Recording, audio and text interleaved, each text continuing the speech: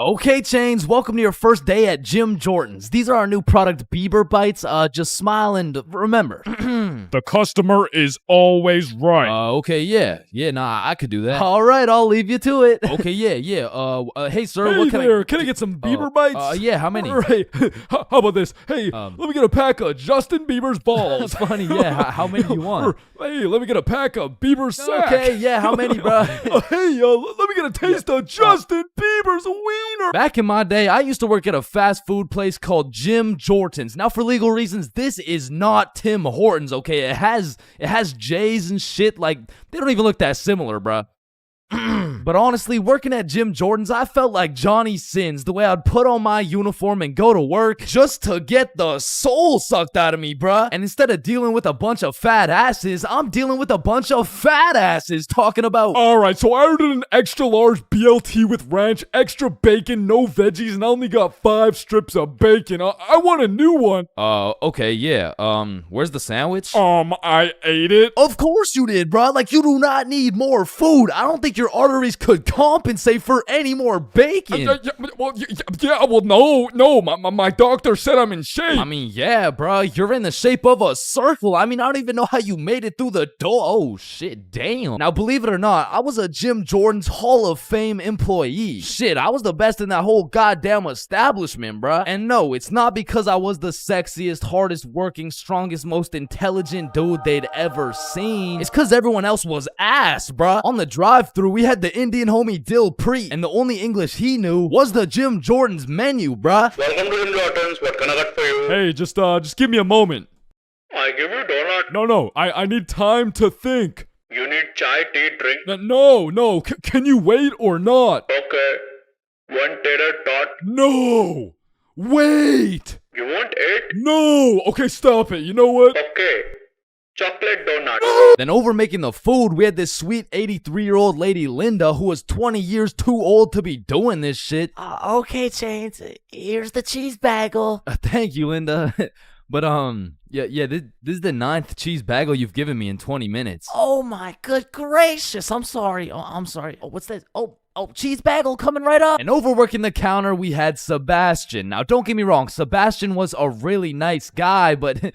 He had a little hint of the tism, you know, no, he had a lot of the tism. Like, it was more like the tism had a hint of Sebastian, which is cool, of course, but it did mean that he would absolutely yap at every single customer who came in the store. Shit, I'll never forget this one time a girl came in the store and just ordered a muffin, like, welcome to Jimmy's. What can I get for you? Hey, can I just get a fruit explosion muffin? Can you guess what Sebastian said next, bruh? Maybe your total is $175? Cash or card? For here or to go? None of the above, bruh. The sentence that came out of this motherfucker's mouth was... A food explosion muffin? Yes, please. That sounds an awful lot like a hate crime to me. Yeah, can I get my muffin, please? Do you get it? Yeah, you get it? yeah, I get it. Okay, listen.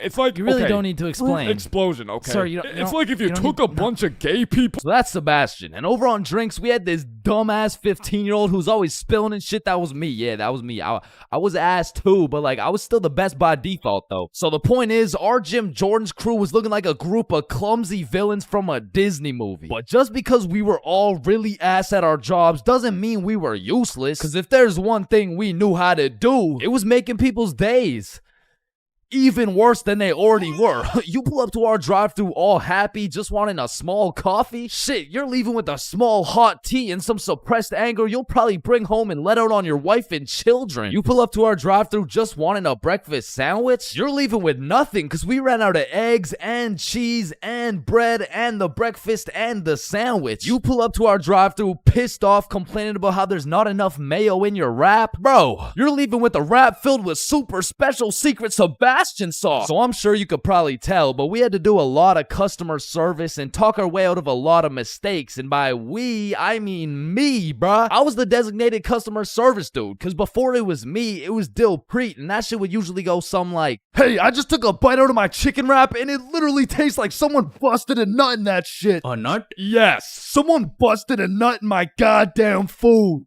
You want a donut? No! And then before Dilpreet, it was Linda. Hey, I just took a bite out of my chicken wrap and it literally tastes like someone busted a nut in that shit. Oh my heavens, that's horrible. I'm sorry, I'll get you a refund right away. Thank you. Hello? Hello. Welcome to Jim Jordan's. What can I get for you? God damn it. And before Linda, it was Sebastian. Hey, I just took a bite out of my chicken wrap and it literally tastes like someone busted a nut in that shit. Oh yeah, that was me. Now, of course, our elite Jim Jordan's crew had a manager, Magnus. Now, Magnus was strict as hell, but she would only show up like once a month. But whenever she did show up, she was running this Jim Jordan's like it was the military or some shit. Cause usually I'd be 54 minutes into my 30-minute break playing Clash Royale. But when Magnus was there, bruh, shit, I'd clock into my break, make eye contact with her, shit my pants, and then clock right back out. She was so intimidating that whenever she would show up, I would never spill a drink. Sebastian used real mayo. Dilpreet spoke fluent English, and Linda would be so stressed out she'd forget to forget. She was running this place so much like the military, she had my ass waking up at 4:30 every day. And when Magnus was teaching me to do customer service, she really loved to say, The customer is always right. so of course I listened, but it was low-key a crazy statement, cause honestly, the customer is never right, bro. It doesn't even matter what we're talking about. It could be like, hey, how you doing? Hey, I'm doing good, can't complain. I mean, it's a nice sunny day outside and all. Damn, this chicken wrap is good as hell. I am 100% sure nobody busted a nut in this. And I don't know about you, but I personally have never complained about my fast food order ever. I usually just get my order, check the bag, realize instead of a Big Mac, they gave me a McChicken with a bite taken out of it, cut my losses, and I keep it pushing. But some of these motherfuckers in the Jim Jordan's drive-thru come in like you just murdered their entire family and then took a shit in their coffee. Oh, shit. Hey, you! There's not enough sugar in my fucking coffee! Oh, okay, yeah, sorry about that. Do you want me to add more sugar in? No, this is unbelievable! Now, I swear these angry customers love to throw around the word unbelievable. But I'm not gonna lie, we forgot to put sugar in your coffee. It's pretty fucking believable, bruh. I mean, look at the staff. We're getting paid minimum wage. The guy who took your order doesn't speak English. The guy who made your order's a 15-year-old running off 2 hours of sleep. And the rest of our staff is playing fucking patty cake. You're lucky we even had enough brain cells to get you the coffee. And I'm gonna be honest, it was a blessing that I was broke as shit and really needed that job, because if I didn't, I would have crashed out for sure. Hey, some dumbass forgot to put cheese in my fucking grilled cheese. Oh, hell no. Yo, Linda, you hear this ungrateful piece of shit? Oh, hell no! You keep running your mouth, I'm about to grill your cheese, bitch! What the fuck is your old ass gonna do? Do not talk shit about Linda. Like that, and I busted in your sandwich last week. Wait, what?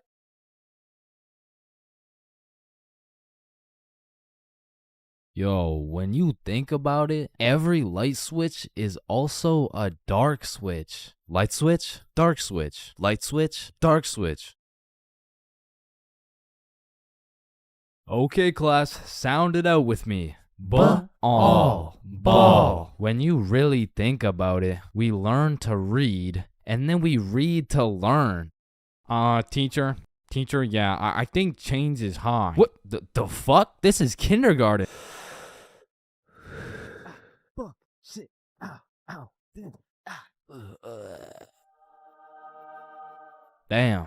Any staircase can be a staircase to heaven if you're not careful enough. Baby, I've spent the best 4 years of my life with you, and I can't imagine my life without you. You're a 1 in a million, so will you marry me? So 1 in a million, huh? That means there's 8,017 people just like you. How does that make you feel? Yo, if you cut your leg off, would it hurt? Of course it's gonna hurt, bro. What? Nah, think about it. Where would it hurt? Your leg. Oh, cause you cut your leg off. Yo, what happens if you push down the gas and the brakes at the same time? Shit, let's find out. Oh shit, it takes a screenshot.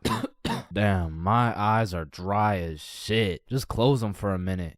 Damn, bro. You never actually close your eyes. You just look at the inside of your eyelids. Yo. Can anyone answer 547 to the power of 3? Yes, Chains.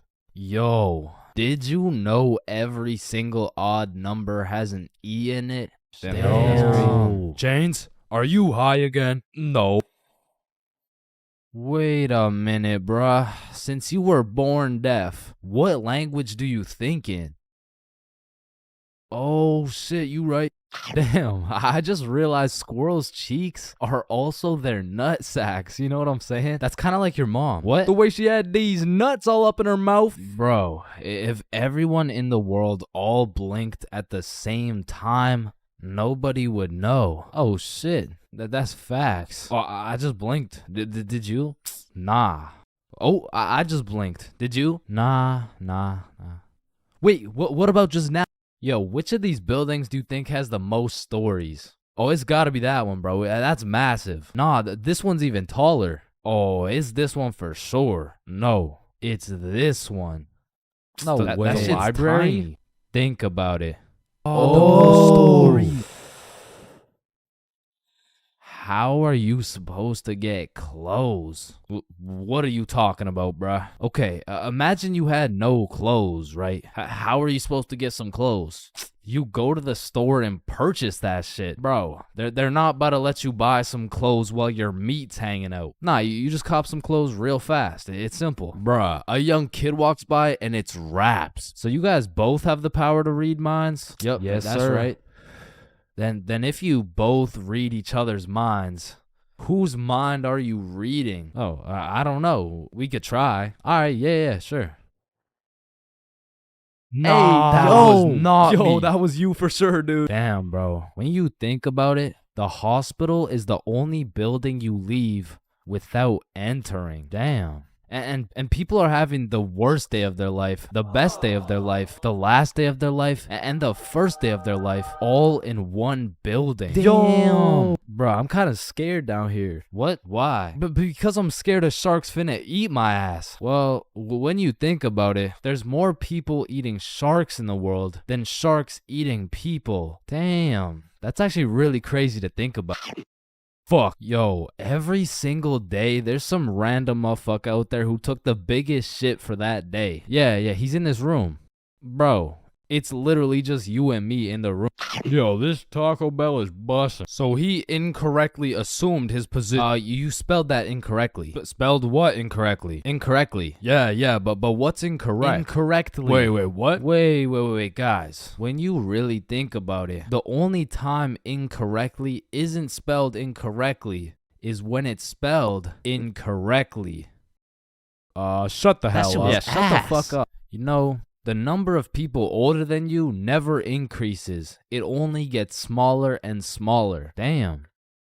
What? It just got smaller. Yeah, pizza's here. Shit, I got the munchies. I'm about to fuck this shit up. Wait, I ordered a mushroom pizza. Why'd they give us cheese? Hey, any pizza can be a mushroom pizza if you're patient enough. Damn, I guess you're right.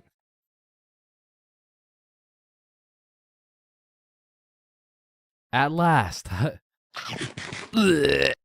Damn, you know what I just realized? What? A pregnant woman swimming is pretty much a submarine. Are you just always this high, bruh? Yo, did you boys know your last name comes from what your ancestor used to do back in the day? Oh shit, mine's Baker. Yo, mine's Carpenter. Oh, mine's Smith for blacksmith.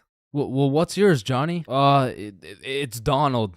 Well, wait a minute. Your last name isn't Donald. It's Dickinson. Guys, chill. I can explain. Get the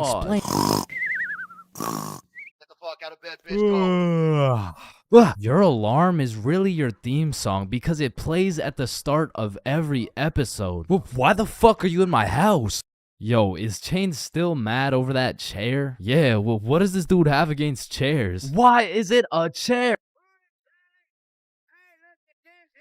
Yo, why is there sidewalks in the movie Cars if there's no humans? This dude won't shut up. Like, just watch the fucking movie, bruh. Damn, think about this. When a child is an asshole, the child gets a whooping. But when the parents are an asshole, the child gets another whooping. Shit, tell me about it, bruh. Fuck. Bro, you've checked the fridge 15 times already. No good food's finna magically appear. Damn, now that I think about it, we don't keep checking the fridge for new food, but rather we keep checking to see if our standards have dropped low enough to eat the shit that's already in the fridge. So we got Mercury, Venus, and then here's Earth. Yeah, Chains, what do you want?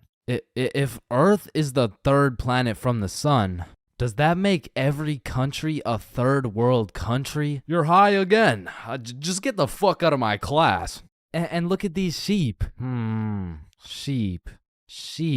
You know how one of your teeth is called a tooth? Yeah? And one geese is called a goose. Okay? Then why isn't one sheep called a shoop? All right, Chains, shoop. I can't keep doing this. Shoopity-doo. We have to break Sheep, up. shoop. You know what I've been thinking? Yeah, what's up? Teenagers be whipping that shit like they're always running out of time. But old motherfuckers be driving like they got all the time in the world. Like, look at this geezer. Poor guy's practically decaying behind the wheel. But he's taking his time like he's got any time to spare. If I stab this cereal box, does that make me a serial killer? That one was straight ass. You gotta work on that shit. I'm gonna work on that one. Yo. If you weigh 99 pounds and you eat a 1 pound burrito, does that make you 1% burrito? Yo, that's crazy, because I literally just did that last night. You guys wouldn't believe this, but your blood work came back and it says you're 1% burrito. Yo, picture this. Imagine if Ed Sheeran was working at a bread place, right? Would that make him the gingerbread man? You're high as shit. Alright, bro, I'm a dip. Nah, don't leave me alone in this forest, bro. Hey, when you really think about it, you're not scared to be alone in this forest. You're scared you're not alone in the forest. You feel me? Yo, that's actually so true. Bro, you know what? Low key, if you're dead broke, robbing a bank isn't even a bad idea. Bro, there's no way some hobo's about to pull off a bank heist. Nah, but just think about it. Whether you successfully rob the bank or not, either way, you get over 10 years of bills you don't gotta worry about. Alright, fuck it. You got the strap? Yup. Yo, throw on your seatbelt really quick. Nah. What? Why not? Well, you see, it increases my risk of dying from cancer. What are you talking about, bro? That shit makes no sense. Just let that sink in. Oh, yeah, I got you. Yo, what's up? But still, that shit makes no sense. No, but actually think about it. Oh. Hey, bro, you want a hit? Nah, I don't smoke. I'm scared that I'll get all paranoid and shit. Hey, man, if you're paranoid that you're gonna get paranoid, you're having the side effect without even smoking. It's Yo.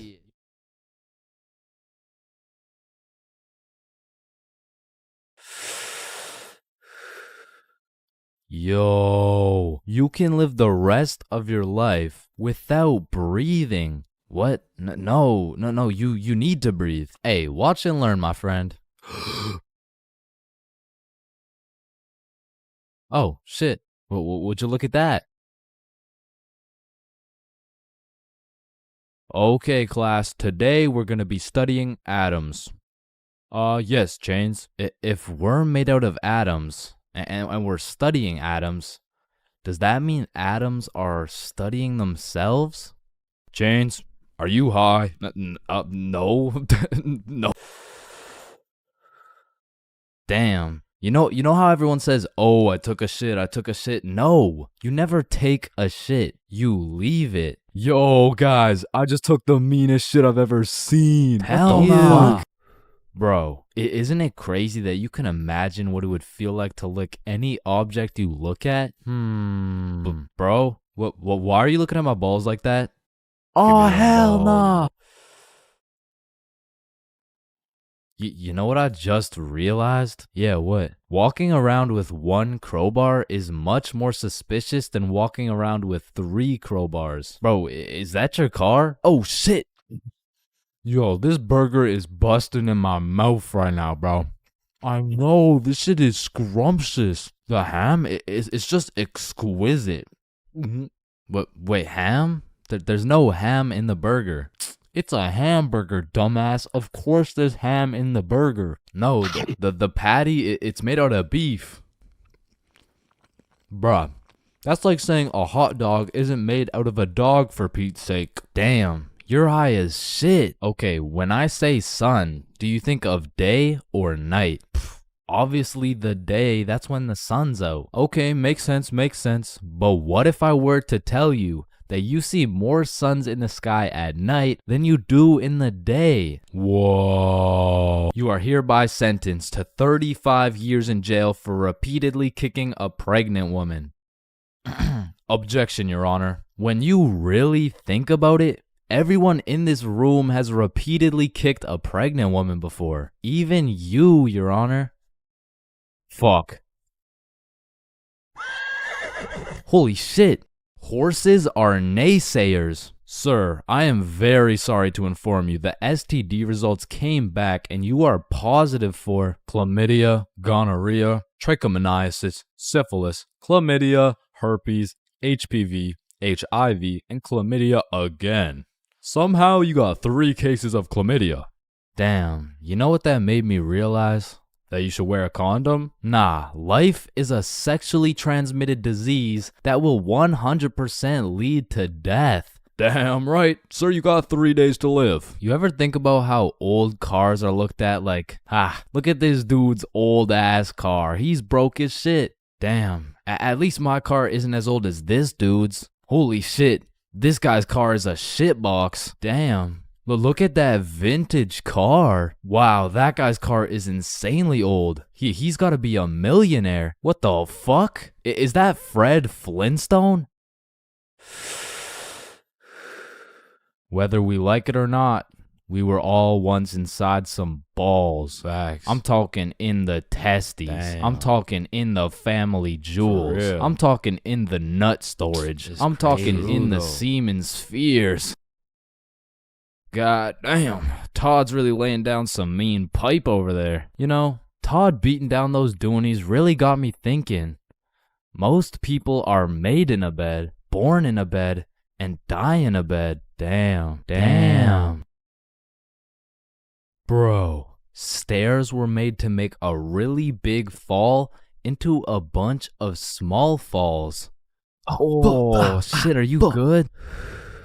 You know, someone probably still gotcha knows from years and years ago.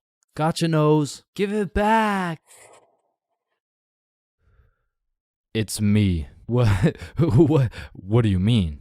It's me. I am the one who gotcha knows. Wait, are you serious? Yes. Dude, give it back. Or what?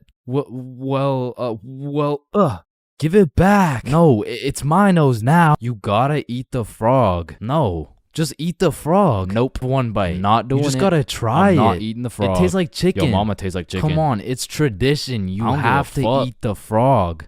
Damn, traditions are really just dead people peer pressuring us. Eat the frog, pussy. That's why you're dead, bitch. Listen, I just can't wrap my brain around it. Yeah, what's up? Can you tell me why the fuck we park on the driveways and we drive on the parkways? It makes no sense. Hey Alexa, order some extra large magnums real quick.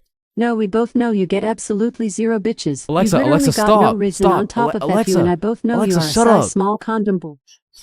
Bro, over the next generation, we're gonna see a serious decline in the number of people who are named Alexa. Damn. Wow, that's quite a beautiful birdhouse right there. Yeah, do you think it's made out of wood? Oh yeah, for sure. And where does wood come from? Fuck do you mean where does wood come from? It comes from a tree. Exactly. Are you thinking what I'm thinking? People cut down birds' houses to make bird houses. Oh fuck? Yeah, I meant people cut down bird houses to make bird houses.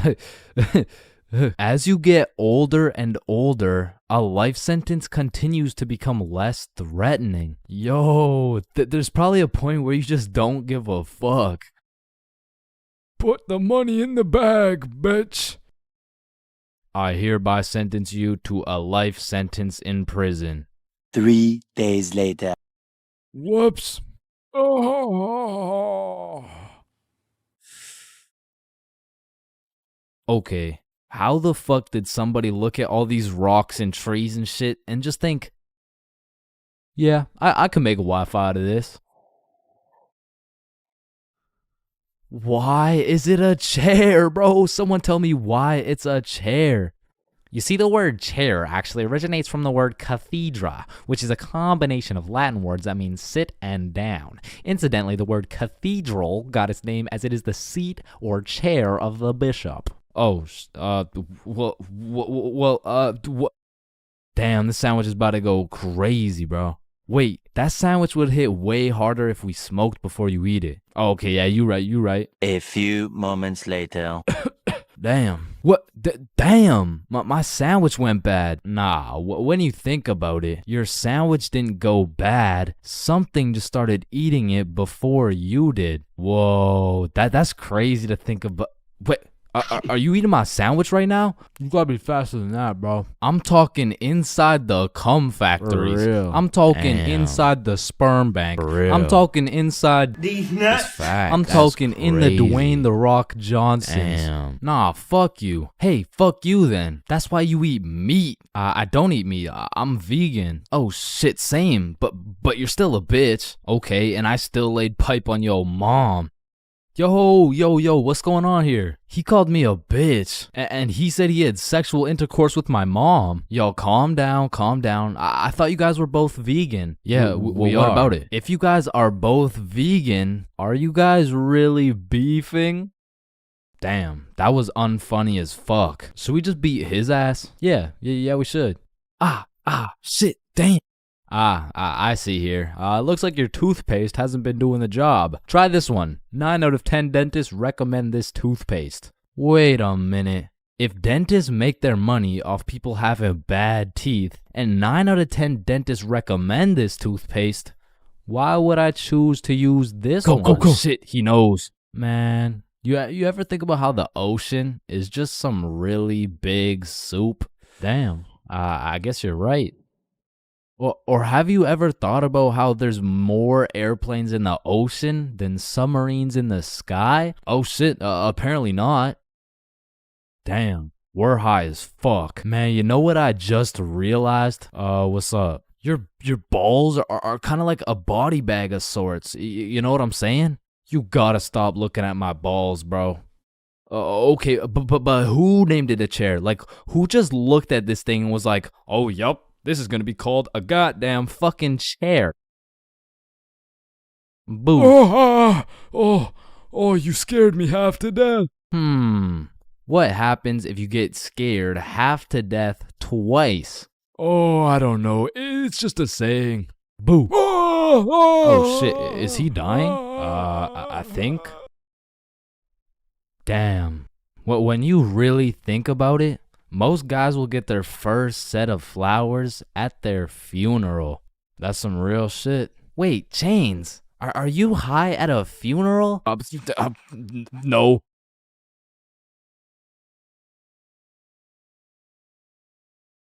Hello, can I get a green apple and bubblegum, please? Of course. That'll be 25 cents. Oh, gee, what a deal. Life sure is good, huh? Oh, it sure is. Hey, yo, Unc, pass me that green apple and bubblegum, gang. Oh, wow. I remember when I was your age, I used Didn't to... ask plus ratio, all right? Just give me the vape juice, bro. Vape juice? I thought we were talking about real green apple and bubblegum. Of fucking course, dude. These fucking old heads nowadays, right, guys?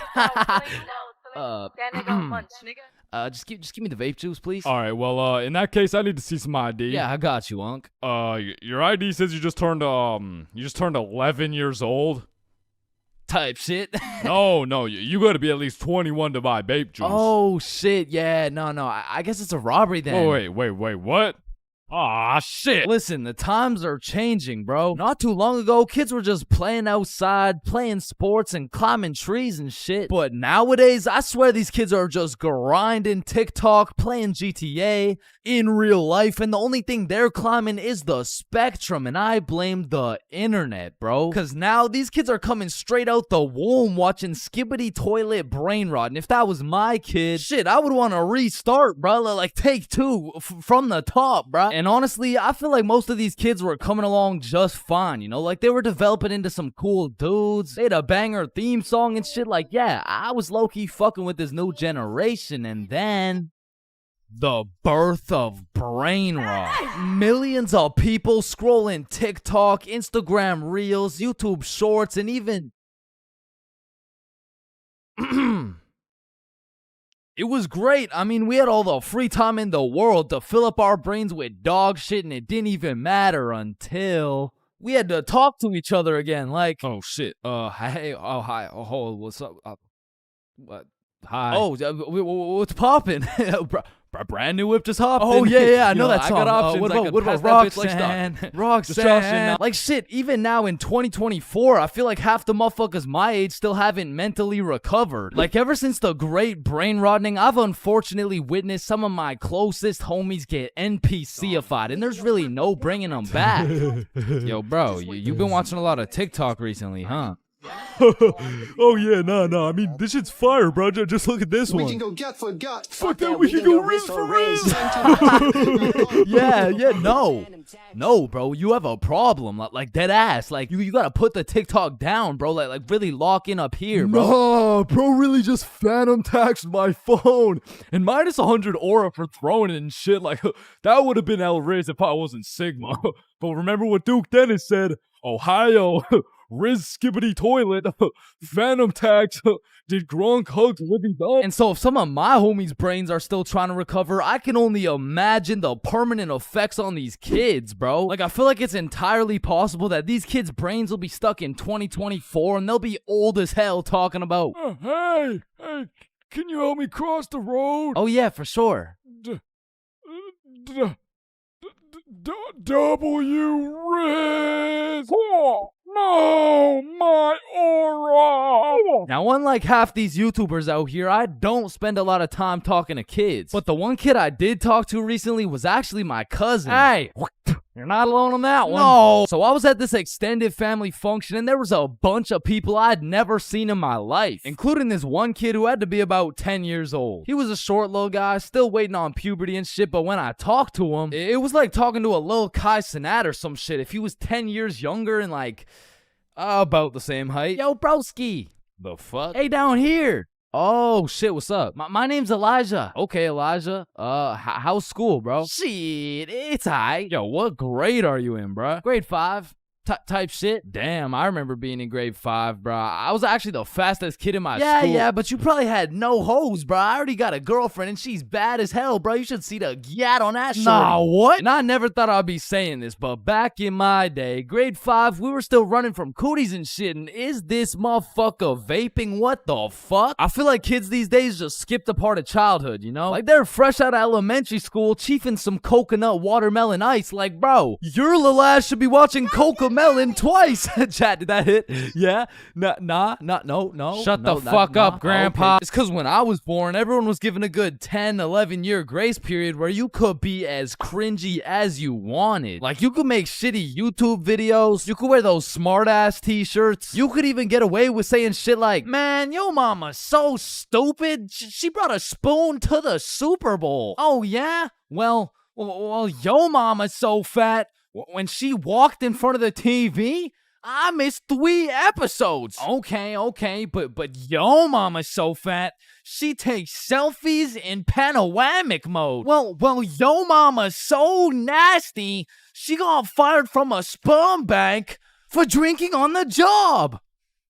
What's a sperm bank? Shit, I don't even know. And I feel bad for this new generation because they don't got no cringe grace period or anything, bro. They just pop straight out the womb like, and it's a boy. Yeah, I'm a dude, whatever. Now snip me up, bro. I can't have the host seeing my foreskin, dog. And maybe I'm just jealous, but to me, it's wild that these kids are getting new ass phones in elementary and middle school. Cause they'll never understand the absolute crucifixion I would get every single time I whipped out my phone, bro. Like that shit was staying in my pocket unless it was 100% necessary. All right, class, everyone get your phones out for our end of year Kahoot. Oh, Change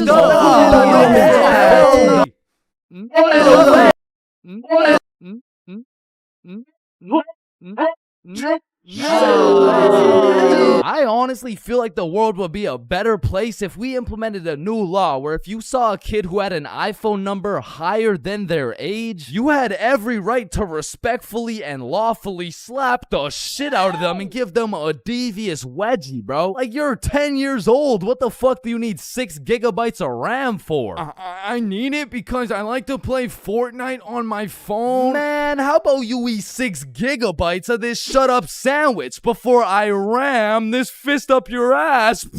Alright, chat, I know that one hit, bro. What do we think? Stickman Police Department donated $1. Wait, what? Look behind you, Chains. Oh my. And it's the same with these kids' fits, bro. Like, whatever happened to wearing neon shirts and light up Skechers? Like, why am I seeing literal children walking around in Jordans, bro? Like, I didn't even know what Michael Jordans were until I was getting my shit cooked for walking around in some Michelle Gordons, bro. But I mean, that shit was necessary for my character development. And that's what's wrong with these kids, man. They're straight up skipping out on some of the most crucial moments of their lives. I feel like we could low-key do them a favor. Next time you see a kid walking around on the street thinking life is all sunshine and rainbows and shit, you could just give him a little character development and like maybe roast his cut or something, you know? Like, hey kid, you look like you cut your hair with a fucking pencil sharpener. or no, you look like Peter Griffin if he never hit puberty. You look like... Yo, we giving kids some character development? Did he? Now, I don't know why I'm talking like I was born in the 1900s or something, because for the homies who are around my age, we were low-key in the same boat as these kids, bro. They're growing up on some skibbity toilet brain rot. We had MLG brain rot. They're always scrolling TikTok. We had Vine. These motherfuckers are out here looking up to I Show Speed, bro. We had fucking Jake Paul. So the moral of the story is, even if these kids nowadays are absolutely cooked, I was once cooked too, bro. So worst comes to worst, these kids will just end up like me. Oh, fuck no, please, no.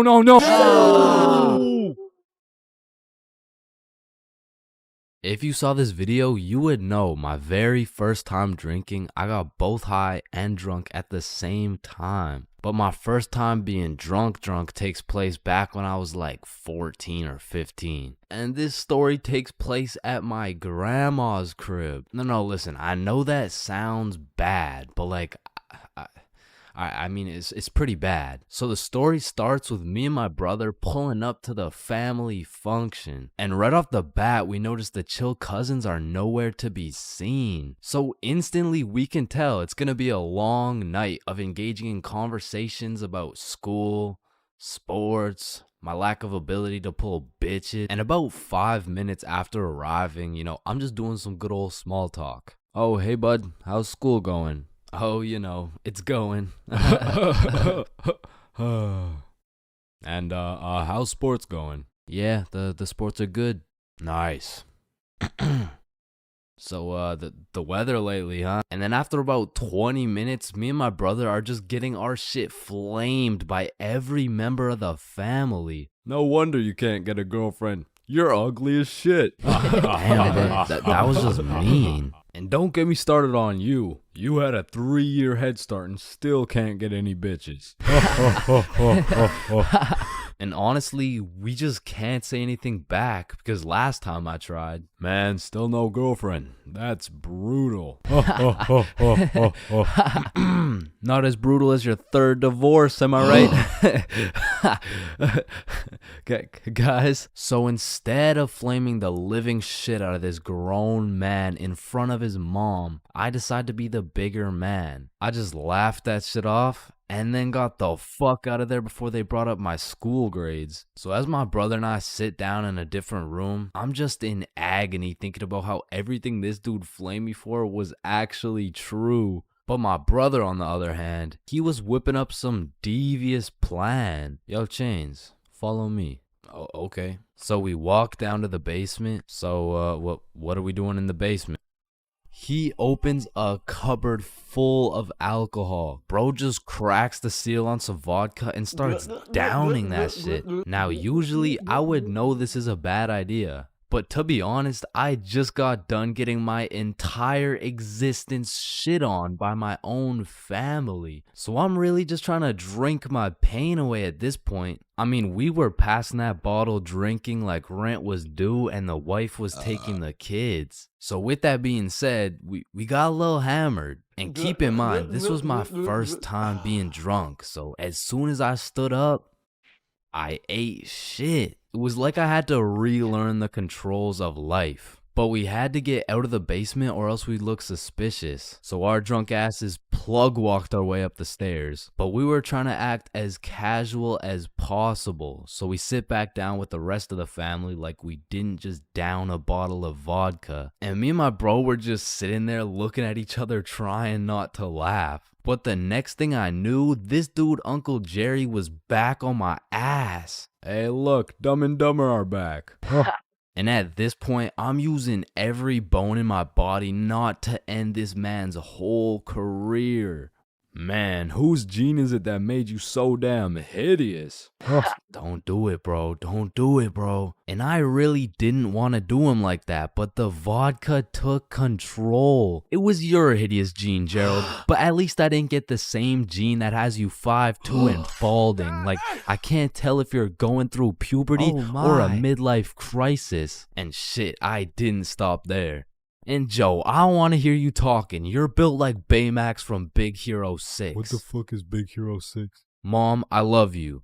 Karen, sit down. Your mac and cheese tastes like ass. And Bob, you're literally a registered sex offender. Grandma, I love you. Bernard, your hairline looks like it's social distancing from your eyebrows. And Irene, how are you 47 and still work at McDonald's? And you got no drip. Come on, bro. Friendly fire. Oh shit, you're right. My bad.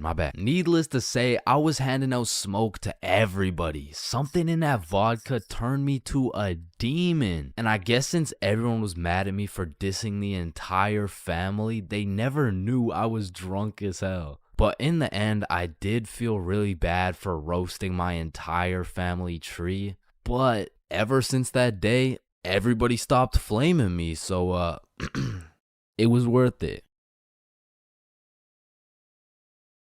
Alright, listen, I'm creating something I like to call the internet. Yo, what does it do? On the internet, people are going to be able to search up literally any question they have. They're going to be able to watch videos for educational purposes. And the craziest achievement yet, you can communicate with literally anyone across the entire world. Bro, this is gonna change the world. Bro, I'm not gonna lie, the internet is 100% one of the greatest inventions of all time. Like, that shit's up there with the light bulb, the airplane, the testacuzzi. Like, they're all groundbreaking inventions, but the internet just has to be number one, bro. Like, imagine telling a caveman you had a magical box where you could make anything pop up in 2 seconds. Yo, Caveman Dave, I got a magical box where you can make anything pop up in 2 seconds. Oh, shit, cool. Do you know her or something? No, Dave, no, get the fuck. Now, Caveman Dave absolutely dicking down the computer monitor seems stupid, barbaric, uncivilized, you know? Like, who's gonna tell, bro? They're just pixels on a screen, am I right? Facts! Yo, Caveman Dave is a dumbass! Facts, yeah, no, let me see your search history.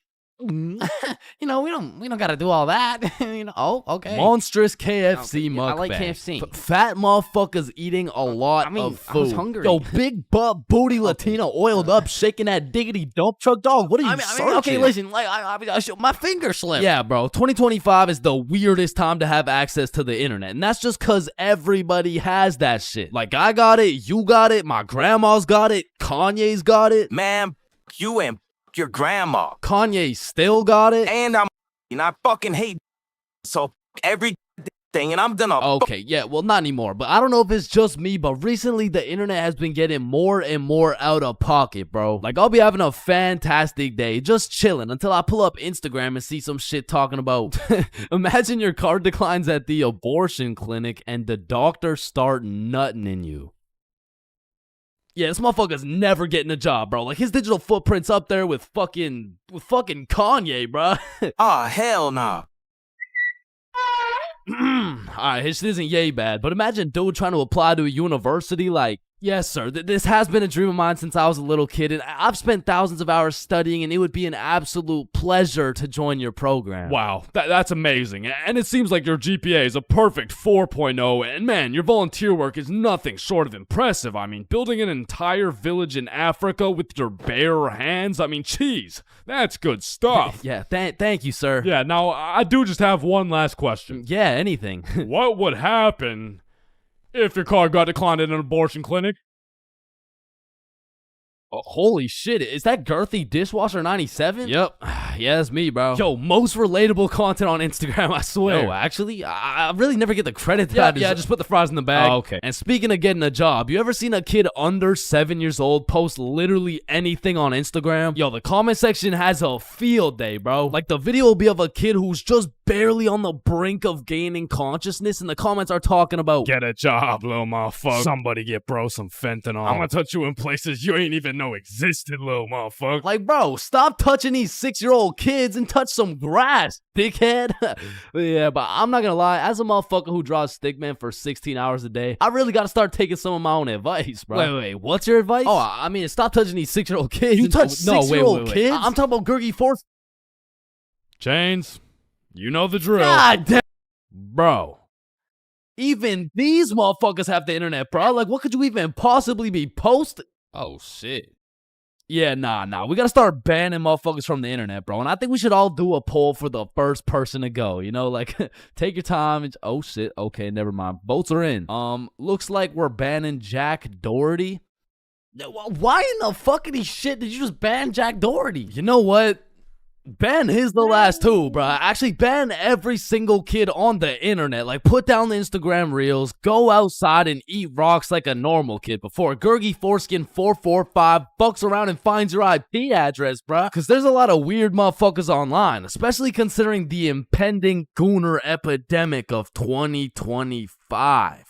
Now, if you're unaware of this widespread epidemic, well, fucking good for you, but there's been a recent spike in the amount of gooners seen online. Like the type of motherfucker who'll be scrolling and see a video of a Cheeto that's kind of built somewhat like a Kardashian, and next thing you know, bro's got a DIY screen protector, bro. And I swear these gooners have no clue it's a problem either. Like, they probably show up to the doctor's office for a quick little checkup, and the doctor has to break the news to him like, yeah, Mr. Gooningson? Yeah, I'm sorry, but you gotta stop masturbating. No, wait, what? No, wait, why? Because I'm trying to examine you, dumbass. Oh, shit. Like, it's honestly mind-blowing how having access to the internet with all its power and infinite knowledge just makes us more stupid, bro. Like, at any given moment, we have the resources to learn quantum physics or learn how we can watch Skibbity Toilet. What? No. Why the fuck would we watch Skibbity Toilet? Shit, man, this stuff's good. Just take a watch. No, I'm not watching that shit. Just real quick.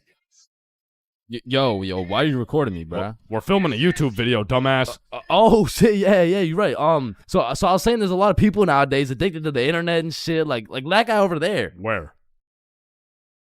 Bro. What? Oh shit, yeah, what I was saying was, back in the day, the internet was just for shit like cute cat videos and cool math games and shit, but nowadays, the internet has everything your brain craves. Like, it's got food for you, it's got friends for you, it's funny, it's educational, bro, it has Cheetos built like Kardashians, bro. And as if the internet having everything we ever needed wasn't enough, these motherfuckers invented AI, bro. Now, maybe it's just me, but this AI shit is getting a little too good, bro. I mean, when ChatGPT first came out, I was using that bad boy for all kinds of shit. Whenever I couldn't do my homework, ChatGPT. When I forgot a recipe, ChatGPT. When I couldn't get a girlfriend, cry myself to sleep.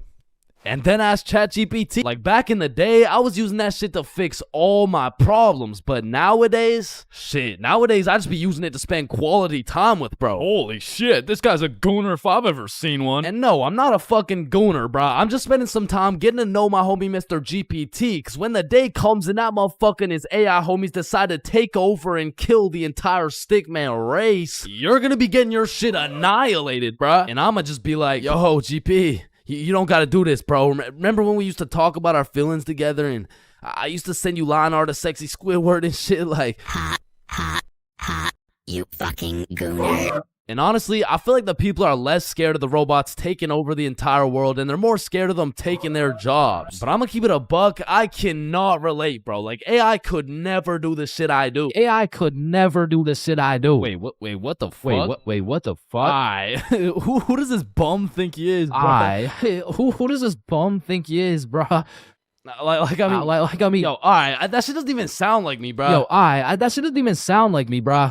So you want to copy everything, huh? Yeah? Yeah, you sure you want to do this? Yeah, you sure you want to do this? Yeah. Alright, let's go. Alright, let's go. I like little kids. Yo. Like, you loading or something? Like, what's going on? You gonna repeat it, or, you know? Undercover police has Vaj back. There's a lot of awkward things in life, like the handshake fist bump dilemma, or waving back to someone who is waving to the dude behind you, or the you too situation. Enjoy your meal, sir. Thanks, you too. Actually, wait, no. But on this long list of things that will keep you up at night, I feel like school dances lands itself in the top 3, bro. Cause it's like, is it a party or is it a school event? Are we hitting a Dougie or are we just standing awkwardly in the corner? There's just too many questions, bro. Like another question, who the fuck hired this guy to be the DJ? Like, I don't know how much they pay this dude, but it can't be anything over 50 bucks. I remember at my first middle school dance, I seen the DJ walk in with all his gear and shit, and I thought, damn, look at those big ass speakers. This dude knows what he's doing for sure. Hey, Stickman Middle, are we ready to turn up? Yeah. Let's go. 1, 2, 3, let's go.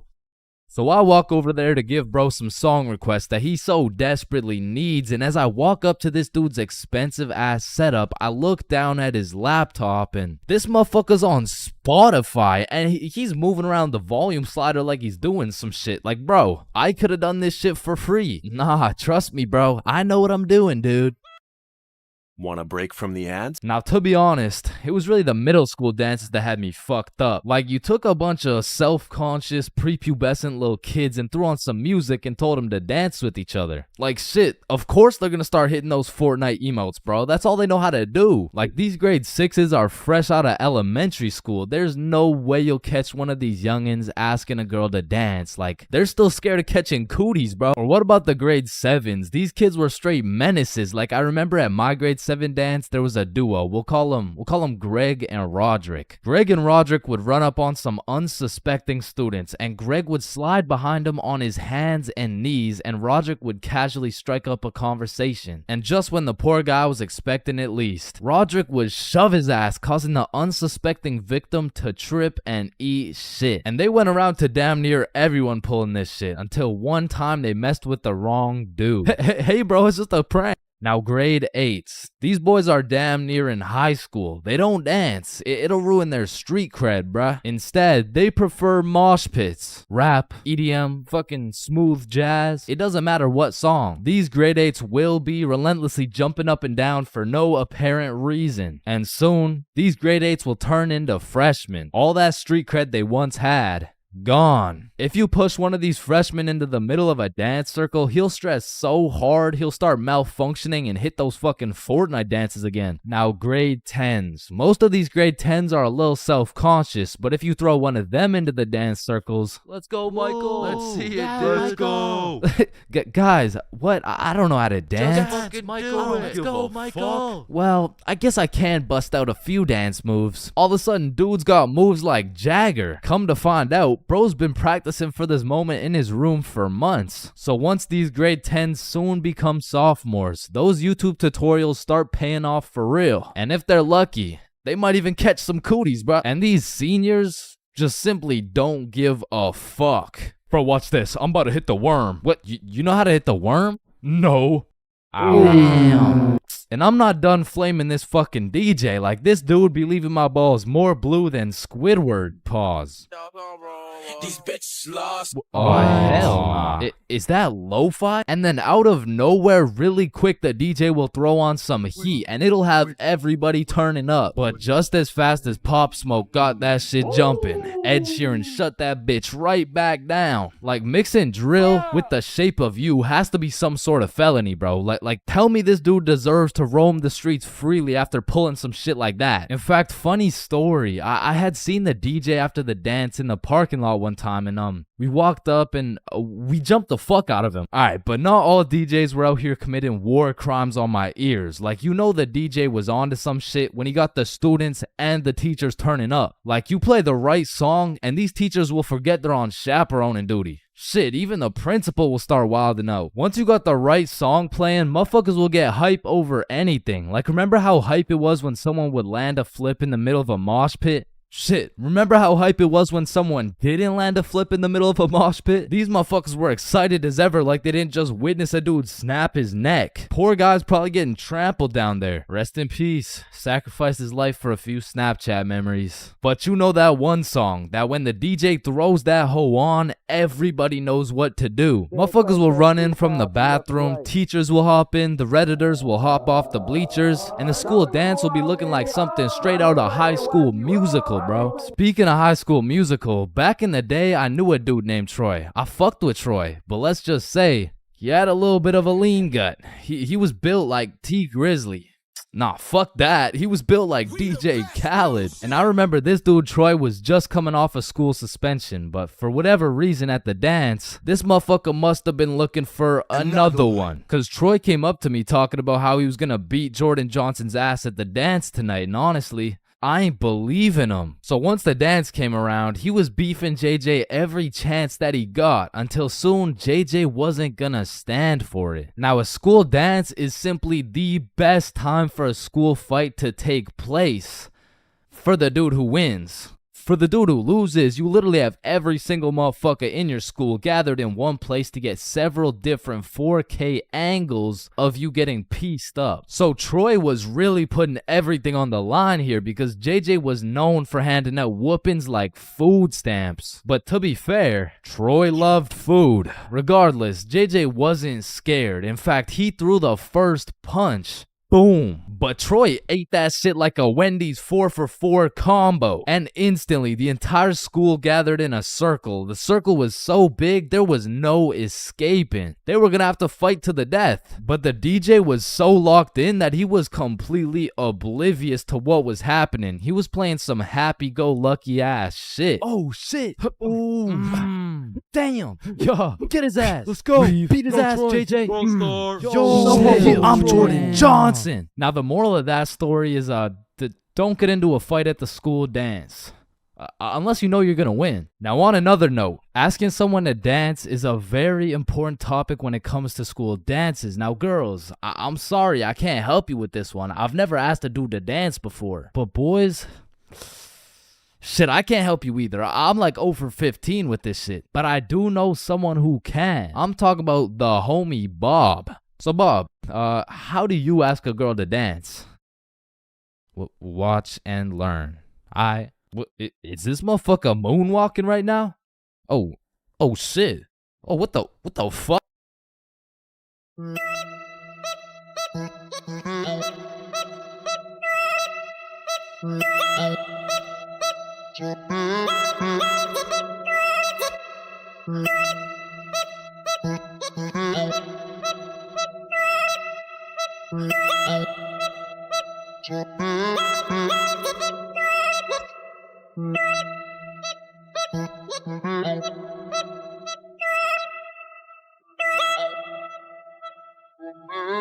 Man, I don't know about y'all, but for me, having an older brother is like, Oh, chin check.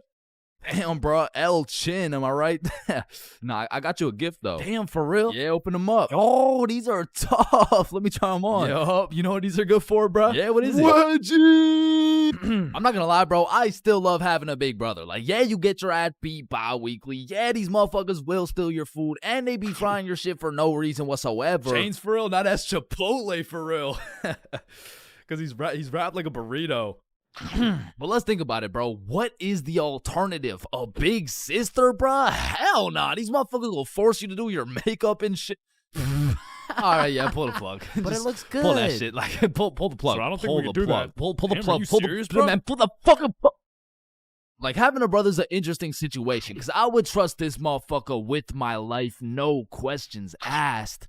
But I'm not trusting him with my Chipotle for a second, bro. Like, I was born with my very own #1 hater and my #1 supporter who just happens to have the same mom as me, bro. But listen, nowadays, I'm a grown-ass man. My brother, a grown-ass man. Now that we're both grown, we get along like PB and J. Yo, that's what I was about to say, bro. For real, though. We get along like chicken And waffles. Okay. Yes, sir, bro. We get along like Salt and Vit.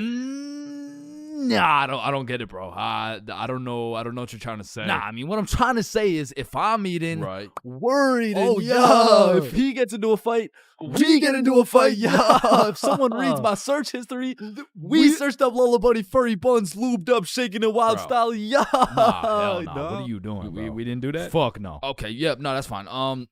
But a lot of shit has changed throughout the years, man. Back in the day, me and my brother were ops, bro, because this motherfucker's sole reason for living and breathing was to rage bait my ass. And I was like 5 years old, still figuring out who's milking the chocolate cows and shit. And big bros hit me with shit like, yo, what's 9 plus 10? It's 19. Get a load of this dipshit. Bro, it's literally 19.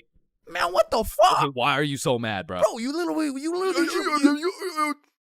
Alright, relax, bro. Just sit down, take a deep breath.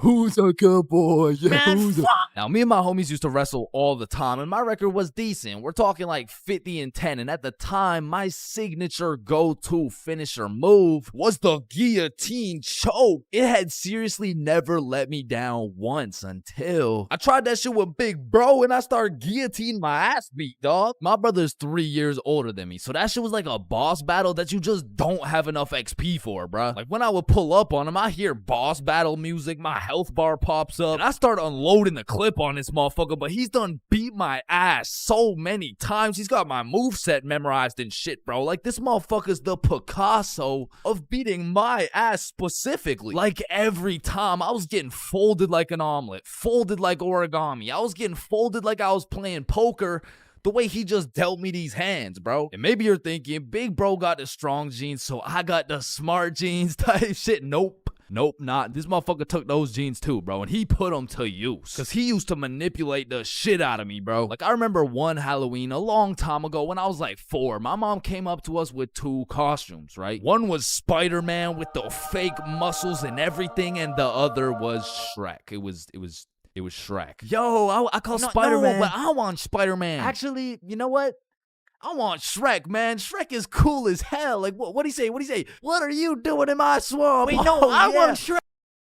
Oh, you think he's supposed to be like Mike Wazowski or some shit? I don't even know. What are you doing in my swamp? And this can't just be me, bro. But when we were younger, my brother would teach me some lingo or advanced intellectual informational shit. And I would go around school just spewing out words I don't even understand, bro. Damn, what y'all got for lunch? Shit, it's just a little PB&J. That's savage. Yeah, yeet. Yeah, man. I guess. I mean, my mom made Okay, it. Bob, I see some pizza. YOLO. What about Bevs? Bevs, what are we saying? I got some apple juice. Okay. Yeah, man, I love apple juice. I don't. Bro, what? Who doesn't love apple juice? Yeah, well, it's because my brother says that juice has a secret society where all the juices, I'm talking apple, orange, fucking pineapple, get together and they control the bank. Shit! Now, me and my brother would go at it, bro. It was a seemingly never-ending rivalry between us of me getting my ass beat, him beating my ass. Okay, maybe it wasn't a rivalry. Shit, I think I was getting bullied. But one day when I was 7 years old, everything changed for both me and my brother when we got a stepsister, bro, because she was annoying as fuck. Her name was Alicia, and she was spoiled, bro. Every time she didn't have her way, she would just call up her pops, and it was raps for me and bro. Alicia was getting a princess treatment, and we were getting a fucking peasant treatment, dog. Like, let me tell you a story from my childhood, bro. I was 7 years old, and me and Alicia shared a small room, and it was split right down the middle. The left side was blue, Spider-Man bed, teddy bear, boy shit, right? And the right side was pink, Disney princess posters, Barbie dolls, all the girl shit. And one night, I was in dreamland, counting sheep, having a wonderful time, and when I woke up, I realized I done pissed the bed, bro. Grown-ass man at the big age of 6 pissing in the sheets. Hell nah. I was like, shit, man, I gotta get my act together, bro. So throughout that day, I drank a little bit less water, hopped into my cozy Spider-Man bed sheets, and went to sleep.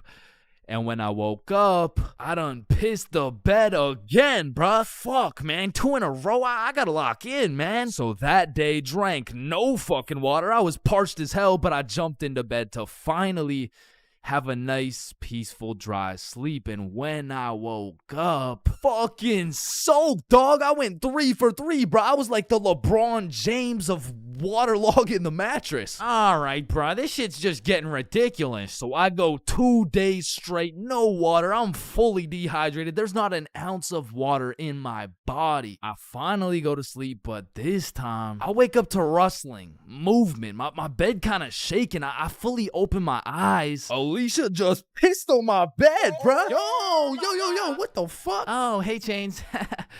They will never believe you. Bro, I hop off the DIY water mattress, run over to my mom's room, and you gotta think about how guilty and schizophrenic I sounded, bro. Mom, Alicia's pissing on my bed. Chains, it's possible you wet your own bed while you were sleeping. No, come here. Look, she's probably doing it right now. Chains.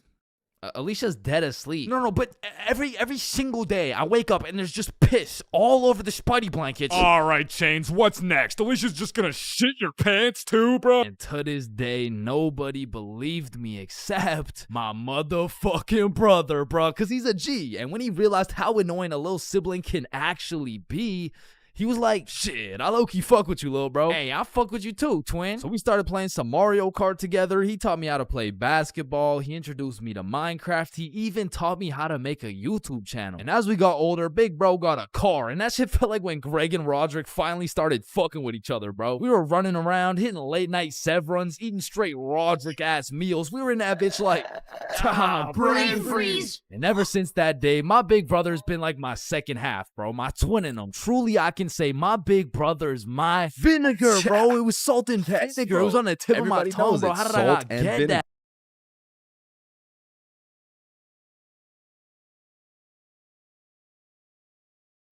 What are you doing in my swamp? Oh, shit. Ooh. Damn. That's why you don't mess with me. I'm Jordan Johnson. Mr. Johnson, why did you beat Kyle's ass? Mr. Principal, I never touched Kyle. In fact, I've never seen this kid my entire life. How do you presume he received a concussion, 2 broken ribs, a black eye, a broken nose, and a dislocated shoulder? I mean, he must have fallen down the stairs or something. Okay, Mr. Johnson, how do you explain this? That's why you don't mess with me. I'm Jordan Johnson. But I mean, you got the wrong Jordan Johnson. Then, what happened to your knuckles there? Shit, these ain't even my knuckles. Listen, I am not one to condone violence, but I'm not gonna lie. School fights are a major part of the high school experience. I mean, there's something about a good old school brawl that just boosts students' morale. Like, there is nothing that gets you through the rest of the day like some kid getting his ass beat in front of the entire school. And truthfully, it's just a community building experience because it gives everyone something to talk about. Yo, did you see the fight? Yeah, bro, Kyle got his shit rocked. Wait, are you guys talking about the fight? Yeah, bro. Man, Kyle got fucked up, dude. Overall, in school fights, everyone wins. Like, the fighter gets some respect and the crowd gets some entertainment. It's a win-win. What about me?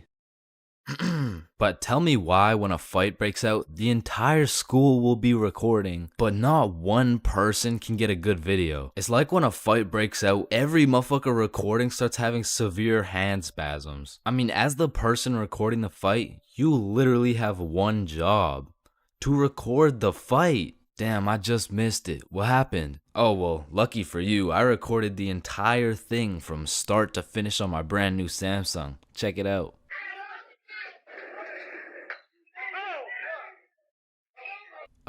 Did anyone else record the fight? Oh shit, yeah, I did on my brand new iPhone 14 that actually records in 4K. Okay, bet. Ooh, Oh. damn. Let's go, JJ.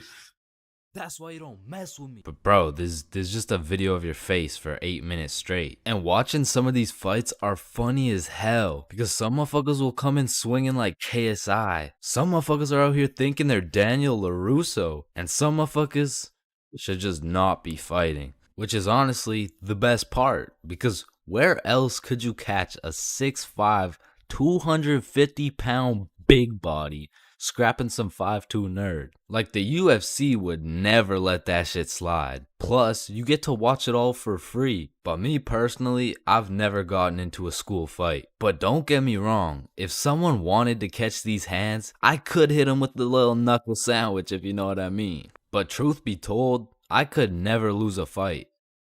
Not because I know how to fight, but because for Bob, shit was on sight. And trust me, you don't fuck with Bob. Bob's got a better record than Floyd Mayweather. And I even heard one time he got into a little altercation with Mike Tyson. All I'ma say is, he dealt with him. But with that being said, we all know that one kid in school who was born to simply beat people's ass. Like, this dude's life purpose was to run people's fade. And of course, I had someone like this at my school. He was the type of dude who had nothing to lose, so he would instigate a fight wherever he could. We'll just call him Jordan. And honestly, he was holding a solid record. I mean, he was probably 12-0. But one day, Jordan picked on the wrong kid. Hey nerd, take off those stupid glasses. And Bob was a man of little words, so Jordan's buffoonery did not faze him. Hey nerd, I said take off those stupid glasses. Hey, stop ignoring me.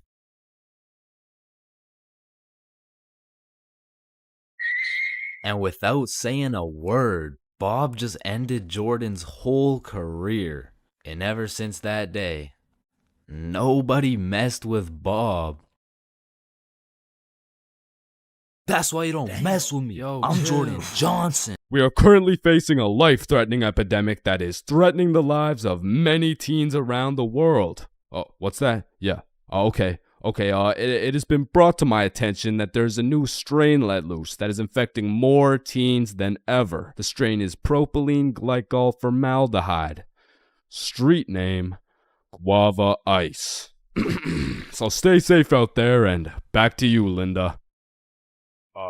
Linda. What? Oh shit! Man, way back when, somewhere in Timbuktu, a Homo sapien found a plant by the name of tobacco, and for whatever reason, somewhere in this dude's caveman brain, he decided, Me, smoke, now. and that he did. And as humans slowly evolved, smoking did too. And soon, motherfuckers went from looking all old and wise, smoking these big old pipes, to soon smoking cigars on some mafia boss shit, which turned into cigarettes. Now, back in the day, if you were stressing, Doc would prescribe you a pack of good old cigarettes. Sore throat? Cigarettes. Oh, you got a cough? Here, smoke a cigarette. But after a while, people's teeth started looking all British and shit, so they decided, Oi! I don't think these are healthy, innit? So we decided we needed to make cigarettes better. And you know what makes everything better?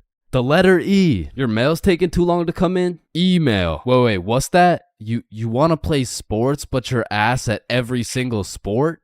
Esports. Oh, you got daddy issues? E-girl. So of course, when people realize cigarettes are killing them, E-cigarettes. man, one thing leads to another and shit. You got yourself a Vaporizer Gen Y GTX box mod with 3 USB charging ports, a speaker, and a 6-inch LED touchscreen that can play Flappy Bird. Like, vaping is just getting a little too advanced, bro. Like, I remember one time I was chilling in the washroom with my homie Billy, and of course a motherfucker walks in with a vape. But this was no regular vape, no. This shit looked like a gadget straight out of fucking Star Wars. Yo, you want a hit? A hit? A hit of your iPhone? iPhone? This is that eSmoke FTX 763 3rd series, my boy. Watch this. Yo, did he just hotbox the whole bathroom in one hit? Yes the fuck I did. And this shit's 100, Nick. Holy shit, where did you find 100, Nick? I ended up mixing my 50 Nick guava juice with my 50 Nick blueberry ice, and it just kind of added up to 100. Bro, I don't think that's how it works. Shut up, my mom's calling me. Yo, fuck you, mom. And that was the moment I realized there really is levels to this shit. Level 1. Level 1 is the type of dude who isn't addicted, but he'll occasionally take a hit of somebody's device. But level 2, bro's borderline addicted, but he's still in the denial phase. Bro, are you addicted to vaping? Addicted? Nah, I don't even vape like that, bruh. Shit. Do 5 jumping jacks right now. Bro, what? That's easy. 1, 2, 3, 4. Oh shit. Level 3, the Fiend. This motherfucker is strapped up with some nicotine at all times, and even when he has a vape in his hand, this dude will ask for yours. And God forbid, if this Fiend loses his vape, this motherfucker will be stressing like he just lost his only child. A Fiend without a vape is the exact equivalent of one of these purple minions. Dude will be itching for that shit, and Lord knows what that man will do for a fix. Level 4, the Fiend who sells vapes. At this point, this dude's whole life revolves around vapes. In fact, I'm pretty sure they don't even breathe oxygen anymore. Like, in order to breathe, they need to inhale some chemicals that I can't even spell. Which honestly, it doesn't even say that much. Like, I can't spell a lot of shit, but what I'm trying to say is their bodies have just fully adapted in order to consume as much nicotine as possible. They breathe that shit, they drink the vape juice, and when they're hungry, shit, they just munch on the vape itself. And the worst part is they can't even run out of vapes. Like shit, they are the plug. This motherfucker's just the CEO of getting high on his own supply. Like, dude is his own #1 customer. Level 5, this motherfucker, bro. Like, why do you need a LED touchscreen on your vape, bro? Like, you already have a phone. Wait. Did you just order that pizza from your vape? Shit. Where'd you get this from? And don't get me started on these flavors, bro. Like, tell me why these motherfuckers can make a vape juice and call that shit early riser. And that shit literally tastes like a Wednesday at 6 a.m. Like, what the fuck type of ingredients mixed together to taste like a Wednesday at 6 a.m.? But early riser isn't even the weirdest flavor on the market, because if you're feeling the family dinner vibes, you can get a rotisserie chicken flavor. Or if your breath is smelling nice and fresh, you could fuck that shit up quick with some garlic flavor juice. And they even got bacon.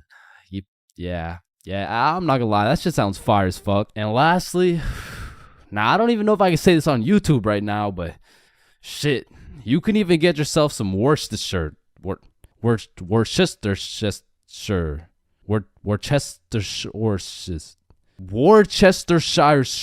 regardless, I think we all know the home of nicotine, the eternal hot box, the communal vape sesh. It's the high school bathrooms, man. You walk into one of these joints and there's at least 15 dudes hotboxing that shit at like 10 a.m. You come in trying to take a piss and now you got a head rush. You walk over to the urinals, but it's so goddamn hotbox, you start pissing all over the walls. But shit, you can't even piss on the walls in peace, man. You got that one fiend coming over to you trying to suck your device dry, and dude's so down bad for that hit that's not the only thing he'd suck dry. And listen, you may be thinking, Chains, how do you know what you know about vaping? And that's a great question. Back in the day, I was a curious little George, man. And back in grade 7, I was chilling at my friend Becky's house. And when I walked into Becky's crib, I was nothing but an innocent, curious young man. But little did I know, I would leave Becky's crib far different than I entered. So you know, me, Bob, and Billy are posted in Becky's room, and I was sitting with Becky. So Becky asked me, have you ever hit a vape before? Hell no, I hadn't, but you know I had to play it cool around Becky, so I said, yeah. Yeah, I do that shit all the time. And so, of course, she passes me the vape. And honestly, I didn't think this far ahead, but I was in way too deep to come clean now. So I put that shit in my mouth, and I sucked the fuck out of it. Pause. And because this was the first time anything had made contact with my lungs beside oxygen, my lungs started malfunctioning. And I was coughing up a storm, and my cool guy cover was blown, but I had to see it through. Oh my God, are you okay? This shit ain't nothing for a guy like me. Guys, I think Chains is dying. And as I went on with my life, I would hit a device here and there, and eventually I even learned some tricks and shit. But one day, me and my homie had to run to catch a bus. And so we started running, but the homie doesn't even make it 100 meters, and he starts rolling on the floor, coughing up blood. And I was like, yeah, no, no, fuck that. And you know,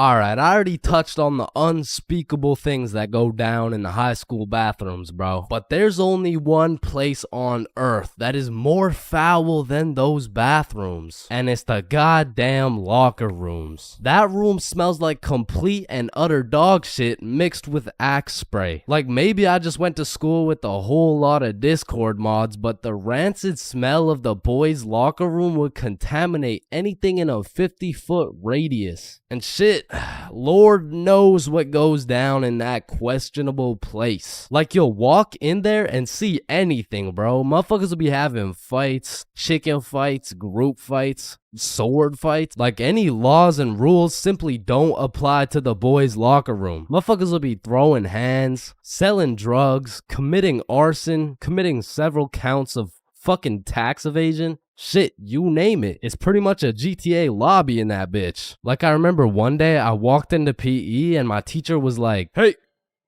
where's your PE strip?" And I was like, shit, it's in the locker room. So I walk into the locker room and there's just two motherfuckers throwing hands, and they just stop and look at me like, oh shit. I'm gonna just get my backpack and shit. So yeah. Alright, y'all be safe. And then they just went back to beating the shit out of each other. Now listen, I don't spend too much time in the girls' locker room, but anytime I walk by there, that shit smells like rose petals and rainbows. So I can only imagine there's no group fights, no chicken fights. Hopefully no fucking sword fights. And bro, you deadass can't leave shit in the locker room. Like if you leave anything not locked up, it's gone. These kids are ruthless, bro. They're snatching your wallet, your phone, your clothes. Shit, they're taking your PB&J sandwich. And the thing is, if you want your PB&J back, you're gonna have to get it back in blood because there's no laws in the locker room. See, if someone snatched my sandwich in math class, I'm turning into 6'9", bro. Mr. Cumminson, Jordan Johnson here, who lives on 123 Stickman Drive, postal code STK53Z, just stole my peanut butter and jelly sandwich my mom made me, so I'm gonna need his ass suspended. But if you try to tell a teacher about anything that happened in the locker rooms, they don't give a fuck. Mr. Principal, Jordan Johnson just stabbed me and stole my backpack, my phone, my wallet, and my ID. Damn, I'm sorry to hear that. Where did this happen? It was in the locker room after PE. Oh, you said the locker room? You're just gonna have to get it back in blood. Back in blood? What are you talking about? Yeah. I'm not gonna lie. The way you're snitching right now, you kind of look like a bitch. But yo, one time me, Billy, and Bob were coming back to the locker room after some good old dodgeball, and Billy notices a dude rummaging through his backpack. So he's like, yo, what are you doing, bro? But when he turned around, Billy was bamboozled to find out the kid rummaging through his bag, he was special. And there was just this moment of silence. Yo, am I supposed to like beat his ass right now? Or bro, I'm sure you didn't take anything. Just politely ask for your bag back. All right, yeah. Oh, hey man, can I get my bag back, please? And the kid just hugged Billy, and then he left. And I'm still confused to this day. But I'm gonna be honest, locker rooms weren't all that bad. Cause sometimes you'd walk in that hole and they would just be throwing a party. Now it still smells like ass, and there was literally no females, but it was still kind of lit. Like you'd walk in there and it would transform into the club. Shout out my label, that's me. I'm in this bitch with TP. I'm in this bitch with Ultra. Or you'll walk in there and they'll just be giving out free pizza. Like walking into the locker room is a gamble. You might walk in there and get robbed or you'll get some fucking pizza. I don't know. But what I do know is there's only 10 types of dudes in the locker room. Starting with that one kid who must have thought it was the 1800s the way he was whipping motherfuckers. Next, we got the poor guy who's just trying to change. He's quiet, he's normal, and he changes. It's a locker room, so it makes sense. Then we got that one poor soul who gets absolutely cooked by the entire locker room. Yo, why is Kevin built like Mike Wazowski? Bro's got no neck.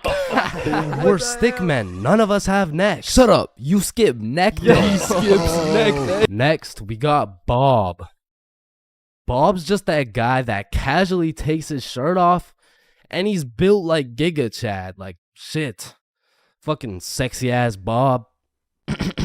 And I don't know why, but there was always that one guy who thought it was a good idea to just whip his nuts out. Unprovoked, uncalled for, completely out of pocket. Like, what do you look like with your nuts out in a room with 30 half-naked sweaty dudes? Like, personally in that situation, I'm keeping my balls in my boxers. Thank you very much. And bro, tell me why there was always one kid who was just dousing himself in Axe spray. And it's always the mustiest motherfucker doing it too. Like, who's gonna tell him that Axe spray doesn't replace taking showers, bruh? And I don't know about your locker room, but for mine, there was always a dude eating. Like, out of all the places on earth, why are you eating in the locker room? Like, for some reason, there's something about eating around a bunch of dudes in their boxers that just doesn't sit right with me. I mean, simply by bringing that sandwich into the locker room makes it contaminated. That sandwich will be tasting like wet dog and Axe spray. And next, we got the kid who just makes as much noise as humanly possible. Shut the fuck up. Damn. And then there's that one dude who decides he's having a shower. And all power to that guy, but personally, there is no fucking way I'm showering in school. Like, I can't trust this little door to stop these menaces from breaking into my shower. Cause remember, there's no laws in the locker room. Like, it's no jail, but I'm sure if you drop the soap in there, you're gonna get violated. And of course you got the fiend. There's always a dude fiending for a vape in every locker room. And it's low-key worse in the locker room than the bathrooms. Like, these locker room fiends would do a little bit too much for some nicotine. I've seen them pay $5 for a single hit, and fuck, I don't want to know what they'll do for a hit when they run out of money. And still, I'm not gonna lie, the high school bathrooms get wild. They'll be hotboxed, there'll be fight clubs, but the thing about the bathrooms is a teacher can walk in at any time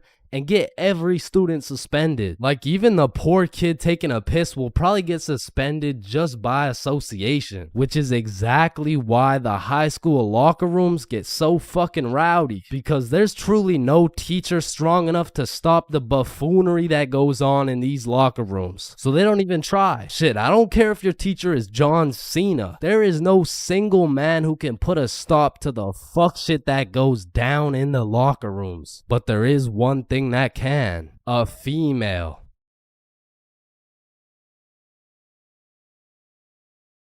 Skipping class in high school is a slippery slope. Like, one day you can skip and it'll slide no problem. Like, oh, hey buddy, welcome back. We missed you. yeah. You skip 2 days, you're chilling. Hey, look who's back. Yeah. But when you go to class after skipping 3 days, all of a sudden shit is serious. Chains, why haven't you been here, huh? Well, you know, it was some family stuff. Oh yeah, family stuff. What family stuff? Well, I don't really want to talk about what family stuff. It was my grandma's funeral. Damn. But that is no reason to miss a test. And Lord forbid, if you miss a whole week, the school board turns into the FBI. Like, during the whole pandemic, One of my homies refused to go to any online classes, and one day he was enjoying his extended vacation while smoking up outside his crib. Next thing he knows, he's making direct eye contact with his science teacher while smoking grass. And because they started going FBI mode when you skip your classes, the homies discovered a top secret method so we could skip classes with 0 consequences. So when you would skip a class, the teachers would instantly hop on their laptops and whip up an email along the lines of, "Mrs. For real, are you aware that your son Chains has missed his science class today? If this is continued, Chains' grade will continue to drop, which might ultimately lead to him failing my class.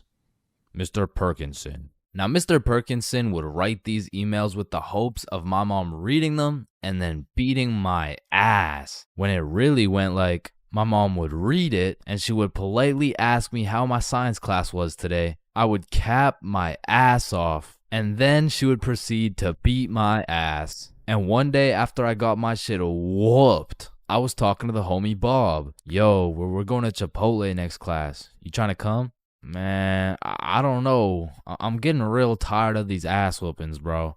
"Ass whoopings?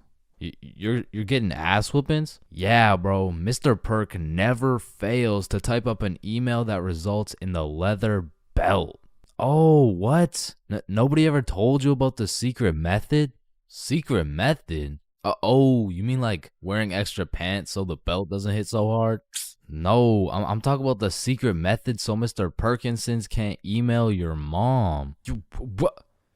Why didn't you tell me sooner, bro?" So essentially, the method starts at the very beginning of the school year. At my school, they would give you this form with your parents' email, phone number, all the contact information, you know what I'm saying? You would need this form filled out and signed by a parent or guardian and then handed into the office. However, this man, Bob, conceptualized one of the greatest plans of our generation. And it went like this. So you would receive the empty form from the school, take it home to your parent/guardian, get that shit filled out and get that signature. Then secretly, when nobody is watching, you hop on your computer, you make a fake email like bobsmom123@gmail.com. Then you would change your mom's contact information into that fake ass email and then deliver it to the office like nothing happened. So when Mr. Perkinson's smartass tries to get me whooped with one of those emails, I get that shit in my inbox. I read it through and respond with some shit like, "Dear Mr. Perkinsons, thank you very much for bringing this to my attention. I was unaware of my son's absence in pursuing his educational prowess. I will discipline him with a punishment that may or may not involve me whooping the absolute shit out of his tushy. Thank you, Mr. Perkinsons." And I already know this dude, Mr. Perkinsons, was reading that email like, "Oh, yup, he is definitely getting his ass beat tonight."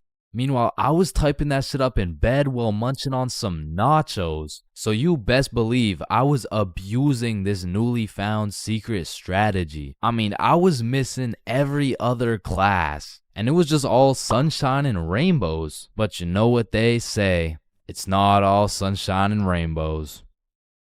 I mean, I really don't recommend using this strategy. And I'm not saying that to be some mature role model. I say that because there was one flaw in the strategy Bob forgot to tell me. And that was as soon as my mom saw my report card with all those absences, god damn, she made up for every single beating I missed.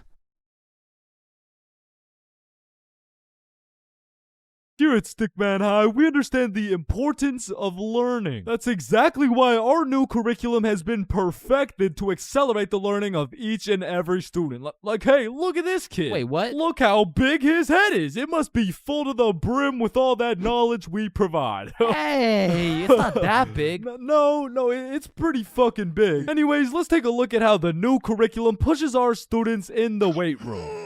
Oh, wow, impressive. See, I didn't even know legs could bend like that. They can't. All right, stop recording. Stop the recording. Stop the recording. Stop the recording. All right, Stickman High, welcome to the new curriculum, and let's study those textbooks. All right, class, are we ready to learn about this new curriculum or what? Or we could just do a Kahoot? Yes, sir! That's what I've been waiting for. That's what it's all about.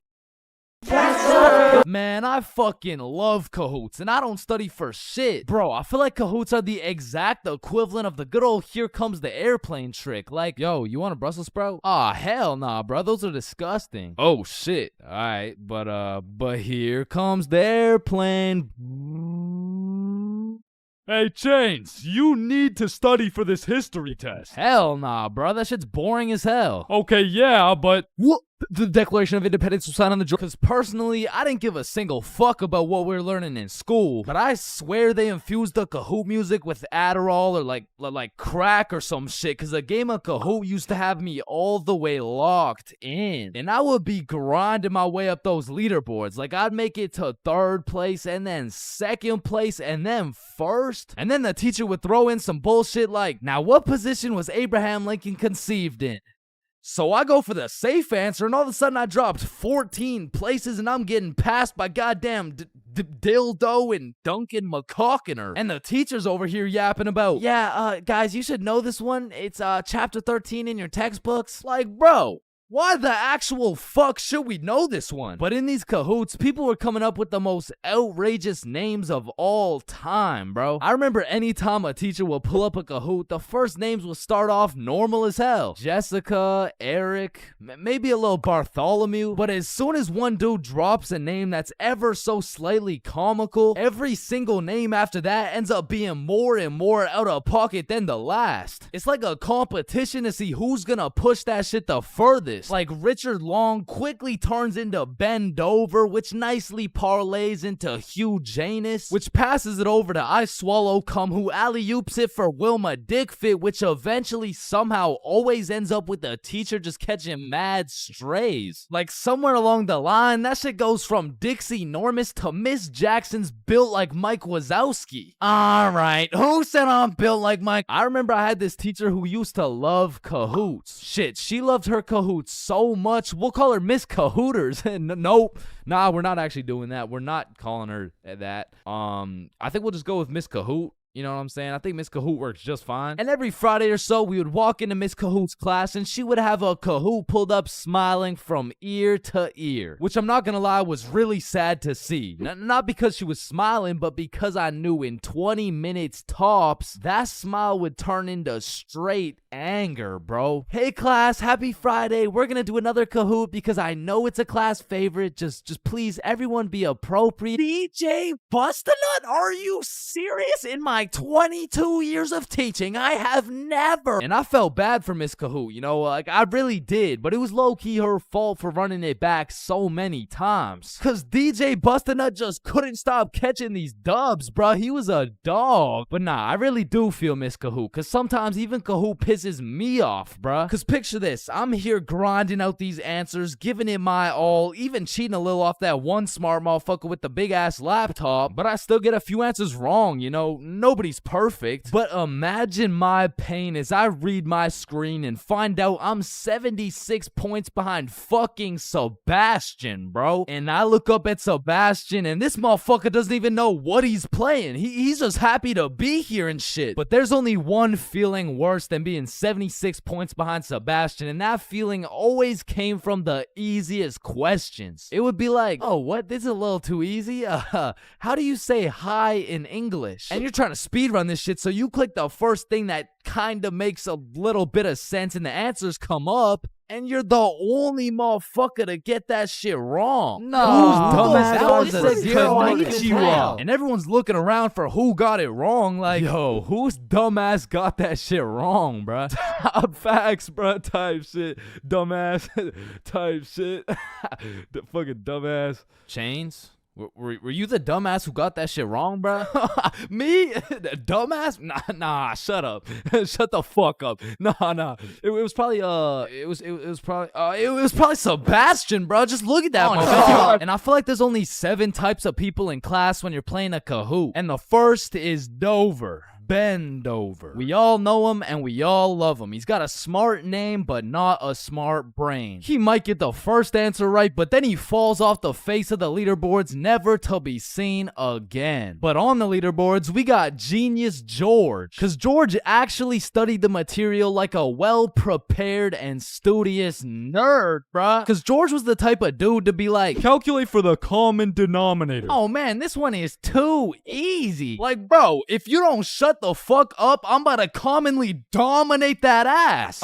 No, it's called a denominator. Oh, I know. And I swear every game of Kahoot had that one person who took their sweet time to answer every single question. Like, it could be 1 + 1, and this motherfucker would be 30 seconds deep into the question, like, okay, 1 + 1. Is it a trick question? No, just answer the question. Oh, okay, 1 + 1 equals... The answer's 2, dumbass. Okay, can I use a lifeline and phone a friend? All right, chat. How do we kick Jasmine out of the lobby? And then we got Flying Fuck Frederick. And Flying Fuck Frederick doesn't give a flying fuck. Dude will give his best shot at the first question, and then he's aborting mission and playing some goddamn Clash Royale. And then there's always that one dude yelling out the wrong answers. All right, what's the biggest mountain in the world? Ooh, I know this one. Chains. It's blue, bro. Trust.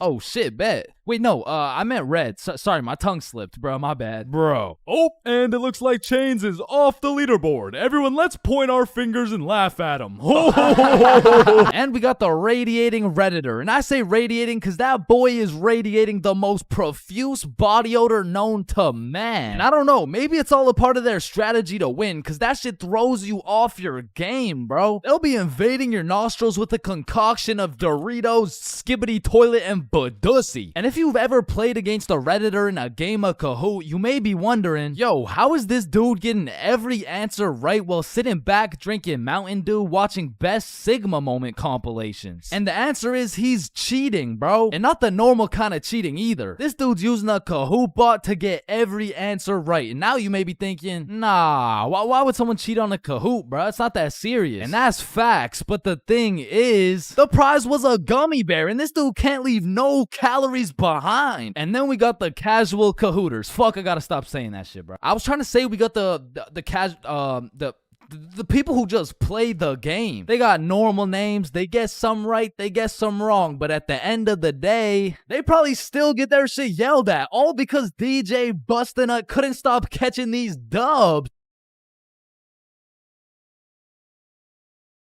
Alright. As a broke stick man like myself, I spent my fair share of time on the bus. And if you spend a long enough time on the bus, you will see some weird ass shit. I mean, I remember my first time getting on the bus by myself. I was feeling strong and independent. Next thing I know, a crackhead sits down beside me talking about yabba dabba doo. The world is ending and you're gonna die a painful and lonely death, buddy.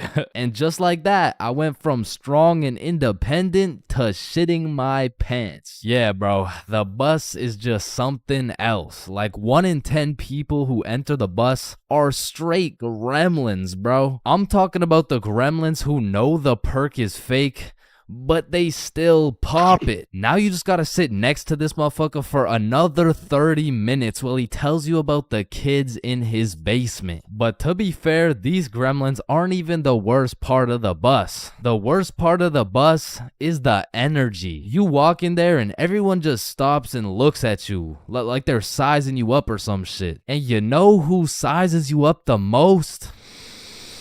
The fucking goddamn motherfucking bus driver, bro. These bus drivers are just eternally pissed off. Every time I would get off the bus, I would try and cheer bro up, but they're just like allergic to happiness or some shit. Hey, thank you. Have a great day, man. Shut your ugly ass up, little boy. I already know you get no bitches with your big ass forehead, no drip having ass with your skinny ass arms. Boy, you're built like a stick man, bruh. Damn. Hey, bro, there could really only be 2 reasons why these bus drivers are so mad all the time. Either they had a demon villain origin story where they were abandoned as a child and never shown any form of love until one day. In freshman year of high school, Timmy met Linda. Linda was kind, smart, beautiful, and she paid attention to Timmy when nobody else would. Timmy asked Linda to be his girlfriend, and she said yes. They dated all throughout high school, and they even got into the same university so they could be together forever. Until one day, when Timmy's world was flipped upside down. Timmy found out Tyrone had been laying some mean pipe on Linda this entire time. Everyone in Timmy's school made fun of him. Timmy could not let this slide. So he called out Tyrone to run the ones in front of the entire school. And without a single word, Tyrone winds up and hits Timmy with the meanest left hook any stickman had ever seen, leaving Timmy slept out cold, unconscious, in front of his classmates, his teachers, and even in front of Linda. Cause shit, if that happened to me, I'd be just as mad as Timmy over here. Now, realistically, the only other reason these drivers are so constantly mad would be because the driver's seat secretly has a stick built in. You see, this would explain why the driver constantly has a stick up his ass. I mean, shit, you really can't even blame him for being mad. But still, I'm gonna blame him, cause I know these motherfuckers get pleasure whenever they see me running at full speed trying to make it to the bus stop in time, cause they start stepping on the gas. Dumbass. To be honest, there's nothing that leaves you more defeated than when you're sprinting to a bus stop, then that shit just cruises on by and everyone on the bus is laughing at you. Damn, honestly at that point, I just give up and go home. But it hits a little bit different when that bus is your only way home. And it was the last bus, cause it's 2 a.m. And now you gotta bunk up with the gremlins on the side of the street, all because that goddamn bus driver had a stick up his ass.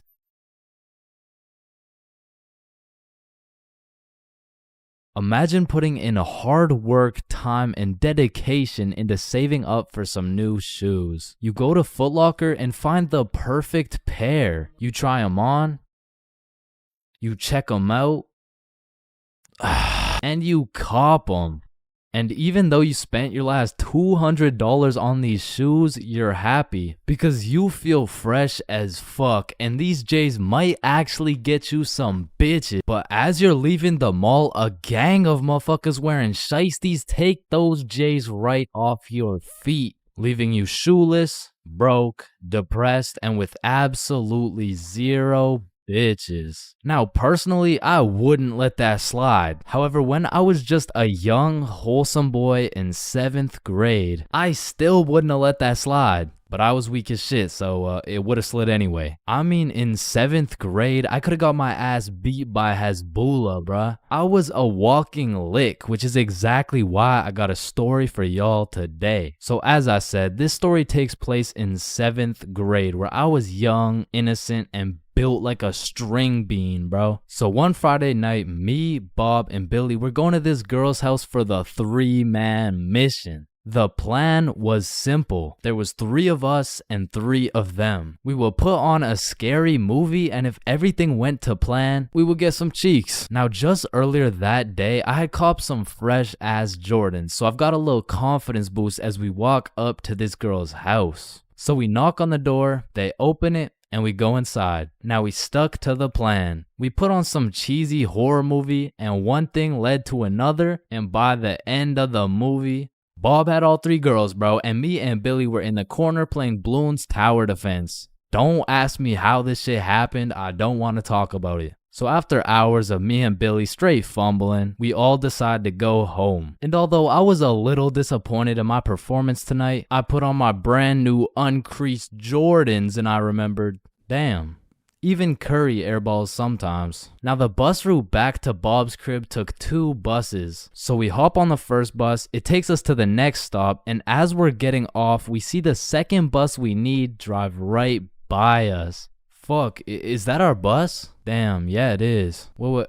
Check when the next one comes. Yeah, it shouldn't be long. Damn, bro, the next bus comes in an hour. So we have no choice but to wait at the bus stop for an hour. So we wait, and at this point, it's already getting late. I checked the time, and it's already 11 p.m. As we were sitting there, bored as hell, waiting for this bus to come, one of the other buses stops in front of us to let someone off. The person gets off, and as the bus starts leaving, we hear this loud thud come from the bus. What the hell? What was that? Oh shit, it's a baton. And as we're analyzing this baton that seems to have fallen out of the sky, some motherfucker wearing a shiesty walks up to Billy like, "Give me that shit," and straight snatched the baton out of Billy's hands. And Billy froze up. Bro was scared shitless, straight bamboozled. And the way the bus stop was set up was there was a main road, the bus stop, and behind the bus stop was a small hill with bushes on top. And when I say this shit looked like something out of a movie, I mean this dude wearing a shiesty walks back up to the top of the hill, and a group of 5 other dudes walk out from behind the bush, and they're shiestied up too, bro. They had to have been in at least grade 12, and to a 7th grader, that is scary as fuck. And I was no genius, but as that group of shiesties came out of the bushes looking like a GTA 5 cutscene, I came to the consensus that they were up to no good. Yo, those Jordans are looking my size. And this was the moment I realized I was about to get my shit robbed. So I started analyzing my surroundings and calculating my options. Maybe I can talk my way out of this. Hey sir, how was your day today? Shut up.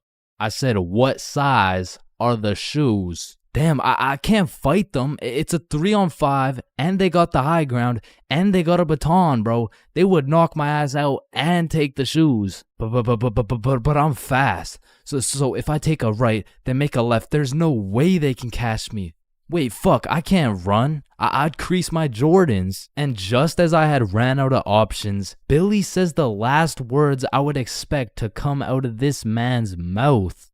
Wait, Ethan? Yo, who the fuck? Oh shit, Billy. Oh, I didn't know it was you, bro. Man, Ethan, you had me scared for a second. Damn, man. My bad, pimp, my bad, my bad. No, you're good. How's your mom doing? Oh, yeah, she's doing good. Yeah, it's great to see you, man. You too, bro. See you around. All right, peace out. Y'all, don't worry. I seen a kid over there with some new forces we could snatch. Oh, yes, sir. I bet. Man, he's a good dude. Nah, bro. He just tried to rob me. Who the fuck was that? Oh, that's my longtime homie Ethan. Why do you know him? Oh, yeah. We went to the same preschool. Same preschool? That dude looks 20, bruh. Oh, yeah, no, he is. He just got held back a few times. Held back in preschool? How the fuck do you get held back in preschool? Oh, he used to beat up the other kids and then take their toys. Oh shit. Makes sense. So we bust back to Bob's crib, and as we're walking to Bob's front door, I stepped in mud.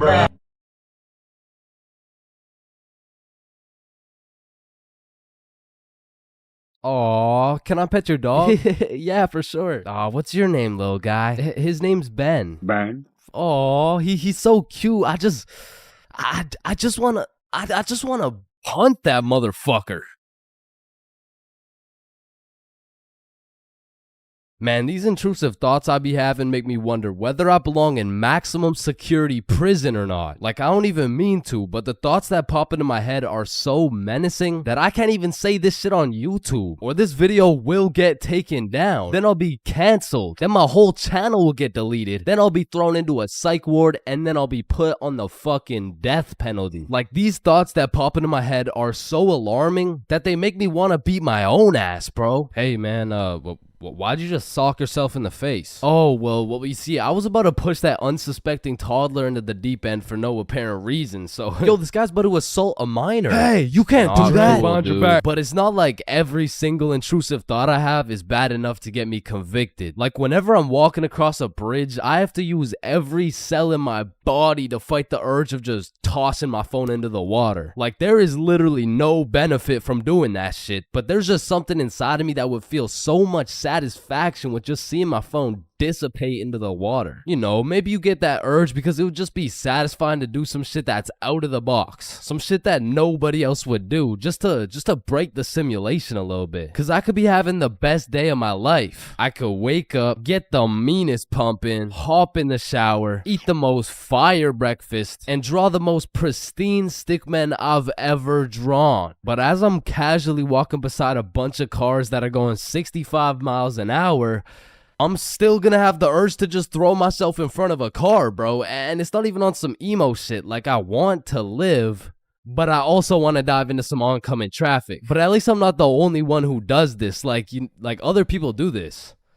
Right? Like it's normal, right? But half the time an intrusive thought will just be to do some goofy shit. Like you're just forced to imagine the consequences of what it would look like to start throwing it back on a Tuesday at 2:41 p.m. And every once in a while you'll just be chilling and you'll witness a motherfucker fall to the intrusive urges. What do you get off the table, bruh? Shit, he let the intrusive thoughts win, man. Now I don't even know if these count as intrusive thoughts or not, but as a dude, when I'm walking down the street, I'll just be going on with my day chilling. Then all of a sudden I see a car and I'm like, if I don't make it to that tree before this car, I'm gonna die.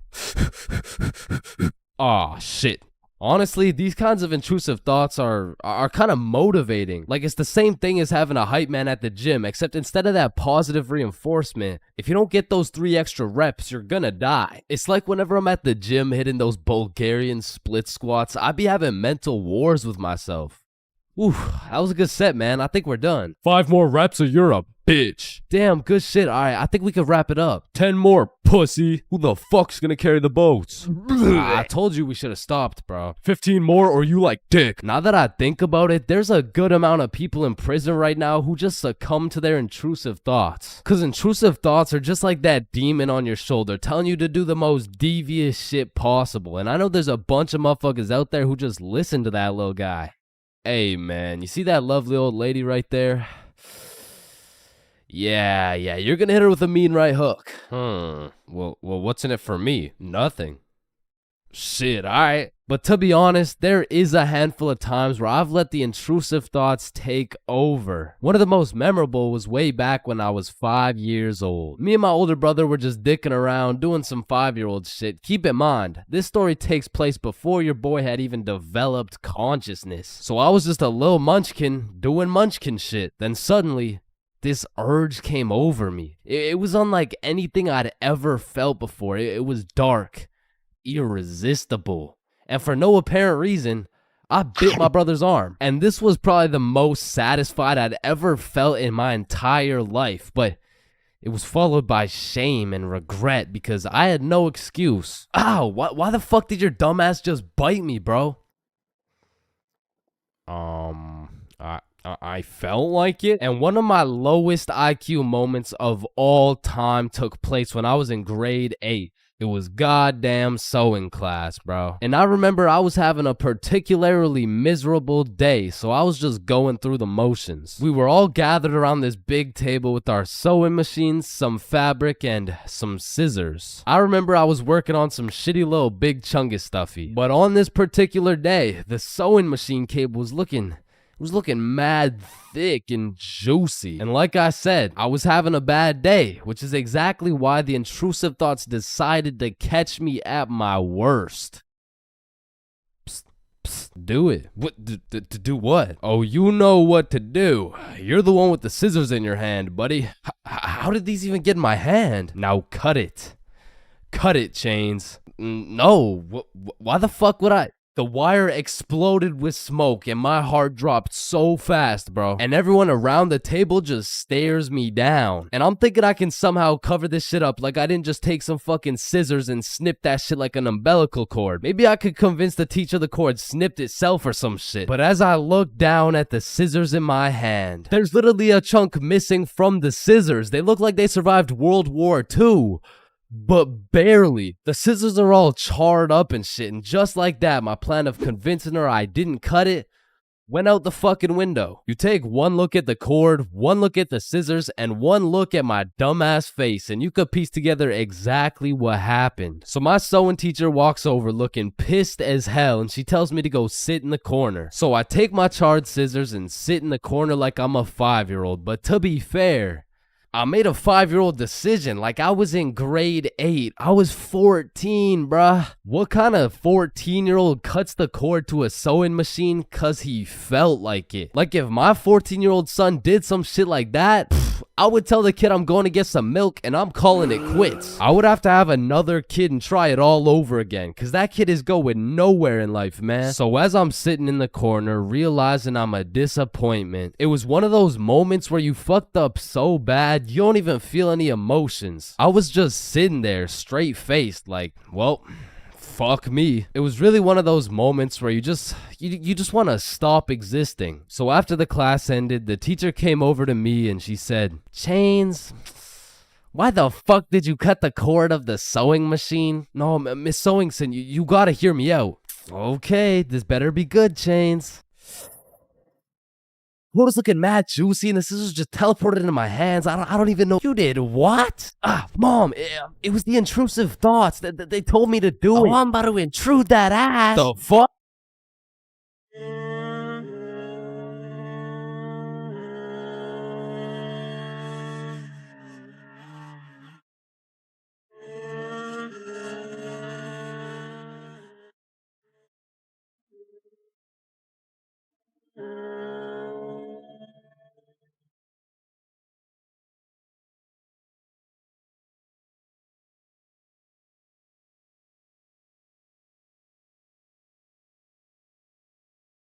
Yo, Chains, I'll pay you $5 if you pull that fire alarm right there. Oh, Yo, run. Chains, do you know why I've called you into my office today?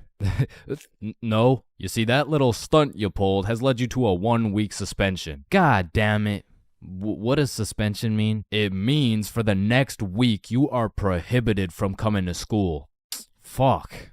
What does prohibited mean? Chains, you can't come to school for the next week. Hold up, so you're telling me because I pulled the fire alarm, I don't have to go to school for a week? Yes, it's a suspension. You are... Man, I got a love-hate relationship when it comes to getting suspended from school. Like on one hand, shit, you just don't have to go to school. But on the other hand... Suspended? Oh, I'm about to suspend that ass. Fuck. Ow. Shit.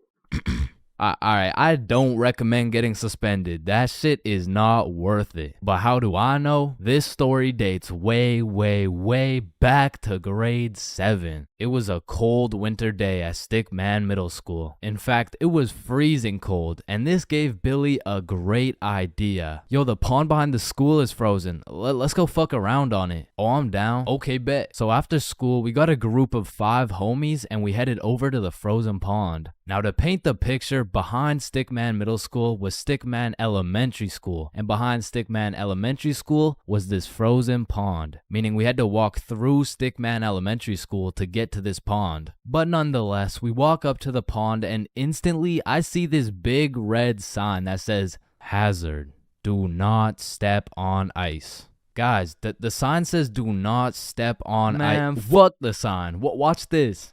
Oh shit, look, it's sturdy as fuck. Yo, fuck. And even though Billy's dumbass fell in, the ice was actually pretty sturdy. So you know, we're gliding around, eating shit, hitting the meanest ballerina spins you've ever seen, and eating shit. And we were having some good old harmless fun. In fact, our grade 7 selves were having the time of our lives on this frozen water. That is until... Oh, what do you guys think you're doing? We were just walking on the ice. Did you guys not see the sign? What sign? I could have swore I put a sign right here. Nope, no sign at all. There was no sign. I have no clue what you're talking about. Okay, but you guys have to get off the ice. Well, why? Nobody's getting hurt.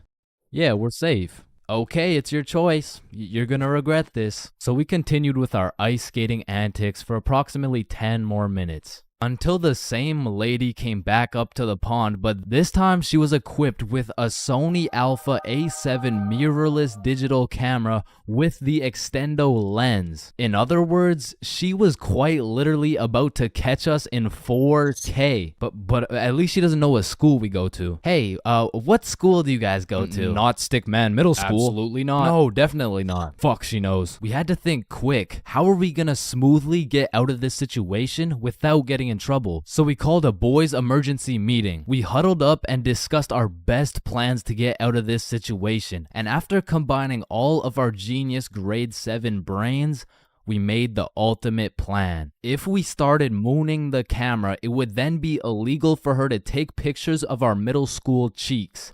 I don't know how this became our best option, but regardless, we put the plan in motion. I mean, me personally, I got a little shy and kept my pants up, but some of the boys were out there going crazy, looking more caked up than Summer Rae. And after a little while, the lady must have decided it wasn't a great look to have a camera pointed at some 12-year-old cheeks, and she left, which means the plan had worked flawlessly. Now, the next day at school, I had completely forgot about it, to be honest. But strangely enough, while I was sitting in math class, I hear the little class phone start ringing. Hello? Oh, yes, he's here. Oh, okay. Yeah, I'll send him your way. Thank you.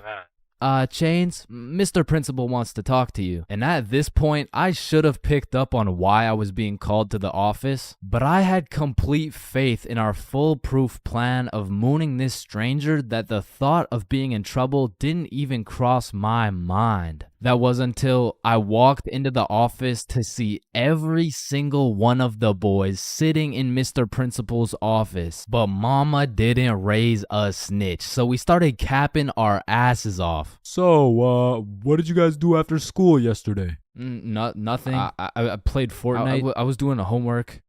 Don't play stupid with me. I got a call from Mrs. Principal over at Stickman Elementary. So tell me, what were you doing on the pond yesterday? I wasn't there. It wasn't us. I don't know what you're talking about. I don't even know what a pond is. I see. Well, I've got evidence. And as he shows us this undeniable evidence, you can see this dude Billy's cheeks in the corner of one of the pictures. So I slowly look over at Billy, and he looks over at me.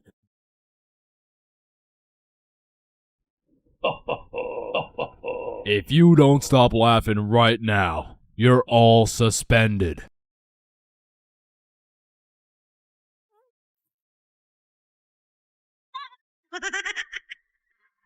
That's it. You're all suspended. And as I explained the situation to my mom, let's just say Mama Chains was not happy.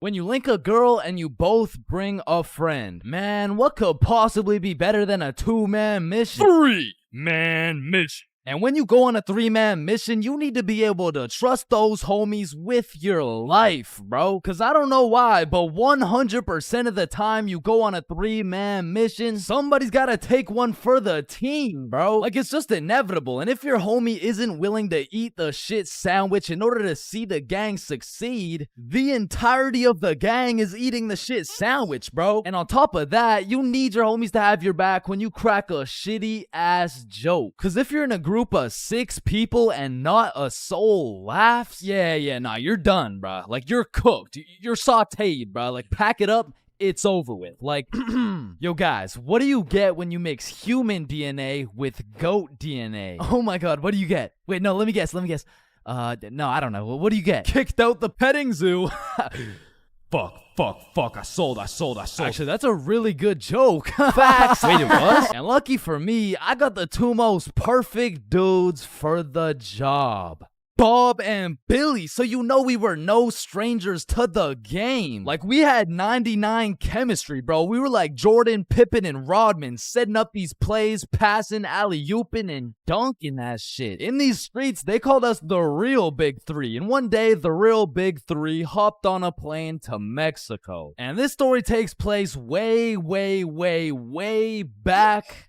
Like a month ago. And this story doesn't just contain one 3-man, not 2 3-mans, but 3 different 3-man missions. And with these 3 different chances, will me, Bob, and Billy be able to find love in Mexico? Or will we get set up and kidnapped by the cartel? Find out coming up on this episode of Billy, Bob, and Chains.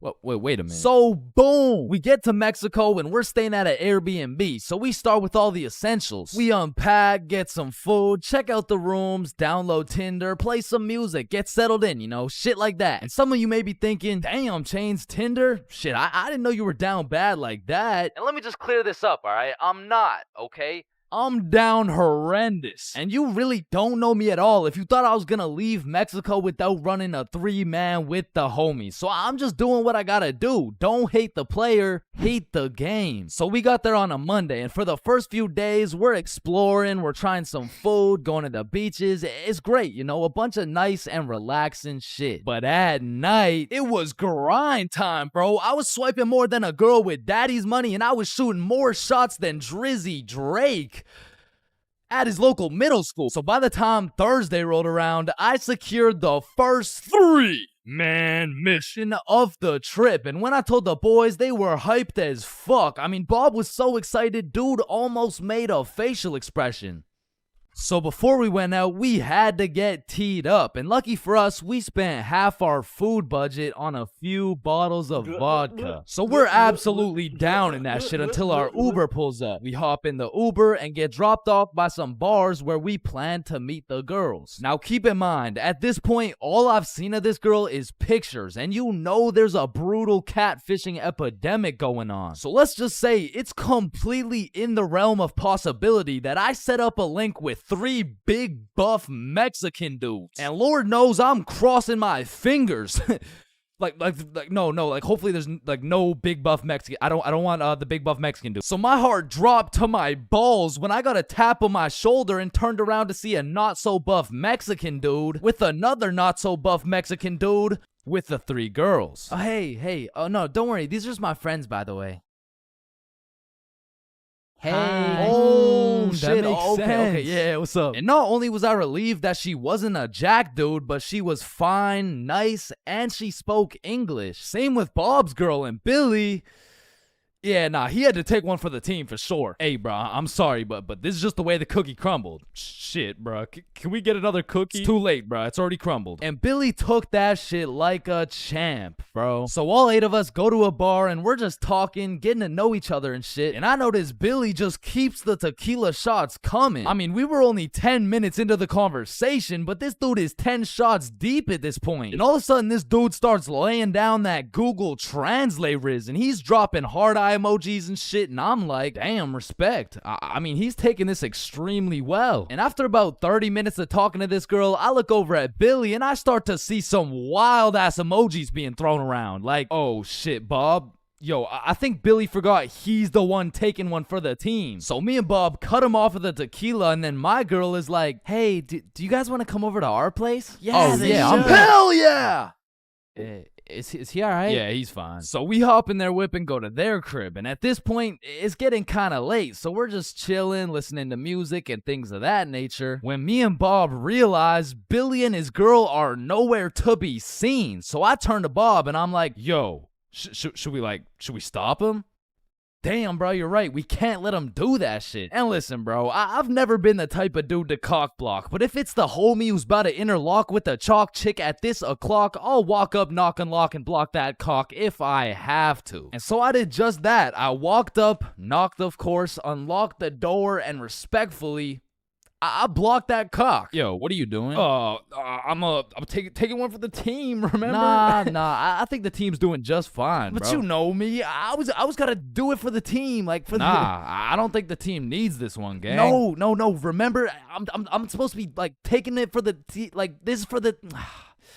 Yeah, you right. Let's just go home, Billy. No, wait. Well, how are we gonna get home? We're in Mexico. Man, shut the. So we said our goodbyes, got in the Uber, and man, I felt like a basketball coach whose son just lost to a special needs team, bro. Hey, listen, bro. I had a lot of tequila tonight. I'm sorry. I just Billy, I'm not mad. I'm just disappointed. Damn, bro.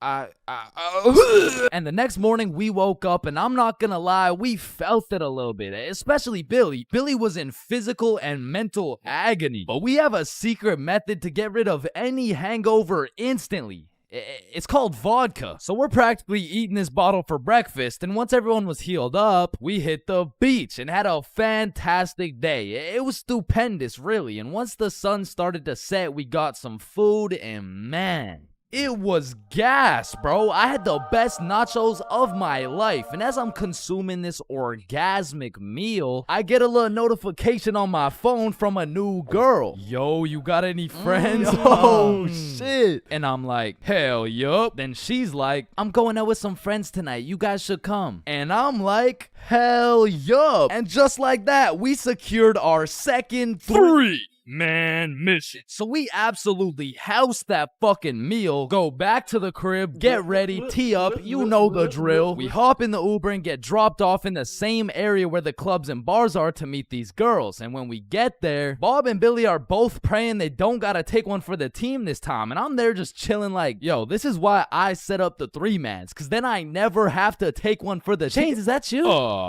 Shit. Who's asking? It's me, Sarah. Oh, no way. Really? like really? Yeah.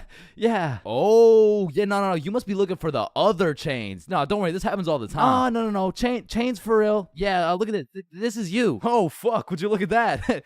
I guess it is me. Fuck. Like shit, I don't know how she did it, but she got my ass, bro. I got catfished nicely. But I guess it was just my turn to take one for the team. And I look up at who she brought, and she pulled up with 4 straight dimes for the homies to choose from. Like, bro, why me? So we're walking, and the girl I'm temporarily associated with is like, hey, let's go to the club. Yeah, let's go. So we go to this club, 8 people deep, and the girls are like, yeah, let's buy a bottle. Yeah. Where's your money? ¿Qué? No entiendo. Wait, I could have swore you spoke English. Oh, yeah, no, I'm fluent for sure. Yeah. You said you wanted a bottle, right? Yes, please. Yeah. You got bottle money? No entiendo. No hablo inglés. And now I'm starting to get the vibe that whole time these girls just wanted a free bottle. And as soon as I start catching on, she starts upping her game like, oh my God, you're so strong. Look at these muscles. So I go to give Billy one of those side eyes, and when I look over, these motherfuckers are completely lost in the sauce. Yeah, I'm buying a bottle, everyone. Bottles on me. So Billy pulls me aside like, yo, we gotta split a bottle, bruh. Nah, I'm really not fucking with this girl. Come on, bruh, please. I need it, bruh. Just take one for the team. Come on, take one for the team. All right, bruh. I'll split it with you. Thank you, bro. I got you. So are you guys getting a bottle? Yeah. We're getting a bottle. Oh my God, you're so strong and you're a baller. Yeah. Baller? The fuck? I don't know, bro. She's weird as hell. Yo, can I get a bottle for this table? Yeah, for sure. What do you want? Listen, bro. Just give me the cheapest shit you got. Oh, I feel you, bro. Times are tough, you know. That'll be 1,100. God damn, that's a lot of pesos, bro. Pesos? Yeah, like 1,100. That's a lot. That's a lot of pesos. Nah, amigo, that's USD. Damn. Plus $500 to walk it to you with the Chicago fee of $350, and for the tip, it'll just cost you your left testicle. No, it's my favorite nut, bruh. Yo, Billy, we don't got it like that. Yeah, hell no. Let's just not get it, bruh. At least these girls are already fucking with us without it, though, right? Yeah, facts. Yo, we're not gonna get the bottle. Oh, why not? You can just buy it. It's not that big a deal. Nah. It's cause we we don't got enough money. They fucking dipped, bro. Quick as hell too. They all just evacuated, bruh. No, bruh, that was my wifey. And I'm just over here thinking, damn, I'm just glad I didn't have to see that shit through, bruh. But Billy, yeah, he was really going through it. Until he got distracted by some other random girls in the club. So at this point, all 3 of us are on the dance floor, absolutely fucking that shit up, when I start getting spammed on my phone. So I go to check who it is, and it's the gold digger girl. Like, hey, we all went to the club right beside it, but we can all split this bottle. It'll be $86 per person plus tip. That'll be $95 each. And she's literally telling me the whole price breakdown of this bottle. She pretty much just sent my ass an invoice. And I'm like, hell nah, I don't care if that shit would have been free. There is no way I'm ever gonna see this girl ever again. And then I get a tap on my shoulder, and it's 3 big buff Mexican dude. Nah, I'm just playing. It was the gold digger girl, but this time I probably would have preferred the buff dudes. Cause this girl grabs me by the arm, pulls me outside with all her homies and starts breaking down the price again. Okay, the bottle is $700, but you just gotta pay $95 each, okay? Yeah, we're in, let's do it. No, what? Billy, chill. So I call an emergency meeting with the homies and we huddle up and I'm like, listen, you guys can go with them if you want, but there's no way I'm going and paying for this girl's bottle. Fuck that, bro. You're right. We could find something better for sure. So we jump ship. Absolutely abort mission. Yo, what's that over there? I'm not stupid. I'm not falling for that shit. Nah, is that Jeff Bezos handing out free bottles to catfishes? Wait, what? Where? So we evacuate and start roaming the streets when I get a tap on my shoulder. I take a deep breath, turn around, and it's the girls from the OG3, man. Like, oh my god, Chains, what are the chances? Yo, what's up? And me and Bob are hyped, but Billy's over here having traumatic anime flashbacks and shit. You guys should come with us. We know the best spot here. Oh shit, bet. Fuck. So they take us to this club bar thing, and it's fucking bumping, but as soon as we get inside, Billy disappears, bro. And I don't even blame him. He's staying as far away from this girl as possible, not because he's scared of what she's gonna do, but because deep down, he's scared of what he might do. But regardless, me and Bob continue to respectfully obliterate the dance floor for about an hour straight, and then the girls are like, hey, it's getting kind of late, so we're gonna head out now. I bet. Wait.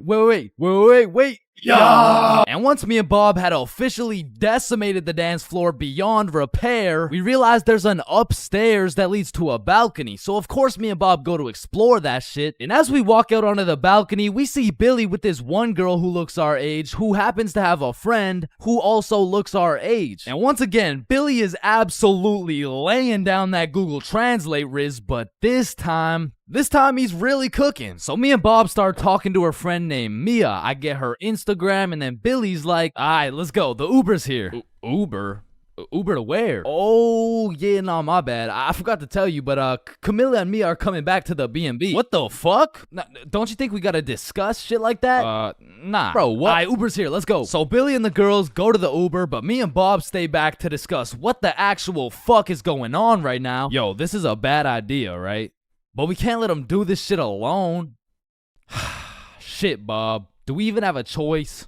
So we leave the bar and start walking to the Uber when this girl stops me and she's like, hi, what's your name? Oh, I'm Chains. What's your name? Oh, my name's Sophia. And Sophia's trying to make some small talk and shit like that, but Billy's already waiting in the Uber. So I'm like, well, it was nice to meet you, but I gotta go. Oh, well, let me get your Instagram real quick. So I give her my phone, she follows herself and then gives me my phone back. And when I lay my eyes on the screen, I realize we have a mutual. And I'm just surprised because we're in Mexico, bruh. So I go to check who it is, and it's Mia. And at this moment, everything started piecing itself together to make our third three-man mission. So I'm like, yo, you know Mia? Oh, Mia? That's like my best friend. Why? Word? You mean this Mia? No, oh my god, way. Mia. So Sophia hops in the whip and we're all just talking, and then Mia says, yeah, so like we don't have work tomorrow. Oh shit. Do you guys work together? Yeah, we do. Damn, what do you guys do? Oh, you know, we dance. What where do you guys dance? Like in the club? Oh shit. Yeah. That's what's up. Yo, how old are you guys, by the way? 21, 24, 25. Damn. Sorry. Do you guys happen to have any you guys happen to have kids by chance? Of course, I have two. I have a baby boy. One of them is a 3-year-old boy. I also have 2 daughters. Oh fuck. Yo, Bob, you think it's too late to abort mission?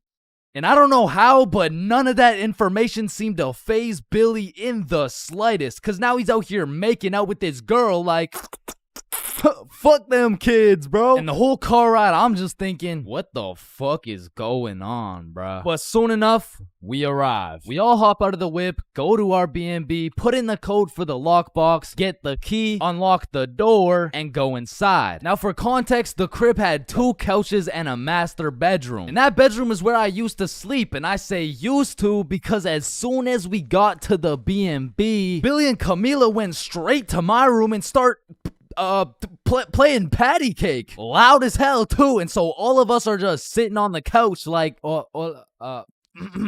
Hola. ¿Cómo estás?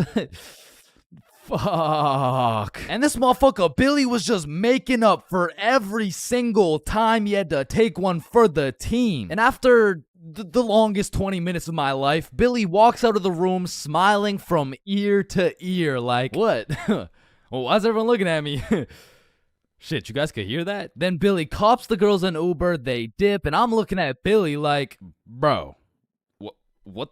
Like, what the actual fuck just happened? Hey, man, listen. It's just the way the cookie crumbles. Nah, bro, you are crazy. And at this point, it was probably 4 a.m. or something. So I go to my room to look at where I'm supposed to sleep. And there's a bunch of looped up rappers on my bed. And I'm not talking Diddy. So needless to say, after a long night, I slept on the couch. And we all woke up rotten, bro. So rotten, even the vodka method wouldn't work. So we decided if anything could make us feel better, it would be a plate of the world's best nachos. So we get ready, leave the crib. And then Billy's like, yo, who's got the key? Shit, I don't got it. Bob, you got it? I mean, it's probably on the counter where we always put it, right? Yeah, facts. We check the counter, it's not there. We check the tables, not there. We check the couches, bedroom, kitchen, nowhere to be seen. So we scavenged the entirety of the Airbnb. We even looked through every single bag of garbage and it was nowhere. Bro. Did those girls finesse our key? Nah, Camilla wouldn't do some shit like that. She would, bro. You don't even know her. No, she wouldn't. How would you know her? You don't know her, bro. I know her better than you know her. Chill. Mia texted me. She said, let's go to the pool today. Oh shit, Camilla texted me the same thing. Damn. And in my head, I'm thinking about it and I'm putting everything together. Shit. Are you thinking what I'm thinking? I think so. These girls stole the key and invited us to the pool so the crib would be empty so they could get 3 big buff Mexican dudes to pull up and loot the crib. Fuck, I knew it. Damn, she got my ass, bruh. So hell no, we didn't go to the pool with them, and for the next few days, we were on high alert. We would only leave the crib in pairs and one dude would stay back, strapped up with kitchen knives, ready to take on 3 big buff Mexican dudes. Pause. Until it was Monday, the night before our flight home. So we're packing everything, getting ready to go home, and I hear Billy shout, Chains? Yo, what's up? Yo, guess what I got, bruh? Chlamydia? No. Gonorrhea? What? No. Herpes? No, it's in my suitcase. Your suitcase got herpes? No, it's the key. How the fuck? I don't know.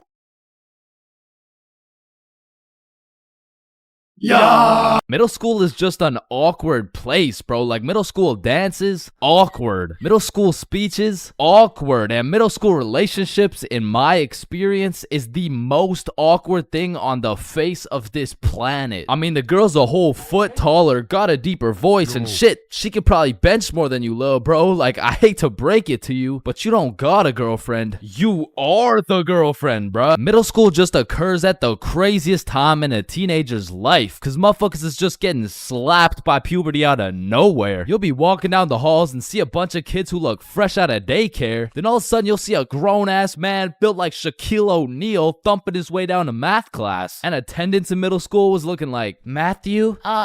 Here. George? Present. Daisy? Here. Owen? Here. Dude's balls would be dropping halfway through presenting their speech like, and this is specifically why dinosaurs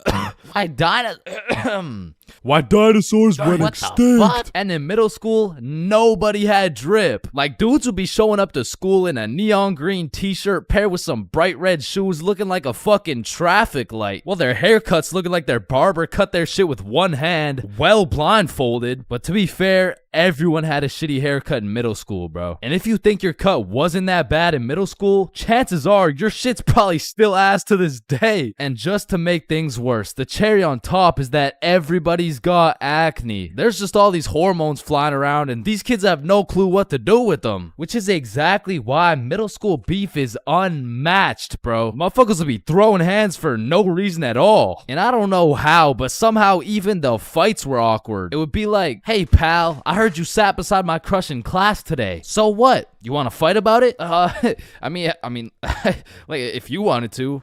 That, like, I'm not scared. Like, yeah, we can fight. Okay, let's freaking go, pussy. Fuck, I wasn't ready. Sorry, was that too soon? No shit, Sherlock. Okay, you can hit me back so we're even. But if 2 dudes were throwing hands and their crush is watching, They're about to fight to the death. But the thing is about middle school fights, I didn't know this was possible, but somehow both motherfuckers end up losing the fight. I remember one lunch at my middle school, a dude whipped out some boxing gloves for no reason at all, and all of a sudden we're running a whole fight club. Kids would be betting their lunch money on who's gonna win and shit, but we never laid down any ground rules. So one day, JJ hit Timmy with a spinning back fist and put his ass to sleep. And I'm hyped because I just doubled my lunch money, but Mr. Principal didn't seem too hyped to see one of his students knocked out on the ground. So of course JJ gets in trouble because he's just that one kid who's always in trouble but never got expelled. Like I could have swore dude was on his third strike 5 strikes ago. But man, middle school had some characters, bro. There was that one guy that would walk through the halls blasting music on his speaker. The kid who used to sit in his chair like this. The dude who hit puberty and midlife at the same time. Mr. Donaldson, can I get some help on the subtraction?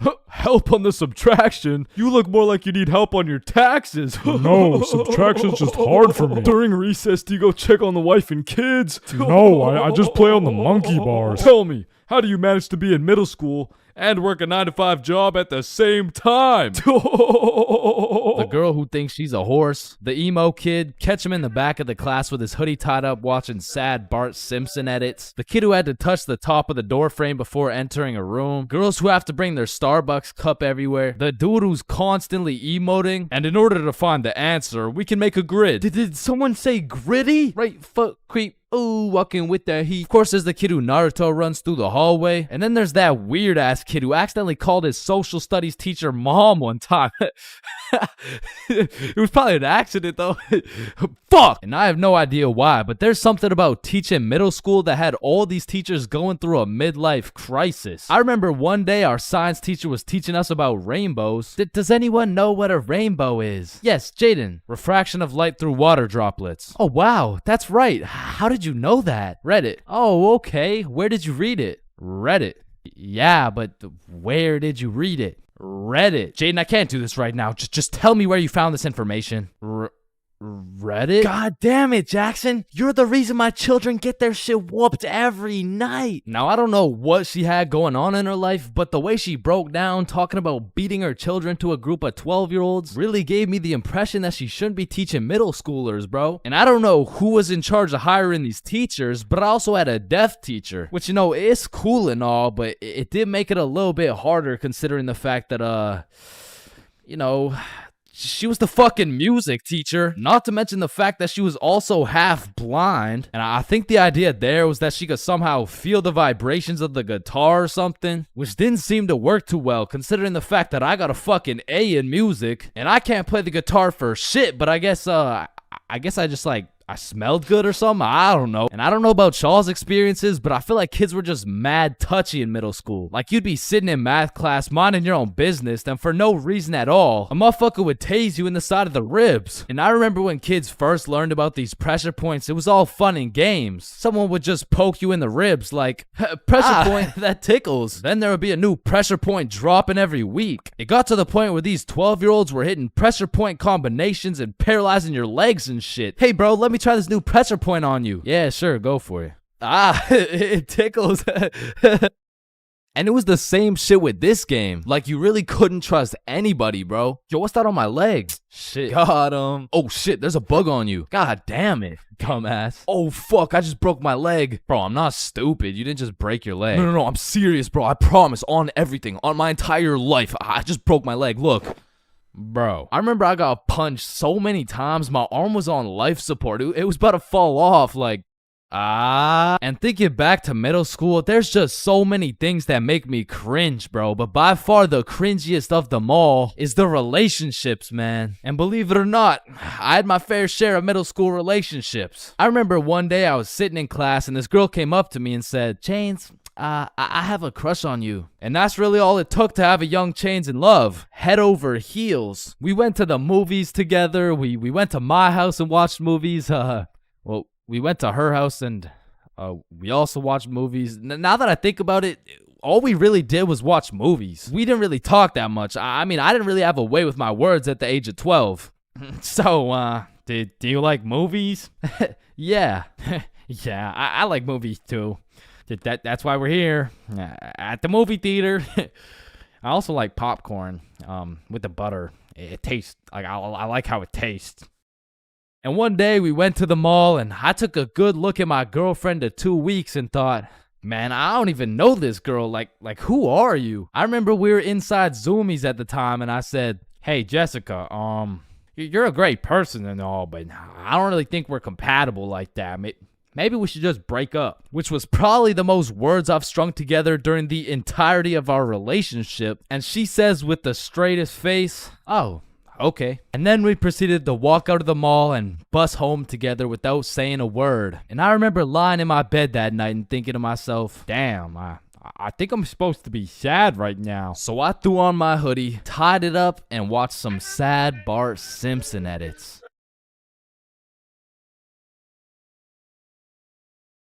Bro, when I was in middle school, every time I would walk by the high school, the freshmen deadass looked like adults to me, bro. The sophomores looked like tax-paying citizens. I saw juniors as grown men with a wife and kids, and seniors, bro. I couldn't tell the difference between a senior and a senior citizen, bro. And that's because in grade 7, I saw me and all my homies as fully developed, mature, and respectable humans, and that was simply cat. Because now when I look back at a picture of us in grade 7, I see a bunch of little babies, bro. Yada, yada, yada. What does this have to do with stealing a guy's vape? We stole a vape from a senior in high school, and we were in grade 7, bro. And when I say we, I mean Billy. Billy stole that shit, and me and Bob were accomplices. Now, if you ask me back in the day, James, for real, you're awfully small. Scrawny, weak, ugly, chopped. Yeah, okay, sir, what's the question? How do you expect to win this fight against such a bigger opponent? Listen, Joe Rogan, it's not about the size of the dog in the fight. It's about the size of the fight in the dog. Thank you very much. Thank you. And then I saw Jake Paul versus Anthony Joshua, bro. Okay, guys, so I'm not doing this fight. I quit. I'm retiring. Because I don't care how many years of karate, taekwondo, pad thai, jujitsu, or teriyaki a kid takes. I can beat their ass easily. But I won't, because that's morally wrong and I have honor. Hey, everyone. I heard James talks to minors. What the fuck? And I heard he fakes all his stories. Man, I do not fake my stories, bro. Sorry, anyways, as I was saying, this story takes place in grade 7. It was a summer day, and it started off pretty slow. You know, me and the boys were just chilling at Bob's crib, playing a little Rocket League and whatnot until we got bored. And when me, Bob, and Billy get bored, it's a problem, bro. Because every time we were bored, we would do one of 5 things. Light public garbage cans on fire, ding-dong ditch houses, light more shit on fire, buy things from 7-Eleven, with the 100% discount, or climb our middle school, bro. Yo, let's go let some garbages on fire. Yo, I don't know if there's any left at this point. Alright, let's ding dong ditch. Man, I'm not really trying to do all that running right now. Shit, should we climb Stickman Middle? Yes. So we pull up on a scene, shiesties activated. We scan the area for witnesses, nobody. We identify all security cameras and move forward with the plan. So, Stickman Middle rooftop was about 20 feet up, far too high to reach. However, it had a playground with one of those spiderweb johns, and this playground was fenced off, and this fence is what we call the method. So one at a time, we climb up this metal fence, stand on top of it so we were just tall enough to jump and grab the roof, and we pull ourselves onto the rooftop. So Bob and Billy got up first. I jump and get my hands on the rooftop, pull myself up, and the view was insane, bro. Sun setting and everything. So me and the gang are sitting on the roof of our school. Bob brought some of those good old sweet heat Doritos, and we have ourselves a nice little romantic afternoon. When all of a sudden a car pulls up to the courtyard. A dude hops out of the driver's seat. 3 girls hop out of their whip. They're probably 19 or 20, and one of them looks up like, hey, what the fuck? Hey. Yo. Oh, shit, how'd y'all get up there? Shit, it's easy. I mean, we just climbed this fence. You want to try? Yeah, okay, yeah. What do I do?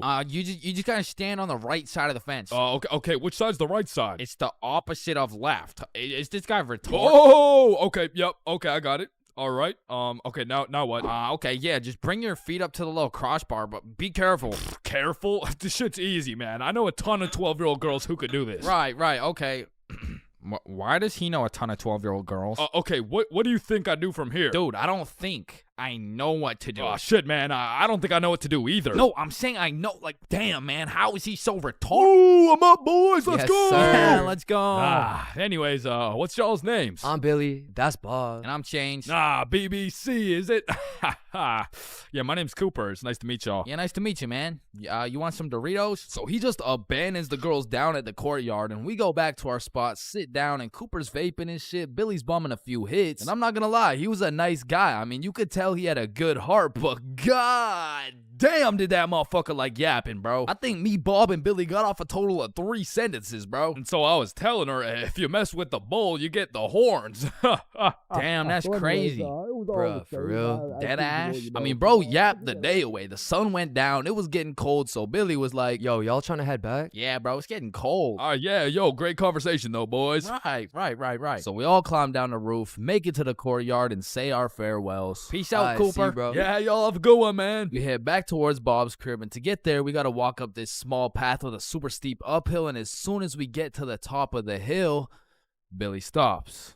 And he looks back. Yo, what's up? I should have taxed his vape, bro. What? Yeah, like I should have finessed his vape. That shit was nice. Bro, like you're not doing that. Let's go back to Bob's crib. Say I won't do it right now. Bro, you won't. Bob, you know I would do that shit. Keep it a buck. Alright, watch this then. So Billy, completely alone, walks back down the hill to the courtyard and starts talking to the dude through the driver's window. Yo, Cooper, you think I can have one more hit for the road, bro? Damn, man, you really came all the way back? You're a fiend, huh? Yeah, nah, I got you, man. Bless. And because me and Bob were up on this hill, I vividly remember we got like a bird's eye view of this shit. And obviously, y'all don't know Billy the way I do, but I was 100% convinced he did not have the balls to do this shit, bro. There was no way. Hey, Billy starts hauling ass, and instantly Cooper punches that bitch in reverse. And my heart dropped so fast. We had a bird's eye view of Billy running for his fucking life, and Cooper's right on his ass, and they are both headed right towards me and Bob, bro. So we take our head start and get our ass right back to Bob's crib. But Billy couldn't just run to Bob's crib and have Cooper knowing his address. So instead of taking the path to Bob's crib, this motherfucker runs straight into the prickle bushes, bro. Adrenaline pumping. He's powering through these bushes, getting cuts all over his arms, legs, face, until all that adrenaline crashes and he realizes he can't make it through to the other side.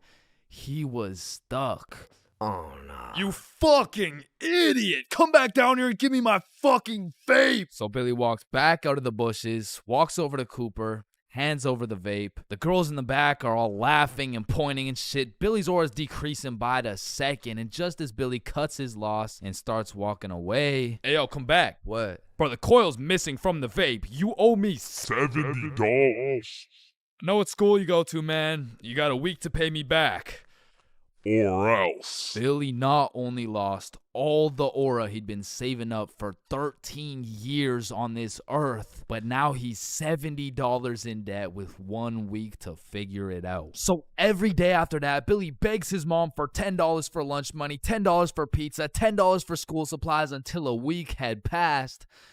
And Billy had his 70 bones saved up. So as agreed upon, me, Bob, and Billy are posted up in the parking lot 1 week after the incident, and just as expected, Cooper pulls up. And this time he's got like 4 shorties in the car. Like, genuinely, how the fuck? So Billy hands over his life savings. Cooper pockets that shit, and with the most shit-eating grin I've ever witnessed, he mutters, "Hey, look, it looks like we got some pizza money for tonight. Am I right?" "Yes, look at this dumbass." Billy got scammed, bro. He got his shit rinsed. $70 could have bought this dude like 3 whole vapes, but I mean, truthfully, that's karma. And the moral of the story is, don't steal from people, but more importantly, just don't vape, bro. Yo, Billy just posted his first YouTube video ever. Go check that shit out. Yes, sir. And I just posted a video of me and Chains talking about this story, the raw, uncut, unedited version. So click this link right here if y'all want to tap in.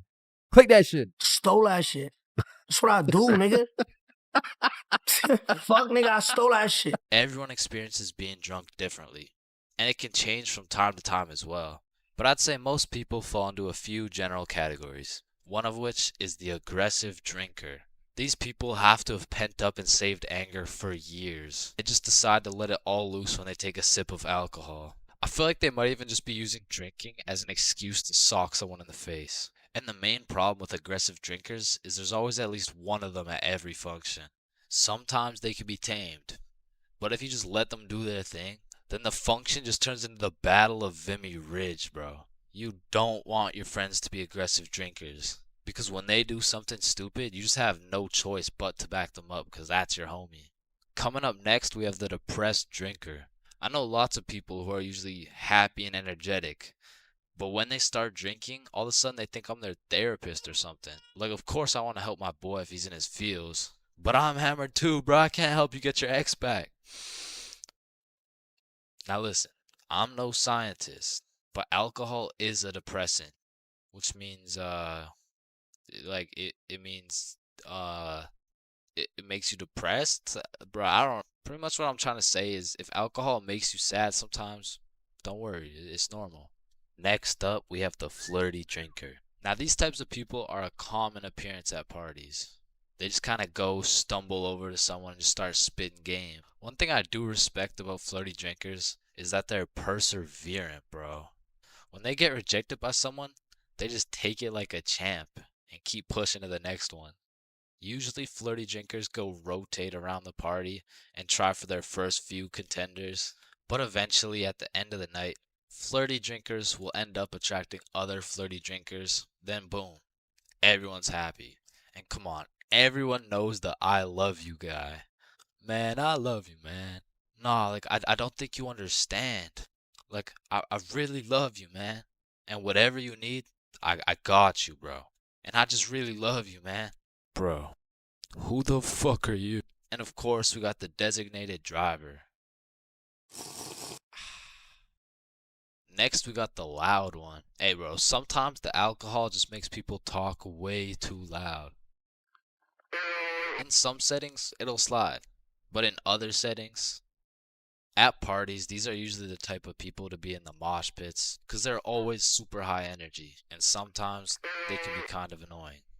Man, who would be this type of drunk, am I right? Alright, it's me. And if anyone else is this type of drinker, I know you can relate. When you wake up the next morning, not only you get hit with the hangover, but your voice is just completely gone. And I'm not even usually a loud person. But man, alcohol just works its magic and has me yelling like Kai Cenat. Hangovers being this type of drinker has to be one of the worst. I guess next to aggressive drinkers, you know what I'm saying? Anyways, we're moving on. You also might have encountered the philosopher. I couldn't tell you why, but for whatever reason, after taking 5 shots, some motherfuckers just become a philosopher, bro. They just have philosophical questions coming out of nowhere. And they low-key be spitting too. Hey man, love doesn't even exist, bro. It's all just an illusion. Love is just a chemical reaction that occurs in your brain that was programmed to make us inclined to reproduce. Next up, we have the OD, overdrunk. This is the 7th and final stage of being drunk. If you've seen the 7 stages of drunk video, you'll know exactly what I'm talking about. But some people are just prone to drinking way too much. And somehow, they always find themselves blackout drunk. But yeah, there's not much to say. They're pretty much just unconscious. And of course, we have the chill drinker. These people are just pretty neutral. They just be talking at a normal volume about normal stuff. And honestly, these people are just overall enjoyable to be around, especially when you're drunk. Let me know in the comments if I missed anything. And also let me know which type of drinker you are. There's a lot of things in life that I don't really understand, but if there's one thing I can truly comprehend, it's being grounded. Because in my time, I've served a total of 547 days and 16 hours in the slammer. And through a year and a half of extensive first-hand research, I've come to the professional conclusion that getting grounded is straight ass, bro. You're locked in your room with no phone, no computer, like what do you want me to do? Think about my actions? Hell nah. Being grounded had a young me doing the stupidest shit ever, bro. Like I was popping handstands, hitting my head against the wall, playing with the door stopper thingy. Shit, I got so bored I even read a few pages of a book like an absolute nerd. And now that I think about it, Percy Jackson and the Battle of the Labyrinth was actually a spectacular read. Now listen, there's only one thing worse than being grounded, and that's being falsely imprisoned for life. Well, now that I think about it, there's a lot of things worse than being grounded, but one of which is being grounded during summer, bro. There's something about being able to hear all the happy children, the ice cream trucks, your homies having fun, the hoes throwing rocks at your window, asking you to come outside. Well, you just cry yourself to sleep because there never was any hoes throwing rocks at your window asking you to come outside. It's just you, your Percy Jackson books, some used toilet paper, and the existential thoughts in your head questioning if it's even worth it. And listen, I'm sure everyone can pick up on the fact that I'm a really intelligent dude. Smart all around, really, but trust me when I say, I wasn't always this smart, bro. In fact, in kindergarten, my dumbass fully believed with my whole heart that being grounded meant your parents would just dig a decent-sized hole in your backyard, toss you in, and bury you alive for the time being. And so I'm sure you could imagine my surprise when my OG friend of 5 days said, yeah, I got grounded for 2 whole weeks. Holy fucking shitballs, dude, are you okay? No, man, it's really hard. I didn't get to touch any of my toys or anything. Damn, how long ago was that, man? Oh, I'm still grounded. What? No, you're not. Yeah, dude, I'm grounded right now. No, the fuck you're not. And I wouldn't truly find out what being grounded was until 7 years later. I was in grade 7. It was a beautiful sunny summer day at approximately 11 a.m. and me and the boys were freely roaming our city. Little did I know, we wouldn't be free for long. And as the boys and I roamed the city looking for a move, one of Bob's girls calls him up and is like, okay, so my friend Becky is in Hawaii for a few days with her family, and she said I could bring you over. And just like that, Bob could have wrapped it up and claimed some cheeks. But the boy Bob was never one to leave the homies behind, so not only did he convince his girl to let us come, but he went above and beyond. He got his girl to bring some of her friends over too, and now we're hyped because we had now located the move, and quite a marvelous move if I do say so myself. Now keep in mind, all of us knew Becky and had been to Becky's house many times before, but Becky was all the way in Hawaii, so she had no clue about the marvelous move about to take place at her own crib. But regardless, me and the homies walk into Becky's crib and they low-key got a little get-together in the works. I see Bob's girl, I see Bob's girl's friends, and then I see a mutual friend of mine named Dennis. And he brought his girl. Now, a little backstory about Dennis. Dennis was 2 years older than me, making him in high school. And to be fair, from grade 7 to high school is a colossal difference. Dennis was taller, had a more developed frame, and Dennis even had some facial hair in progress. The amount of facial hair that put my peach fuzz to shame. And to put it quite simply, Dennis was a menace. But regardless, that's my homie's homie, so I walk up and dap him up. And then everyone heads over to Becky's room. Now keep in mind, Becky had simply invited Bob and Bob's girl to come over, and somehow we ended up being 8 people deep in that joint. And so that means technically, the other 6 of us were straight trespassing. So we were all chilling in Becky's room, chopping it up for a good hour and a half, until eventually, people start exploring her house. Now in Becky's room, it was just me, Bob's girl, and Bob's girl's friend named Lily. And so we're all just talking until I hear someone yell from the room down the hall, Yo, Chains, get in here right now. And I don't know exactly what I was expecting to see as I walked into that bathroom, but it was absolutely not seeing Dennis drop a condom filled with water on Billy's head. And of course I laughed because that's comedy gold right there, but it also made me realize maybe we shouldn't be here dropping condoms on each other's heads. But who was I to tell Dennis what to do? He had facial hair, so he was practically a grown man to my standards. So I just turned around, went back to the room, and continued chilling with Bob. And as we talked, the music progressively got louder, and Dennis progressively became more of a menace. And it had got to the point where the speakers were booming, and Dennis was lobbing condom water balloons off Becky's balcony. And then one time, Dennis either almost hit or just missed Becky's neighbor with one of these condom water balloons. So this grown man looks down at a condom that seems to have fell from the heavens, then he looks up and sees Dennis scrambling inside the Becky's crib with the speakers blasting music, and then he continued on his way. And we were all just having a fantastic time in Becky's room until we hear the downstairs door swing open, and we all absolutely shit our pants and run onto the balcony. Hey, I just texted the family who lives here and they said no one is supposed to be in the house. Everyone needs to leave right now or I'm calling the cops. And that's exactly what we did. No messing around, we were out that hoe. And we all went to Bob's girl's house for an emergency meeting because we were all scared as fuck. And now Bob's girl and Becky are texting and Becky's like, my parents are pissed. They want to talk to everyone's parents and they know how many people were there. So we all devise a foolproof plan. Okay, we give Becky our phone numbers, tell it's our parents' phone numbers, and we act super disappointed in our children. We all agreed on this plan and the emergency meeting was dismissed. And over the next few days, we all got texts from a very unhappy Becky's father, who made sure to specify the amount of condoms that were found in the bathtub. We all respond with some bullshit along the lines of, hello, Mr. Beckerson.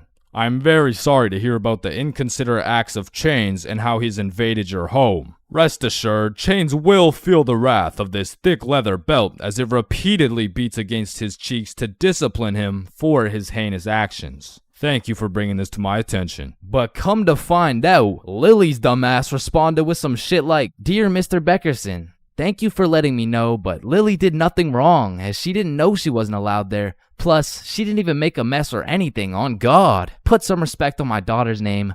Period. And just like that, our foolproof plan got fucked. And Becky's father texted each of us saying, you are coming to the house at 3:15 p.m. today or I'm calling the cops. And shit, looking back, Becky's father was most definitely bluffing. Like, say I didn't go, what was he gonna tell the cops? 911, what's your emergency? Hey, there was 8 kids who invaded my home 3 days ago. Okay, sir, did they break in? No, no. My daughter gave them the key. Sir, why the fuck are you calling 911? There was condoms in the bathtub. But like I said, I wasn't very smart and I didn't have the brain capacity to think that far ahead. So everyone shows up to the house and Becky's father sits us down and makes each of us individually call our parents and explain what we had done. And I went first. Hey mom, so I went to Becky's house the other day, but she was in Hawaii and I wasn't really invited. And there was condoms in the bathtub. Needless to say, we all got our shit whooped and I received my very first grounding with the sentence of 1 month in the slammer. Man, growing up, I was a great kid. No, I was a good kid. Man, growing up, I was a kid, bro. And as a kid, you hit a certain age where your own parents become your number one up. Like, hey, mom, can I go to this girl's house? No. Hey, mom, can I sleep over at Billy's crib? No. Hey, mom, can I go do crack under the bridge with my new friend Jorge? Hey. Hell no. Come on, all my friends are allowed to. Yeah. Okay, well, if all your friends jumped off a cliff, you're not just gonna... Now, to be fair, my mom wasn't the strictest parent out there. I mean, I've seen motherfuckers get the belt for speaking too loud, speaking too quiet, bro, for speaking at all. Like, one time, me and my friend wanted to have a sleepover, so homie went inside to go ask his mom, and he came out looking like he got a whooping from Prime Goku, bro. Yo, what the fuck happened back there, man? She said no to me, but... I think if you asked her, she would say yes. Bro, are you fucking insane? I'm not asking her shit. Like, I really can't complain, because some of my friends' parents were so strict, they had a fun limit, bro. Yo, George, we're gonna hoop after school. You wanna pull up? Damn, dude, I'd love to, but, man, I watched a movie yesterday. Okay. So do you want to play basketball? Dude, I want to, but my fun meter's maxed out, man. My mom won't let me leave the house till Monday. Holy shit, fun meter maxed out for a week off a movie? Yo, what's this movie, bro? Yeah, what? Yeah, no, it was good, man. It's called the Veggie Tale movie. Yo, George, I feel bad for you, bro. Because don't get me wrong, I've seen a lot of kids with super strict parents turn out to be straight A students, go to good colleges, stay with a good crowd of people. But with that being said, a lot of these kids whose parents were too strict to let them watch fucking SpongeBob, they end up going to college and catching Krusty Krabs after letting a dude named Patrick explore their bikini bottom, bro. Nah, but for real, my mom was far from one of those parents. I mean, she was reasonable, but the thing was, all my friends were a year older than me. Now, mentally, we were all dumb as shit. But when you hit that 12, 13, 14-year-old age, that 1 year is the biggest difference, bro. Like, us doing shit together just didn't look right. Yo, Bob, can you pass the za? Yo, Billy, let me hit that. Yo, pass me that shit, cuz. And cuz of this, I wasn't allowed to do a lot of the shit that my friends were allowed to do. Like, these boys could stay out past 10:30 p.m. on a weekend. I could not. They could have a sleepover on a weeknight, I could not. They could all go to a girl's house without having to call her goddamn parents. I could not, bro. Because have you ever pulled up to a function, motherfuckers are drinking, motherfuckers are doing drugs, and you gotta ask the host to speak to her parents? Hey, Kelly. Hey, killer party you got here. Like, by any chance, can my mom talk to your mom so I can stay and, like, turn up and shit? Oh, shit. And when you're 12 and all your friends can do shit that you can't do, you're left with just two options. You can either be a good kid, follow the rules, do your homework, eat your broccoli, or you could be a bad kid, break the rules, fuck your homework, and smoke that broccoli. And boy, did I make the wrong decision. I remember the first time my mom caught me lying was back when I was in grade 7. It was just an average Saturday posted up at Billy's crib. Yo, y'all boys know Rosa? Yeah, I know Rosa. What's up? Bro, she's throwing a birthday party at her crib tonight. Oh, shit, man. We about to get freaky deaky on these. I'm about to get so drunk I forget how to speak. Yo, on God, bro. Dead ass. That's facts. For real. Hey, Mom, I'm just calling to remind you how much I love you. Oh, I love you too, Chains.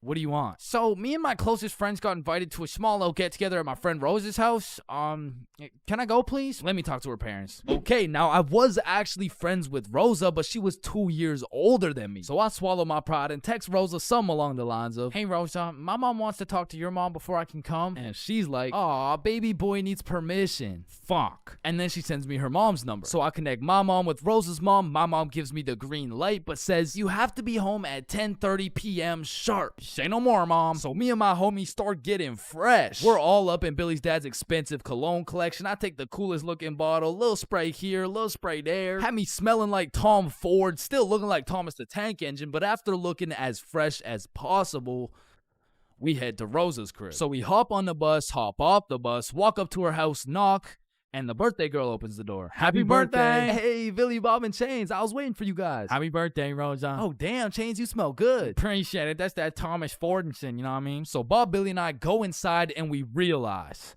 the gravity of this situation. Oh, shit. God damn. Rosa invited like 10 of her girlfriends and like 2 of her cousins, bro. We were completely outnumbered in the greatest way possible, bruh. As I'm just doing some quick math on the ratio, there's a knock on the door. Rosa opens it, and it's Dennis holding a bottle of vodka. Now, we're friends with Dennis, Rosa's friends with Dennis, but to put it simply, Dennis was a bad kid, bro. This motherfucker was living life with no precaution, no regrets, no morals, but to be fair, he was fun as fuck, bro, because when Dennis pulled up, the party got lit, bro. We were taking shots, dancing, playing beer pong, taking more shots. We were having a marvelous time, and I was drunk, okay? Not too drunk, but not just tipsy. I had hit the perfect sweet spot of drunk. I got all the stat boosts of being funnier, more confident, more smiley, but I still had full control of my body, so I started applying that pressure, bruh. Hey, don't y'all both have ugly boyfriends? No, what the fuck? No. Shit. Y'all want one? What? Damn, you smell good though. Appreciate it. I showered this week. Now, I don't remember what I actually said, but all I know is that in grade 7, cologne was overpowered, bro, because nobody was smelling good, and if they tried, it would just smell like Axe, dog. So I'm over here combining the powers of Tom Ford with the confidence of Smirnoff. Had me feeling like I'm him, bruh. So how y'all feeling? Honestly, amazing. How you feel? Shit, I'm feeling good. Just a little, just a little bit tired. I vividly remember sitting on that couch with these 2 girls, never wanting this moment to end, bruh. But when I look up, I see one girl crying, one girl looking for something, Dennis helping her look, and Billy and Bob are all ready to dip. So I hop off the couch for a second like, yo, what's going on? Yo, so Dennis just finessed like 3 of these girls' vapes, and we're not trying to get blamed, so we're about to dip. Bruh, for real? Yeah, you coming? Bro, but like, bro, I'm not ready to leave yet. Yeah, nah, it's cool. Don't worry about it. Just text us when you leave, bro. Ah, shit, all right, peace, bro. Peace out, dog. So Bob and Billy dip. I see Dennis's ass sneak out through the back door, and at this point, I have no clue how long I've been here, bro, but the party had died down to essentially just the girls who are gonna sleep over and me, bro. So I go to check what time it is on my phone, and it's 10:15, bro. My curfew's 10:30, and I'm a 30-minute bus ride from home, but if we're keeping it a buck right now, I don't even want to go home, bro. I made it to the girls' sleepover, and I didn't even have to ride the group dildo or nothing. This is a once-in-a-lifetime opportunity, so I text my mom, And I lied, bruh. Bob, Billy, and I are almost at Billy's house.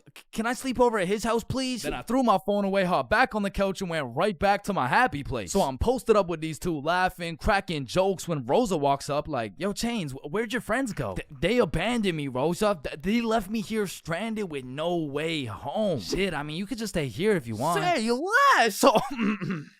Appreciate it. And eventually, all the girls gave up on trying to find their vapes. They all gathered around to play Truth or Dare, and I prayed for times like this, bro. I was deep in enemy lines, and I didn't want it any other way until one of the girls sees my phone on the ground and is like, hey, Chains, I think someone's calling you. So she tosses me my phone. I check it. And I got 20 missed calls from fucking everyone in my contacts, bro. So I'm trying to be strategic with it to find out what's going on. I called Billy first. Yo, what's happening? Bro, so your mom called my mom and asked if you were here yet at my house. And my mom told your mom that you're not even here, bruh. Aw, shit, what do I do? Bruh, I don't know. And everyone knows when you get caught in a lie, you should just fess up, tell the truth, and apologize. But I doubled down, bro, so I called my mom, and I'm like, hey, mom, we're almost at Billy's house. We just missed our second bus. Where are you? I'm at Stickman Middle School bus stop. You know, like, we're super close. We're just waiting for the bus to come. I'm picking you up right now. Fuck me, bruh. Now, not only is she expecting all three of us to be together at this bus stop, shit, not a single one of us is there, bro. To put this in perspective, my house is right here, Billy's crib is right here, and Rosa's crib is all the way over here, bruh, and Stickman Middle's somewhere near the middle. And so I pull up the bus app on my phone and see the next bus is coming in 2 minutes. And with all that adrenaline pumping through my veins, I jump up out the couch, steal a piece of gum, and haul absolute ass to the bus stop, bruh. I get there right on time, hop on the bus, and I call Billy. Yo, dog, I think I'm cooked. I told her I'm at Stickman Middle with you guys. Dude, why the fuck would you do that? Shit, bro, I don't know. I'm busting there right now. Bro, if she sees you there without us, you're cooked beyond belief. I know, bro. Yo, we're on our way. So Bob and Billy hop on scooters and start hill bombing their way down to the bus stop to save my ass. And this shit was a race to get to the bus stop before my mom does, because if she catches me there alone, I'm cooked. If she catches Bob and Billy there before me, I'm cooked. If she gets there before anyone, I'm fucking done, bruh. I'm on the bus just praying, and when I finally get to the bus stop at Stickman Middle, I get out and take a deep breath because my mom's not here. But I'm shitting my pants because neither is Bob or Billy. And so I'm calling them, no answer. And I look down the road, I see some headlights. And this was not a busy street, bruh. And as the car is getting closer and closer, I can feel the anger radiating from the whip. I can almost hear the belt making contact with my cheeks. And the car pulls up, and it's just some random dude driving by. Yo! These motherfuckers, Bob and Billy, come flying down the hill. They get to the bus stop, throw their scooters in the bush, and pretend like we've been waiting here for an hour. Oh, gee wilkers, man. I can't believe we missed this bus, dude. Billy, pray for me, bro. Get in the car. I get in my mom's car. I'm stone fucking sober. My heart is pounding. Why did you lie to me? Well, I honestly wanted to spend more time at my friend's house because we were just having fun. I'm not mad. I'm just disappointed, Chains. That shit hurt way more than any punishment ever would have, bro. So even though Bob and Billy clutched up for me, I still got grounded, bro. But I did learn a valuable lesson. Just tell the truth, bro. It makes everything easier.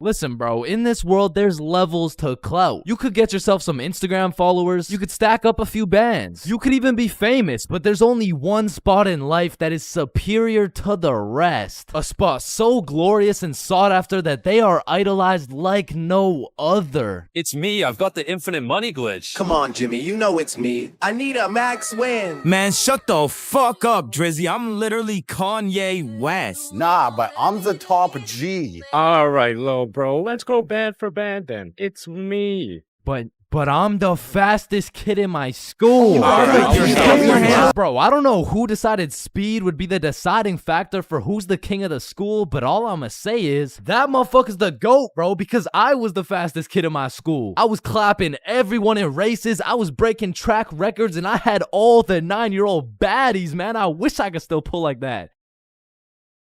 All right, it's just a miscommunication, you know? Like, when I say 9-year-old baddies, I didn't mean Explain it to the judge, buddy. Sick fuck. And because I peaked in elementary school, come with me and we'll take a look back at some of the first years of our lives and maybe some of the best, am I right? Kindergarten. Coming into kindergarten, kids were either excited or terrified as fuck for their first day. I mean, I would be pretty fucking pissed too if I knew this was the beginning of me being locked up every day for 13 years. But kindergarten was funny as hell because these kids had no clue what was right and wrong, so they'd be saying the most outrageous shit for no reason at all, bro. Hey, buddy with the hat, can you pass me the skin color crayon? I mean, at this age, kids were just walking NPCs, and I can't even blame them. I mean, they haven't developed consciousness yet, bro. Like, at this age, recess consisted of catching bugs, playing on the monkey bars, and fucking eating sand. And I've talked about the high school bathrooms and all the wild shit that happens in there, but to be honest, the elementary school bathrooms blow that shit out the water, bro. Because these kids aren't hitting vape tricks, no, they're hitting toilet trick shots, trying to set some world record for the farthest piss taken from the toilet. And let's just say even Stephen Curry couldn't splash that 3-pointer. So essentially, motherfuckers was just pissing on the ground. Like, you need to walk into that bathroom 110% alert, or else the next thing you know, you're getting that R. Kelly treatment, bro. And I remember my kindergarten had those green, yellow, and red cards to show how good you were that day, but there was always that one kid with the permanent red. I'm talking the teacher didn't even bother to change his shit the next day, because everyone knows as soon as he walks into class, he's doing some fuck shit. For me, it was this kid we'll call Dennis, because he was a menace, bro. He was always loud, always throwing shit, but besides being a menace, he was also a truth speaker, a fact spitter, for better or for worse, because this little guy had no filter. Okay, Leah, you're up first for our show and tell. Okay, I brought my favorite painting of mine.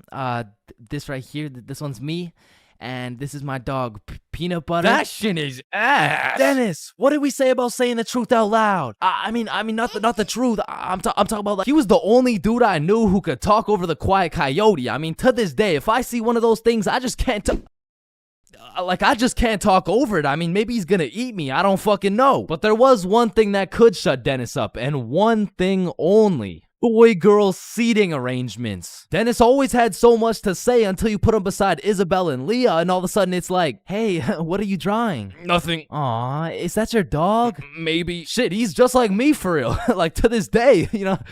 Oh shit. And then we go outside for lunch, and don't get me wrong, eating sand for fun was great and all, but as kids got older, everyone started to play games, some of which consisted of tag, manhunt, soccer, basketball, grounders, red ass, kickball, jump rope, tetherball, and what is possibly the most goated game of all time, Foursquare. This game was legendary, bro, but this shit used to get heated as fuck. I mean, kids were making truces, making whole clans, and that right there was real beef. Like, if you caught the ops lacking at nap time, it was on sight, bro. Psst, what? Oh, no, wait. You're a poopy head. But man, crushes were everything in elementary school. Like, if you told anyone you had the smallest crush on a girl, word's getting out fast, and the entire class is going to be organizing a wedding for tomorrow. But some kids just didn't use their words, like this one girl in my elementary school who most definitely had a crush on me. I mean, once again, I was the fastest kid in my elementary school, so... As I was saying, this girl had a crush on me, but she didn't like using her words, so essentially, she just she just beat my ass. I mean, what better way to tell someone you like them? And she must have really liked me, bro, because you could see it when I came home. Like, oh my god, Chains, what happened? Oh, well, I think this girl at school likes me. Oh, yeah, that's great. But why do you have so many bruises? Well, Mom, I think she really likes me. No, I think you need to go to the hospital. Yeah, probably, yeah. And there was also that one kid who went around teaching people swear words just cause he could. And of course, when I learn some shiny new words, I'm gonna use them. I mean, I still fucking do. But I remember just talking with my friends, dropping the F-bomb, feeling cool as hell. And then one time I see this girl hauling ass over to the teacher and whispering in her ear. And I already knew what was going down because this girl was the biggest snitch known to man. Like, unprovoked. It was like a hobby or some shit to her. And her name was Erin. Like, her real name was Erin, spelled E-R-I-N.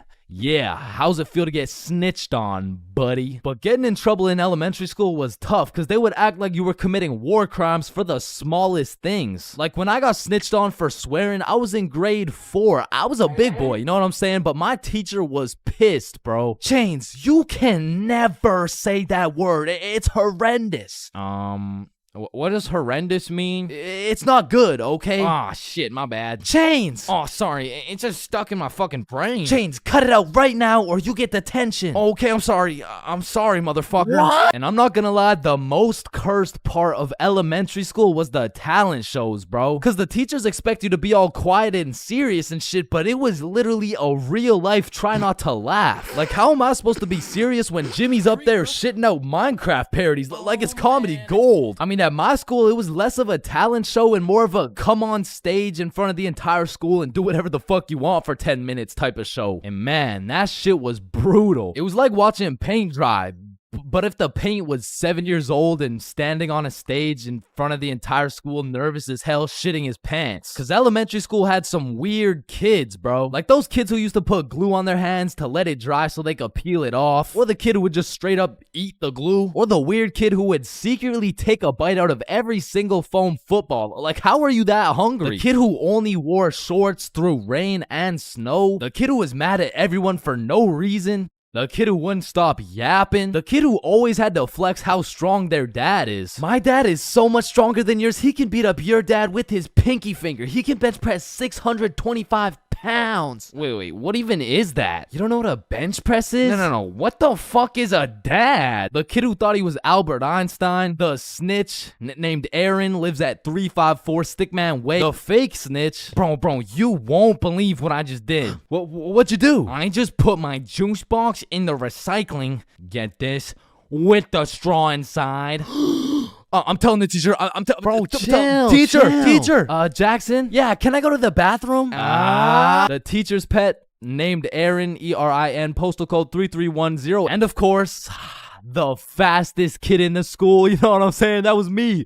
I was him. I was the fastest kid in my 3 a.m. Once the clock strikes 3 a.m., I feel like you've given up on trying to sleep. At this point, you're going to commit to whatever you decide to do until the sun comes up. Whether you're studying for tomorrow's math test, chilling on Discord with the boys, choking the chicken, or simply sulking in those 3 a.m. thoughts, you'll pretty much find yourself doing anything but sleeping. And I don't know if it's just me, but those 3 a.m. thoughts hit different. And honestly, it's just the perfect time to go for a walk, find a nice little view, maybe light up a joint, and just think. The youngest picture of you is the oldest picture of you. Does Lightning McQueen cop car insurance or life insurance? Wait. Did the brain name itself? Hold up. What if soy milk is just regular milk introducing itself in Spanish? I have no clue if this is just me, but every once in a while when I'm laying in my bed at 3 a.m., I suddenly get the motivation to become the best person on the planet. Like, I set an alarm for 5 a.m., I tell myself I'm gonna go work out, then go for a run, then meditate, then drink kale smoothies, then become a millionaire, then donate it all to a family in need. But as soon as my alarm goes off, I'm just like, shit, I'm too tired for all that. Then I just end up sleeping until 1 p.m. And my brain is constantly playing games with me, bro. Like, tell me why I'll be using all my strength to stay awake during the day thinking, ugh, man, I can't wait to go to sleep tonight. But when it comes time to sleep, I just can't. I'll be left lying there at 5 a.m. awake as hell, watching these random motherfuckers build a 2-story house with a hot tub in the jungle. And you know what? Being awake at 3 a.m. is kind of like being high a little bit. Because you start to think about things you don't usually think about. And because you get hit with the fucking munchies, bro. I'll be whipping up a 3-course meal with appetizers and a complimentary dessert to watch a YouTube video. And listen, I can't explain why, but there is no better water than water at 3 a.m. I mean, it's pretty much a part of my sleep schedule now to wake up at 3, chug some water, take a piss, then go back to bed. But sometimes while I'm trying to go back to sleep, My brain just started showing me a compilation of my top 15 cringiest moments. I mean, I'm having flashbacks to the time in grade 5 when I said a joke and nobody laughed. Guys, why did the monkey fall out of the tree? Why? Yeah, why? Because it was dead. Oh, damn. Or I'll be up all night thinking about that one debate I had 3 years ago, brainstorming about the best things I could have said in each scenario. It's like if I do some cringe shit during the day, I have no choice but to lose some sleep over it at night. It's like my punishment for saying some stupid shit. Like I know one guy who accidentally called his teacher mommy in front of the entire class, and that dude hasn't slept since.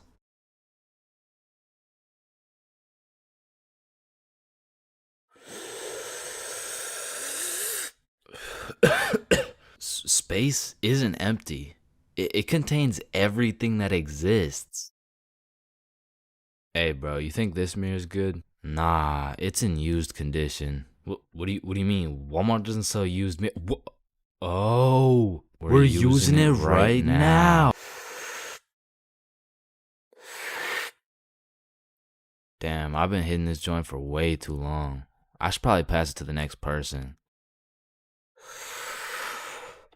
You ever thought about how most of the sky is actually below our feet? No, it's right up there. Holy shit. Okay, guys, I'm gonna be your waiter for tonight. Just give me a second and I'll be right with you guys. We are the waiters. Bro, what are you talking about? No, think about it. If we're waiting for the waiter, then we are the waiters. Hey, nice belly button, bro. Hey, thanks, man. Your belly button is really your old mouth, by the way. What the fuck? Yo, is your thumb even a finger? Fuck, man, I don't even know. It's kind of just a thumb. So if your thumb isn't a finger, then there is no middle finger. Hold up. If you were the first person in the world to break 2 world records, then that would be a world record. So you'd be the first person to break 3 world records. But then that would make it 4 world records. And that would make it 5 world records. Holy shit. Then it would be 6 world records. Man, who the fuck named this shit a chair? Like why a chair? Hey bro, I got you a milkshake. Oh, thank you, man. Does a straw have 1 hole or 2? Obviously it's 2. No, but what if it's just like 1 long hole? What's the point of life? If you get a bigger bed, you have more bedroom, but you have less bedroom, you know, like bedroom, like. Can I get a ice cream cone? No, fuck you. The ice cream machine's broken. Man, that's not fair. Well, life isn't fair, buddy, so what do you want? But if life isn't fair to everyone, then isn't life just kind of fair? Like, I just don't get it. Like, chair. Why is it a chair? You know, it could have been like anything. So your nose grows every time you cap. Yeah, what about it? So what if you just said your nose is going to grow? Well, that would be a lie, so then it would grow. Try it. My nose is going to grow. Yeah, I told you. But now that it grew, it's not a lie. Whoa. Bro, I'm way too baked right now. Here, eat an orange. It helps. Nah, hold up. Are oranges named oranges because they're orange? Or is orange called orange because oranges are orange? Just eat the fucking orange. Boys, we got the pizza. Let's go. Sir. Why the fuck is the pizza box square? Like, if the pizza is circle and a slice is a triangle, yo, who the fuck invited this kid? Yo, can you pass the lighter really quick? Yeah, I got you. Wait. When you light your lighter gets lighter until your lighter is so light that your lighter won't light. Damn, that motherfucker's spitting right now. It just seems weird. Like, why the fuck is it a chair? Man, family functions have the weirdest dynamic, bro. Like, how have you known these people your entire life, but have still never gone past the surface level conversation? I mean, let me know if it's just my family, but every function is the same. The whole gang links up, and everyone just asks the most generic small talk questions to each other. Hey, how's that new place you bought? Oh, yeah, it's good. And how's the kids doing? Oh, they're good. Oh, and how's the wife? Man, fuck your wife. I don't want to hear any of these NPC conversations, bro. And let me know if I'm getting too specific here, but what about that one uncle who goes by the name of either Bob, Jerry, or Dave? And this dude will just always be saying the most out-of-pocket things imaginable. Oh, how's your daughter Jane doing? Oh, Jane's always been hot, eh? Bob, she's 15. This uncle be at the family function thinking it's Coachella or something. Bob, another beer's a little bit excessive, don't you think? Yeah, football! I'm the youngest person in my whole family, which for whatever unspoken reason, it just means everyone has the go-ahead to flame the living shit out of me. Hey, Chains, still no girlfriend, huh? I guess you're not too good with the ladies there.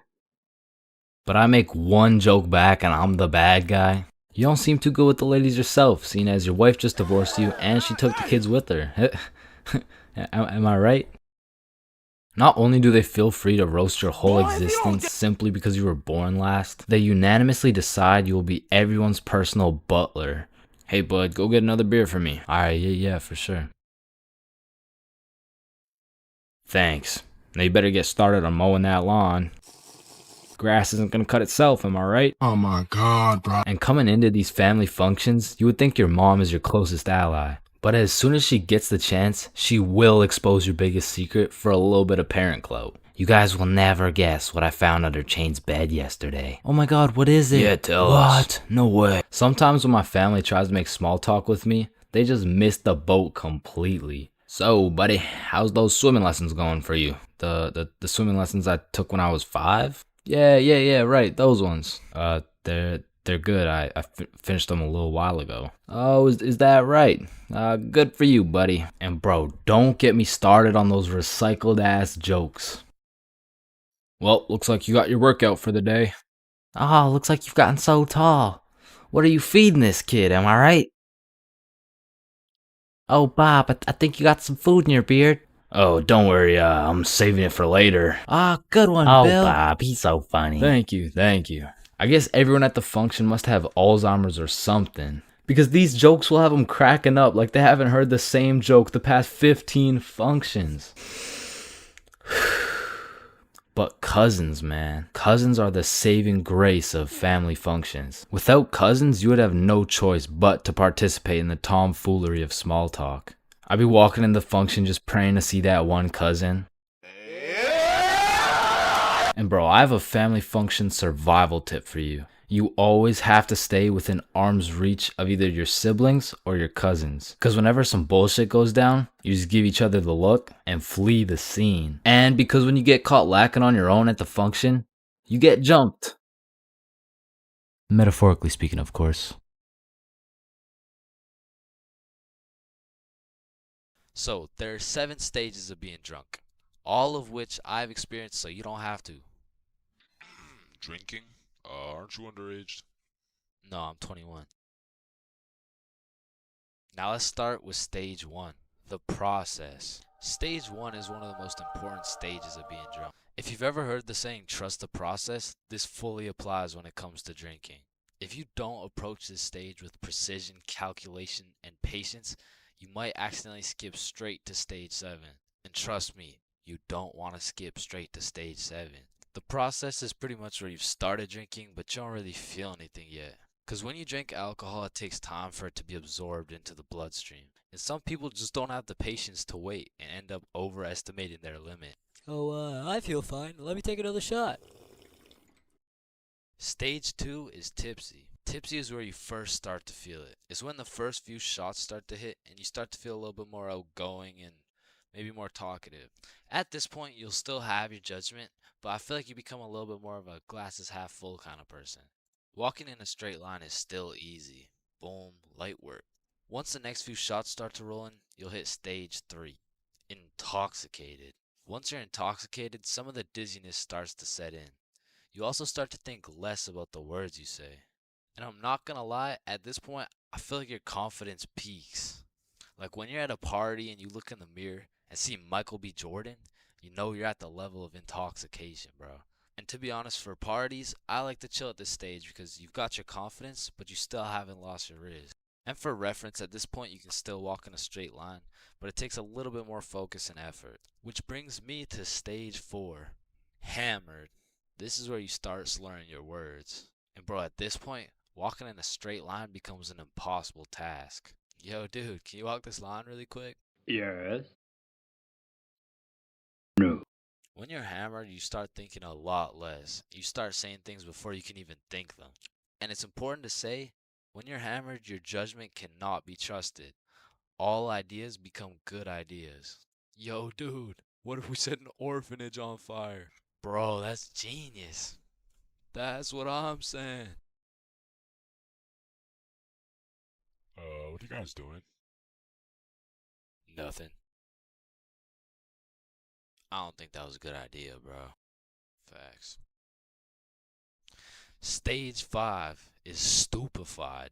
At this stage, you'll have the brain power of a toaster. And honestly, walking in a straight line isn't even a question anymore. Yo, dude, can you walk this? Once you're stupefied, you're just too far gone. You feel like your head is just spinning over and over. Now, at this stage, I would recommend leaving whatever party or setting you're at because you can't function properly. Probably end up regretting some of the shit you say or do the next morning. Now, stage 6, wasted. When you're wasted, when you get wasted is just regret. Your body is literally fighting for survival. Everything is miserable and you always promise yourself you'll never get to this stage again. But one way or another, it always comes back. Whenever you're at a party, there's always one person who's wasted and they're hunched over at the toilet just vomiting, bro. And it just ruins the night completely. So this might be obvious, but I do not recommend getting wasted. Now, to get to stage 7, you have to do one of 3 things. First off, you could have not trusted the process at stage 1 and heavily overestimated your limit. Or you could have been hammered and your judgment was tainted, so you had the idea to take more shots.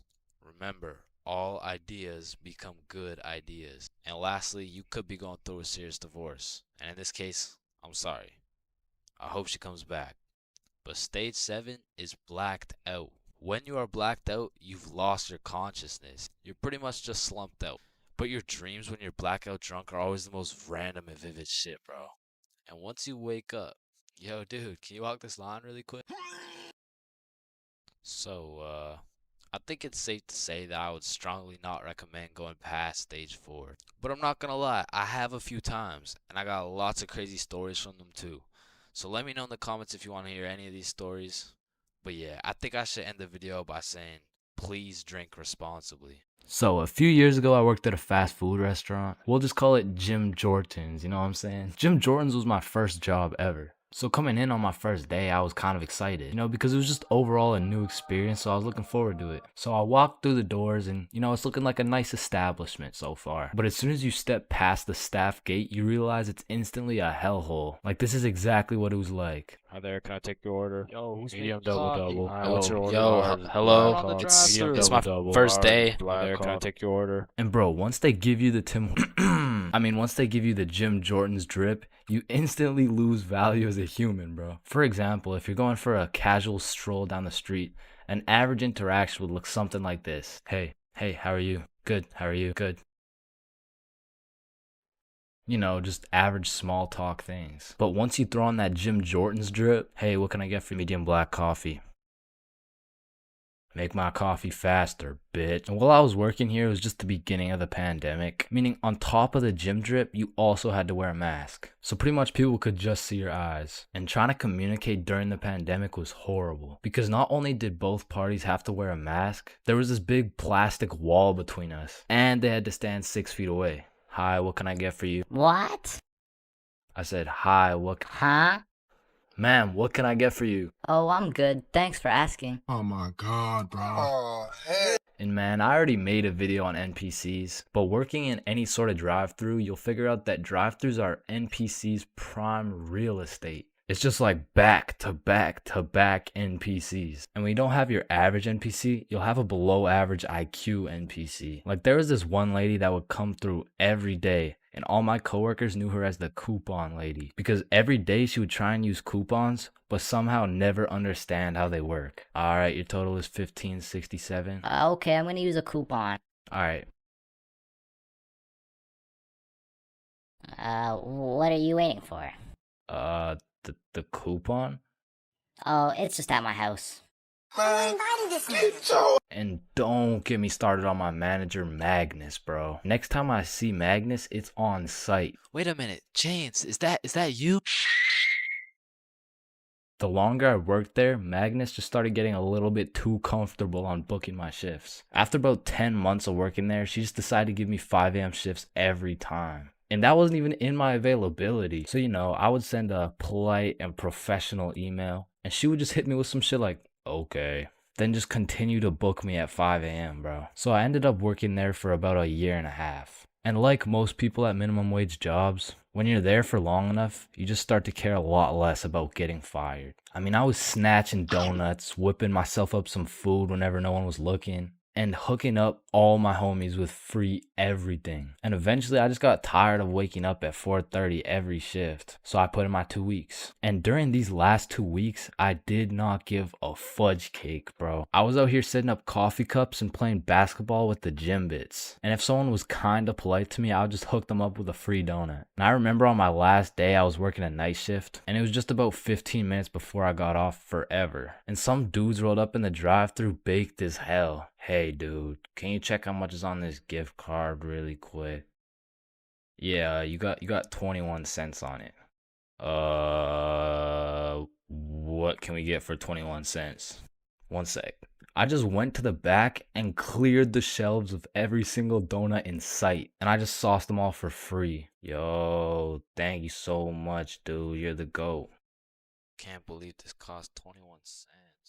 So yeah, that was my experience working fast food, and it's definitely not fun, but I feel like it's a valuable experience. Because now that I know I hate working there so much, I'm gonna work hard enough so you will never catch me working in fast food ever again, bro.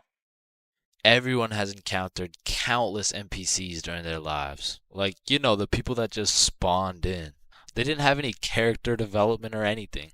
And to be honest, when you leave their vicinity, they probably just despawn. If you still have no clue what an NPC is, it's a non-playable character.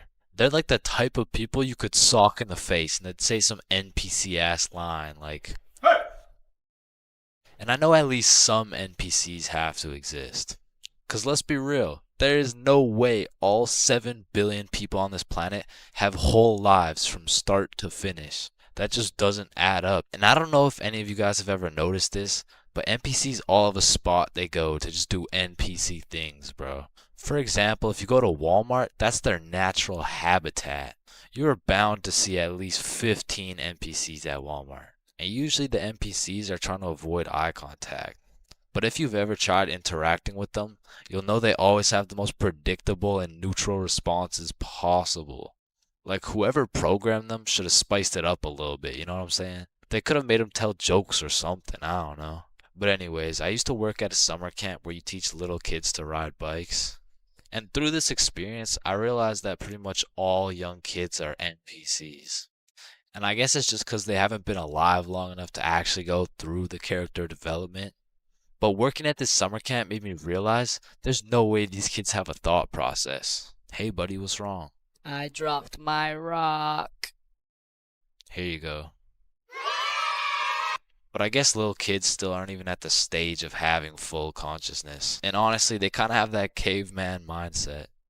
Eat something. But I mean, you can't really blame them because they've only been alive for a few years. But still, as a non-NPC, I'd like to believe I was never participating in these NPC activities as a kid. I refuse to believe I was out here spending my time doing this. But yeah, man, I really just want to know if there's any NPCs watching this right now. If there is, just fess up, bro. Because I don't even know if NPCs be on YouTube or if they just like despawn before they can do that. But regardless if you're an NPC or not, thank you for watching this video. Subscribe. First dates have the potential to be magical, fantastical, romantical, a night you will never forget. But they also got the potential to be straight booty. I mean, first dates are just a gamble, bro, especially if it's from a dating app. Like, you could show up to your first date with a 5'4" blonde Tinder girl and end up finding out she's 5'9". And she's brunette. And she's a dude. I mean, first dates from dating apps is kind of like buying one of those SpongeBob popsicles from an ice cream truck. Like, you know it's not gonna look the same as the advertisement, but the question is, how fucked up can it really be? And let me just say, extremely fucked up. I'm talking massive buck teeth, eyes crossed with a bite taken out of it, and I'm not talking about the popsicles. And these are the exact reasons my very first date was not from Tinder. Also because I was in grade 7. And that would be illegal. And when I was in grade 7, I was 12, as most grade 7s were. And for whatever reason, me and my homies loved going to the mall after school, which was weird because we had no money. So after another successful day of walking around and being too broke to buy anything, we walked back to the bus terminal by the mall. And as we walked up to our bus stop, we see these two girls waiting there. And the closer we got, the more familiar these girls started looking, until we realized one of them was in our class. And so we walk up to them like, yo, are you Kate? Oh shit, Billy, Bob, and Chains. What's up? Oh, nothing much. How are you guys doing? Oh, I'm good. This is Jessica. She's new to our school. Hi. What's up? Hello, Jessica. What brings you guys to the mall? Oh, nothing much. Just walking around and not buying anything because we don't have any money. Yo, us too. And so we all get on the bus and we're just talking and shit for a good 20 minutes until my stop comes up. So I'll pull the thingy, but before I get off the bus, I ask Jessica, yo, Jessica, do you Snapchat by any chance? Yeah, I do. Let me add you. What's your Snap name? And I remember I had some shitty ass username like, oh shit, it's MLG Pro No Scoper Illuminati confirmed. Yo, kid, get the fuck off the bus. Sorry, 1 second, please. Where was I? MLG Pro No Scoper Illuminati confirmed. And when I got home, I went on Snapchat, accepted a request, and we started talking. And we snapped all night to the point I was smiling, kicking my feet in the air and shit. Yo, I'm coming in. No, wait, don't. I'm beating my meat. Wait, shit. Yo, what boy has you smiling like that? Boy, it's a girl. Man, shut the fuck up. Oh shit, you're serious? Wait, so the whole time you were watching Powerpuff Girls? It just had a good plot. Okay, bro. Okay, so this is what you gotta know. And my brother started running me through the do's and don'ts of being in a talking stage. Alright, listen, don't text her too much, but don't text her too little. Don't talk to too many other girls. Yep, nope, that won't be a problem right there. Yep, I know, buddy. And you also gotta talk to her at school. So the next day at lunch, Bob, Billy, and I walk over to Jessica and her two friends, and we start talking again, and we make plans to go to the mall together. And boom, all of a sudden we started forming a little friend group. It was me, Bob, and Billy with Jessica, Kate, and Nikki. And we started hanging out damn near every day, hitting the mall, buying nothing, going to Nikki's house, doing nothing. But we had fun, and so inevitably, Bob and Kate start having a thing, Billy and Nikki start having a thing, and that just left me and Jessica. And so one late night, we're on Snapchat with my feet kicking in the air faster than ever, and Jessica hits me with a, so I've been thinking, well, I like you. I like you back. So,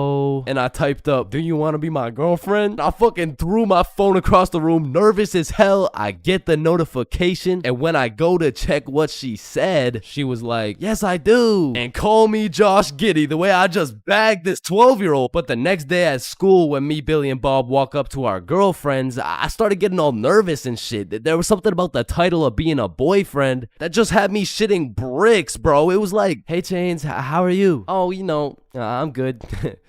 Oh yeah, how are you? Oh, I'm good. But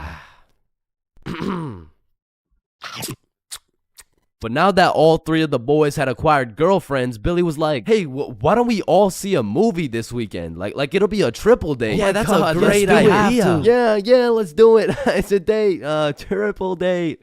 Yeah, fuck yeah. And by the time the weekend rolled around, I was still terrified of the fact that I was going on a date. And to be honest, I was also scared of the movie, bro. We came to watch It, which as a 12-year-old sounded like straight nightmare fuel, bro. But nonetheless, me, Bob, and Billy hop on the bus and arrive at the movie theater fashionably late. And so when we walked through the doors, there was our three little girlfriends excited for our first dates. So we all walk up, hug, and then go to get our tickets. And I dropped my entire life savings on her ticket and then go into debt for mine. But nonetheless, we head to the theater. Wait, should we get popcorn? Oh yeah, of course. Hey man, how much is a large popcorn? Large popcorn, that'll be $10. Damn! What happened? Are you okay? Yeah, I just realized they ran out of popcorn. Are you fucking stupid? Yeah, no, don't worry. Thank you, man. Is it no problem? Have a good day. And we got to our seats and sat down, and the movie began. And as the movie progressed, I realized it wasn't even too scary, but about 20 minutes deep, I get a tap on my shoulder from Bob. And he gestures to me the fact that him and Kate are holding hands. And I look over to Billy and Nikki, and they're all cuddled up and shit. Which meant I had to make a move, bro, which inconveniently made my hands start sweating bullets. So now I was in a position where I couldn't just grab her hand while my shit was sweaty as hell, cause then she'd think I'm weird. But then I also couldn't just sit there and do nothing the whole time, cause then she'd also think I'm weird. So I just started doing the only thing I could think of, which was blowing on my hand like some hot soup, and believe it or not, made me look fucking weird. But at least my hand was dry, so I go and hold her hand, but when I do, I make a grave mistake. A tactical error, bro. When I held her hand, my hand was on top and hers was underneath against the armrest, and my dumbass was scared I was gonna crush her arm or some shit. And I don't know where I got the idea that I even could crush her arm from, bro, because those 12-year-old stickman arms couldn't crush a fucking pretzel if they tried. But for whatever reason, I decided my best option would be to hover my arm slightly above hers so my 1-pound arm couldn't come down and fucking demolish her forearm. And you know, this was cool for about 60 seconds until I started feeling the burn, which started hurting so bad that I forgot I was even watching a movie. I was just 100% focused on thugging this shit out. And about an hour into the movie, I was just fucking shaking relentlessly. I mean, at this point, it wasn't even about not having this girl think I was weird, because Lord knows it was too late for that shit. But now it was about proving to myself that I could finish the movie this way, and sure enough, I did. But at what cost? Wow, you were so scared you were shaking, huh? No, I wasn't scared at all, actually. Oh my god, are you sweating? No. So, you know, looking back, it wasn't my best performance, you know what I'm saying? But with that being said, after that triple date, Billy's girlfriend Nikki ended up breaking up with him and gave up on dating dudes as a whole. So, I mean, it could always be worse, bro. Man, there's a lot of questionable places on Earth, like the Bermuda Triangle or Area 51 or even this place. But none of these places can compare to the questionability of high school. And so inevitably, there's some weird ass kids in that joint. Like, you gotta be careful who you talk to, bro, cause you approach the wrong student and shit, you're getting cussed out by a pack of hyenas in social studies class. And usually I never care what other people do. Like, you do you know what I'm saying? But when I gotta sit through that shit for 6 hours a day, 5 days a week, shit, can you stop doing you for like 5 minutes, bro? And speaking of annoying kids, there's always that one kid in class who's constantly gargling on the teacher's meat. Like, we'll be finishing up the last class on a Friday, and of course the teacher's pet's gotta say some shit like, Mr. Cummingson, is there no homework for us to complete over the weekend? Well, no, believe it or not, I'd rather not spend my weekend marking your shitty ass little essay, so. Don't worry, Mr. Cummingson, I can help you mark essays all weekend long. Whoa. Isn't that against school policy? Well, what's against school policy? Riding Mr. Cumminson's dick with no license? Hey, you're not allowed to swear. And of course, the class clown. And man, I really just gotta commend him for his work. Like, it's not an easy job being the class clown. Dude threw out his entire GPA, future, and probably got his shit whooped on multiple occasions just to keep the class entertained. Like, I'll be rotting in English class, about to fall asleep, until the class clown starts cooking the teacher for no apparent reason. And next we're looking at adjectives. Does anyone have any good examples? Yeah, Jason. Bald as shit. Well, no, that's actually 3 words. No, I wasn't even using an example. You're just so goddamn bald, it's distracting. Hey, you know what they say? The more hair I lose, the more head I get. Stop the cat. No.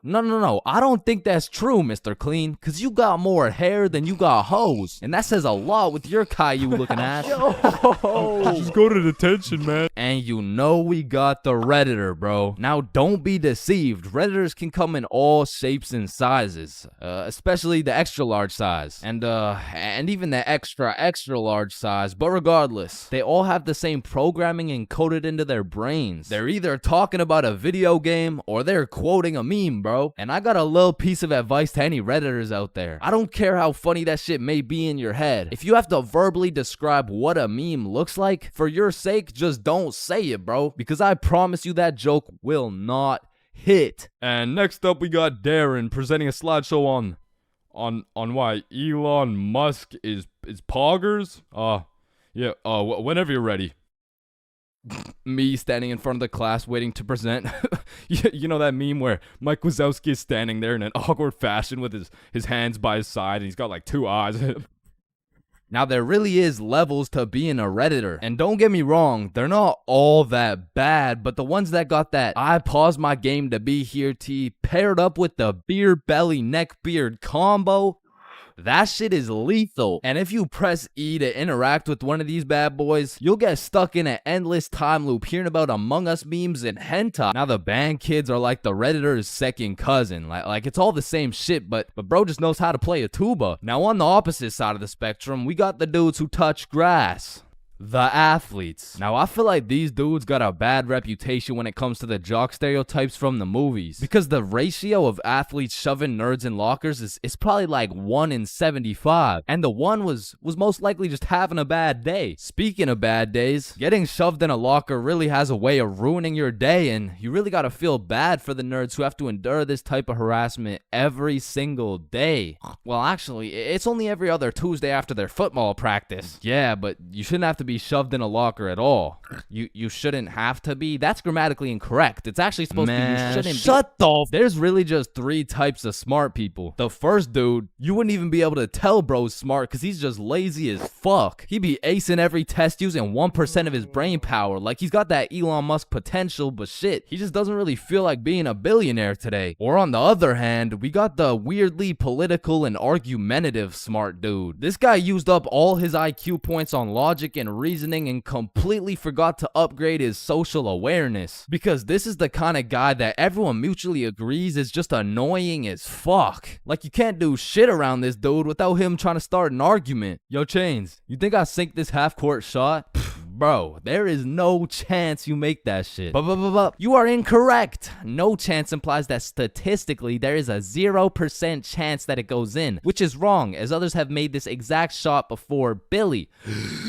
Truthfully, there's a chance for just about anything to happen, even though the chances may be slim. Well, that's cap, because there's no chance for you, bro. No chance for me to what? You gotta be more specific. For you to get some bitches. And some people are just smart, and they still have the ability to be a normal functioning member of society. A lot of these people are chill as fuck. Like, they can teach you shit you don't understand, carry you in group projects, and if they're goated, they can just bless you with the homework. And this is not the same as getting your homework from the class clown or the athlete, because this shit is actually correct. And next, we got the other dudes who touch grass. The stoners.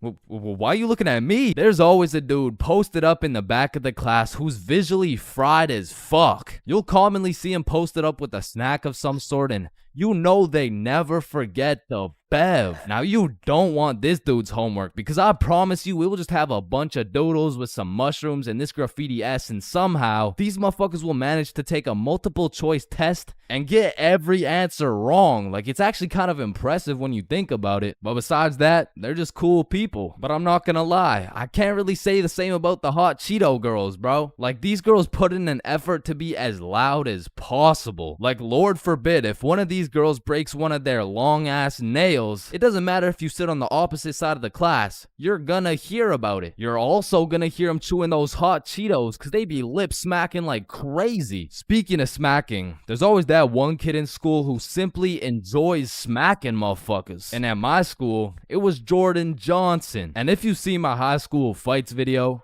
that's why you don't mess with me. Yo, I'm Jordan Johnson. Or my high school dances video, I'm Jordan Johnson. You would know Jordan Johnson keeps a solid ass record, but it's at the point where bros fought so many people that nobody really even fucks with him. Cause now it's like either you fought Jordan Johnson or your homies fought Jordan Johnson, and either way, it's fuck Jordan Johnson. But all bias aside, you just got to appreciate the top tier, high value entertainment that JJ brings to the school. Like after a long day of calculus and chemistry, there's nothing like watching a dude get Batista bombed in front of the whole school. And speaking of the whole school, 75% of the whole school are straight NPCs. And there's nothing wrong with it. It is what it is, cause honestly, I love you for that. I couldn't be happier to share the school with you, my man. Cause I'm not gonna lie, I don't think I would survive a school without NPCs. The sheer amount of Redditors, hot Cheeto girls, and teachers' pets, fuck, I'd rather be homeschooled at that point. But all jokes aside, man, every student plays a crucial part of the high school experience. So remember to appreciate everyone.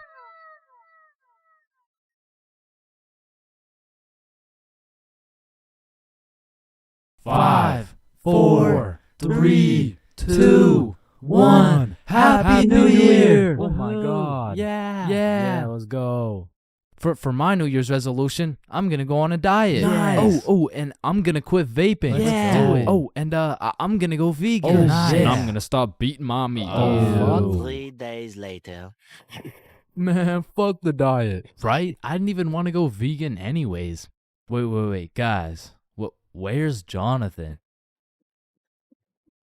Alright, I'm gonna keep it a stack. This New Year's resolution thing is a whole lot of bullshit. Some goddamn buffoonery. A heaping pile of fucking horse cut. Like, don't get me started on these New Year, new me motherfuckers, man. Like, dyeing your hair and getting another piercing doesn't change shit. Now you're just broke, depressed, and lonely in a different font. And I'm not gonna pretend like I don't see you motherfuckers in the gym for the first 2 weeks. Like, come on now. You and I both know as soon as you get out of this gym, you're about to pick up a large strawberry milkshake, a Big Mac with no pickles, and a side of chicken nuggets, and it's disgusting.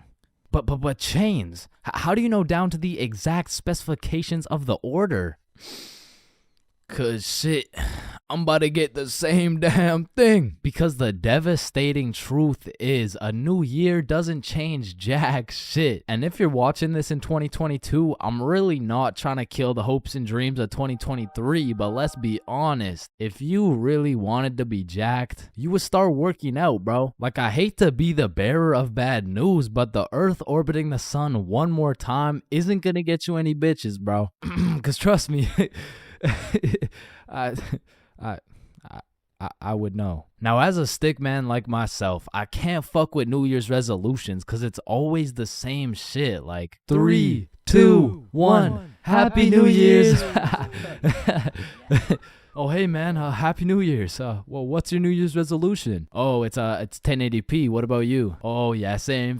But did you see Ethan, bro? Nah, what's his? Yo, he's got 4K. Yo, what's up, dudes? Oh, look at the quality on this guy. Damn, wait, do you hear that noise? Yeah, what is that? Oh shit, it's Chains. He got 480p again. Shit. God damn. That whole New Year's resolution bit was unfunny as fuck. Like corny as shit. Well, speaking of corny jokes, New Year's seems like the time when motherfuckers feel like it's okay to start whipping out the most overused and unfunniest jokes of all time. Oh, hey Chains, watch this. 2, 1, Happy New Year. Hey Chains, I haven't seen you since last year. So you know how it's gonna be 2020 soon, right? Yeah, what about it? Well, I got 2020 vision. Now, I know it sounds like I'm on some humbug shit, but New Year's does have a lot of great things about it. Like the parties, the fireworks, the parties. And so you may be thinking, Chains, why are you like the Grinch of New Year's resolutions? Why do you hate New Year's resolutions so much? Well, the truth is, my hatred for New Year's resolutions dates way, way, way back to 2016. It was December 31st. New Year's Eve, 11:59 p.m. This was the very day when a young hopeful Chains decided my New Year's resolution would be to acquire a girlfriend. I tried and I tried, but as 2022 comes to an end, my girlfriend remains unacquired. Fuck, for most of my life, I've known how to swim. But by that, I mean, if my life depended on it, I could swim from one place to another. I don't even know if swim is the right word. Like, if you saw me casually enjoying a little swim at the pool, you'd be like, does he need help?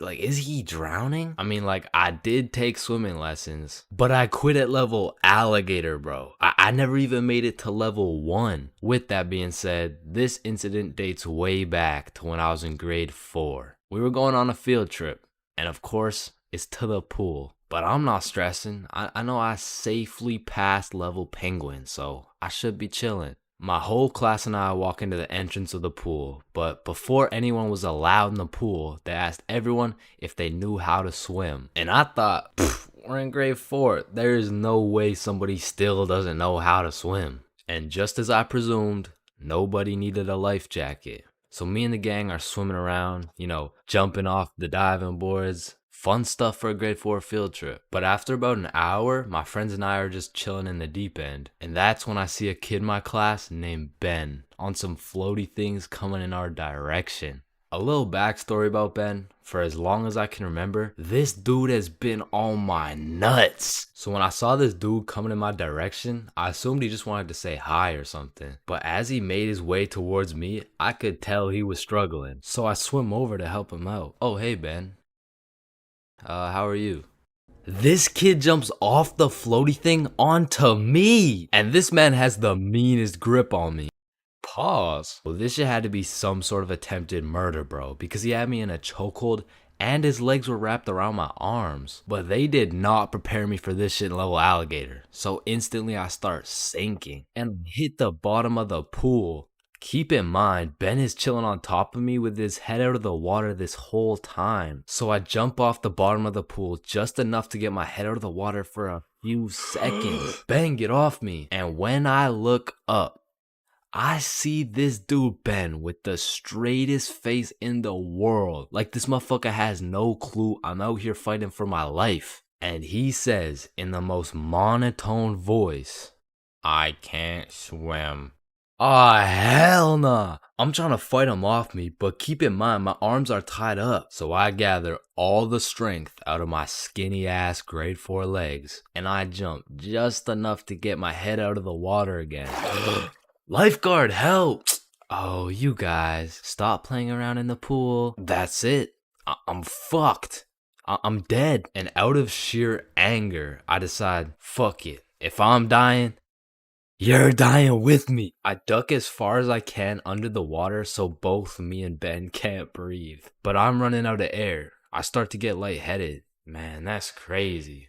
This is really how I die, huh? And just as I had lost hope, my main man, Bob, comes in on some Superman shit, pulls Ben off me, and swims me over to the shallow end. I cough up some water, but eventually I catch my breath.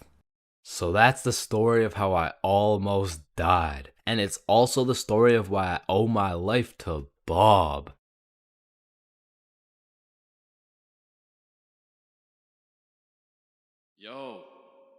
Hey. Yo, wake up. Bro, wake up. Hey, man. What?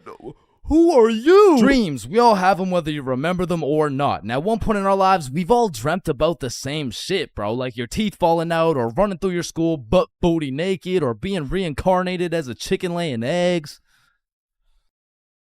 But when you really step back and think about what sleeping is, it's mad weird, bro. Like imagine an alien crash landed on Earth and saw a bunch of motherfuckers sleeping, like...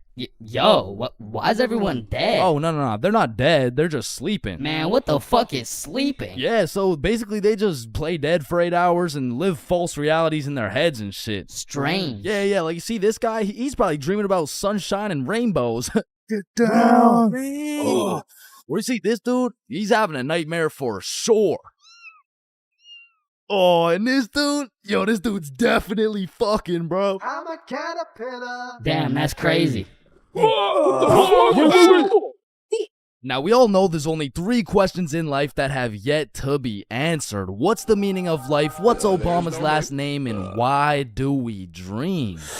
Dude, it's all your subconscious talking to you, man. You just gotta find the true meaning of each dream, dude. Bro, what the actual fuck could this possibly mean, bruh? You're autistic. Anyways, the craziest part about dreams is the fact you're the one telling the story and you're the one listening to that shit. My dumbass still falls for the plot twist every time, bruh. I'll never forget this one dream I had back in grade 6 where me and my 2 homies were walking. Don't know where, don't know why, but as we're walking, a dude in a big white van pulls up talking about, "Hey, if you kids come in my van, I'll give you some candy." shit. I mean, I'd come in your mouth for the whole bang. So obviously, we hop in, and the driver looks absolutely cracked out, talking about, "Hey kids, eat this candy." and so we unwrap this piece of candy, and it's literally just a razor blade, bro. Like, he didn't even try and hide that shit. Nah, I think I'll have to pass on this one. Alright, okay, then eat this piece of candy. Nah, this is a perk 30. You got any Reese's cups? Yeah, nah, I got Reese's cups, here. Sir, this is just a Glock covered in peanut butter. Alright, fine, take this. Shit, okay. So we eat this unsuspicious looking candy and instantly start tripping balls, bruh. Like, the van is deforming, we're seeing rainbows and shit, and worst of all, we see this big ass grin on the driver's face. And I don't remember exactly what he said, but he said some crazy shit like, "Get ready, I'm coming for them cheeks." Nah, it was more like "Looks like your private square just went public." Okay, no, that wasn't it either.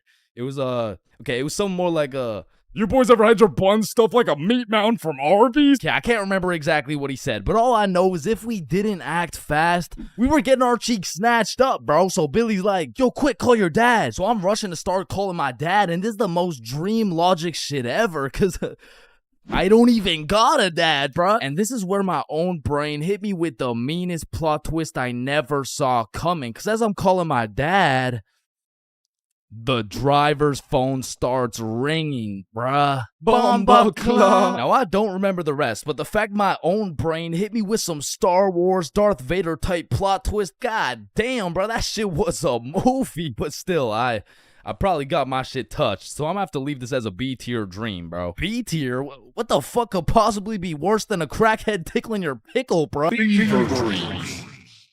Now, those motherfuckers could be their own torture method, bro. These are dreams that just have you stuck in an infinite time loop doing the same shit over and over and over and over. And C tier, bro. Now, lucid dreams. Lucid dreams are deadass just playing life on creative mode, bro. Because in my long life, I've only had 3 lucid dreams, and every single one of them was lit as fuck, bruh. Now, the problem is I can only start lucid dreaming when my original dream is just a little too strange. Like, "Hey, you're cute. Can I get your number?" What? You want my number? Yeah.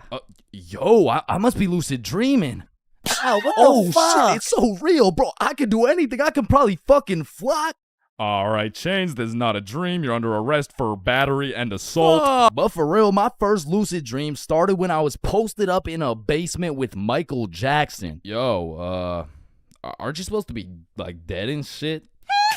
Oh shit, I must be dreaming. And so to test the waters, I start spawning in random shit on the spot, and this is the moment I realized the possibilities were endless, bruh. I could do whatever I wanted, and so I spawned in a honey pack, and I spawned in Lola Bunny, and S tier. Lucid dreams are S tier, bruh. Wet dreams are too. Now, we got a few popular reoccurring dreams on our hands, like running through your school butt booty naked. Now, back in the day, this dream used to have me scared shitless, bro. I was like, oh shit, where's my pants? Yo, what's my crush gonna think? Well, what are the boys gonna say? But ever since graduating high school, That dream has me scared even more shitless, bro, because now it's like, oh shit, yo, what's the police gonna think? Hands behind your back. Bro, what's the judge gonna say, bro? Shut the fuck up. Fucking C tier. Teeth falling out, B tier. Random adventures with your homies, A tier, bro. Me, Bob, and Billy have fought bears together. We've been to the nether. We've even fucked around and ran a 3-man on the Totally Spies cast. Like, these dreams are so lit that when I wake up in my raggedy old lonely ass bed, I be trying to go back to sleep to continue the plot, bruh. Look who came back for that meat mountain, boy. Oh, hell no. You better run. Bruh, I'm trying. Now, trying to run in your dreams, man, this shit really pisses me off, bro. Because I never told anybody this, but I was the fastest kid in my elementary school. So when I'm dreaming and I got 2 hordes of zombies, Michael Myers, and fucking Diddy himself chasing after me, tell me why my ass starts running like the fastest kid in the special needs class, bruh. So trying to run in your dreams has got to be C tier, right next to all the common shit like falling, drowning, losing your phone, explosive diarrhea all over your bed. Damn, bruh, shitting your pants, fever dreams, and being butt booty naked around a bunch of minors is C tier. What the hell is D tier, bro? Sleep paralysis.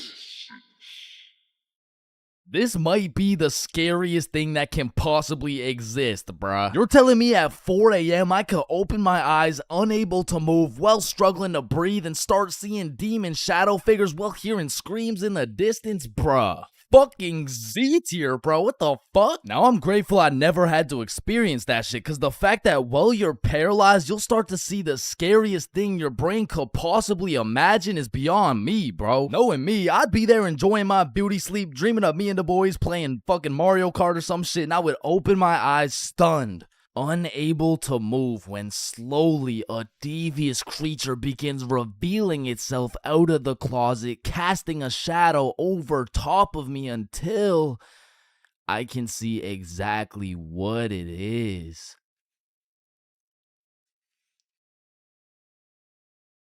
Looks like someone ordered a meat mountain.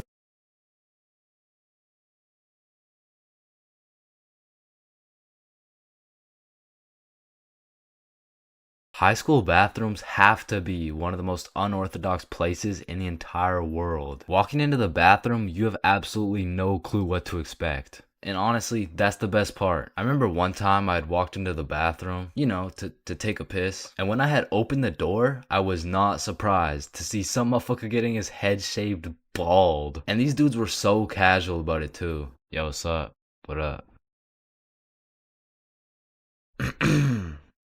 And you know, it's cool and all to be able to be entertained while you're trying to release your bodily fluids. But I mean, sometimes you just want some peace and quiet. Because you truly never know when something like this can happen to you.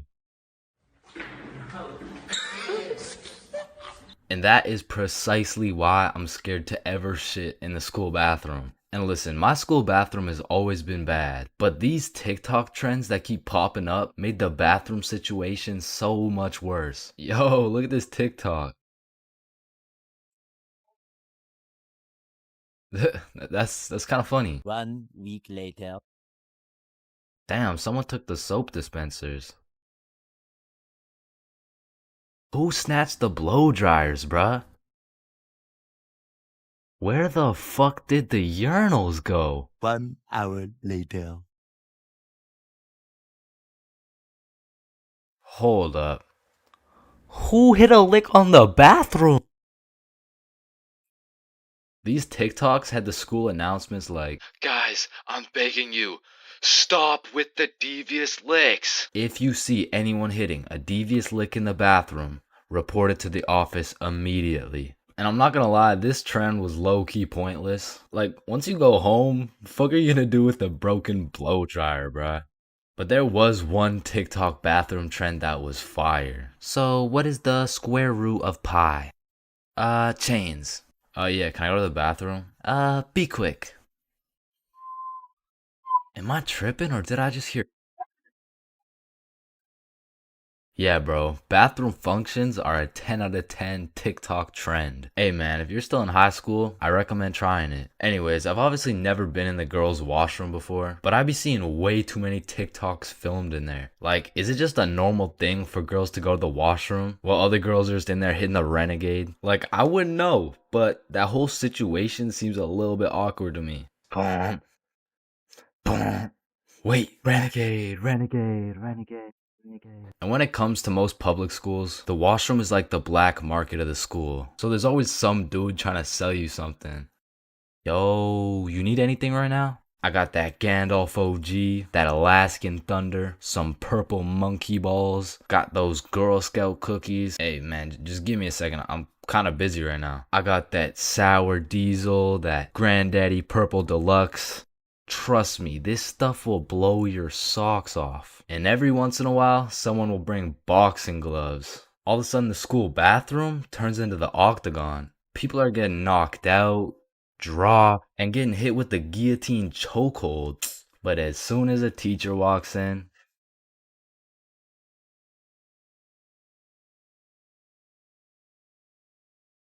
high school, the only place you'll find nerds and jocks chilling in the same room, where there's fight clubs and book clubs in the same building, where you can find the plug selling something and the school thought-giving dome all in the same bathroom. And surely one of the few places you can pursue your educational prowess and take it off that Benjamin in the same institution. High school, man. Love it or hate it, it's quite the experience. And although every single person will have a different experience at high school, there are some things you are guaranteed to encounter. Like the PE sweat, the nerd, that one strict ass teacher, the teacher's pet, the redditor, the predator, the chill teacher, the plug, the stoner, that one motherfucker who walks like this, the class clown, the band kid, the kid who just never shows up, the hot Cheeto girl, that one sexy ass kid who he got all the girls and you know what I'm saying, he was like super cool, the bathroom fiend, the oh my god I almost failed that test, I did so bad, oh shit same, I got a 51%, what about you? Oh my god, I only got a 98.5. The fighter, the anime kid, and the NPCs. Every single one of these individuals make up the magical place we call high school. You come into high school merely a young, innocent, and clueless child, but you leave even more clueless than before, bro. Like when we learned about pie in math class, my dumb ass thought I was in culinary arts for 2 goddamn weeks. And that is pie. Chains, are you listening? Yeah, we're learning about pie. Then recite pie. Flour, egg, some fucking blueberry. Like coming into high school as a freshman, I was thinking, I can use my high school experiences and knowledge to figure out what I'm gonna do in life. Then shit, all of a sudden I'm graduated and my brain is filled to max capacity on bullshit. So now that you're graduated, what are you gonna do with your life?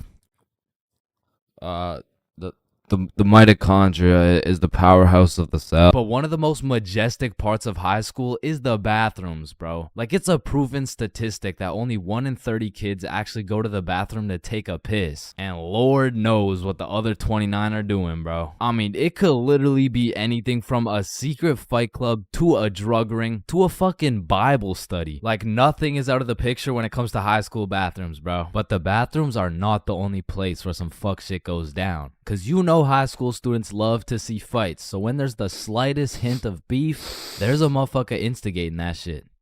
Oh shit, my bad, bro. Nah, it's all good, don't worry. Yo, personally, I wouldn't take that shit, bro. What? Nah, it's fine. Like, he practically just called you a bitch. Wait, really? No, it was an accident. Wait, what's that? Oh shit, he just said he's smoking on your grandma's pack right now. Hey, don't be talking about grams like that.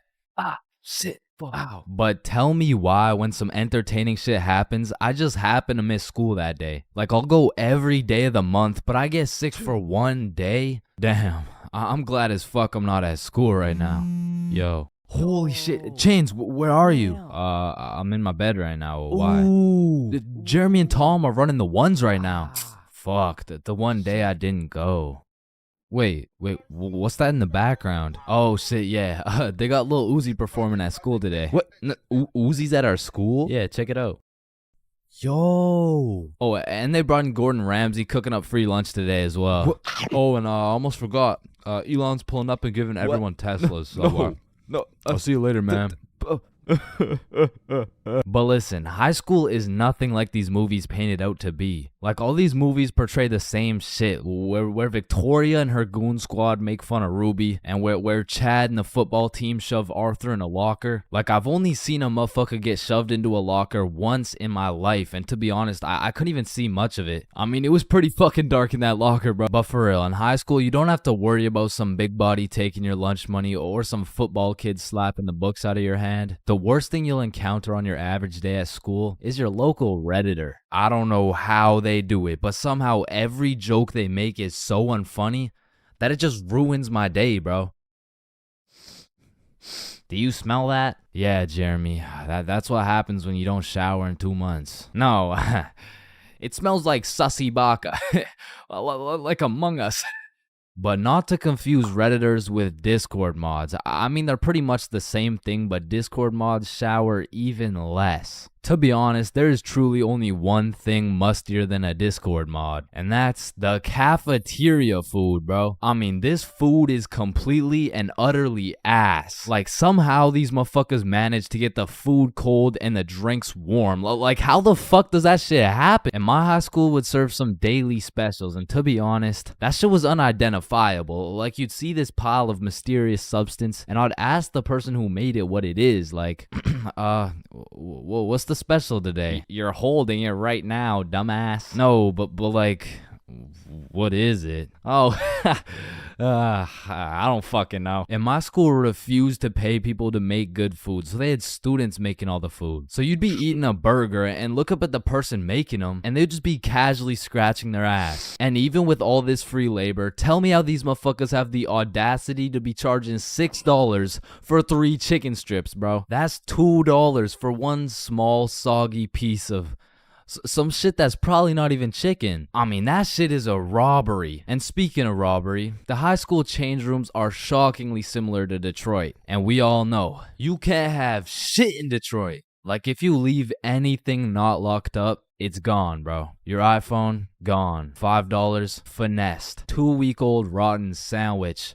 Someone's taking that shit. And to be honest, even if you lock that shit up, it's still at high risk. Like, let me paint the picture a little bit. This is PJ. PJ locks all his beloved belongings in his good old PE locker before heading to play some soccer. After scoring a hat trick, PJ comes back to the change room to reacquire his belongings, only to find out someone took PJ's whole goddamn locker. PJ was devastated. Until he remembers, he can check the school's security cameras. Yeah, take a look. Yeah, take that shit, take that. Yeah, we'll. PJ never got his shit back. Now, I don't know about your guys' high schools, but mine was equipped with security cameras everywhere, covering every square inch of the school. But these cameras had the resolution of a fucking toaster. Like, you could have a motherfucker commit a heinous crime. He could proceed to put his face in the camera, state his government name, address, and date of birth, and you would still have no clue who did it, bro. And of course,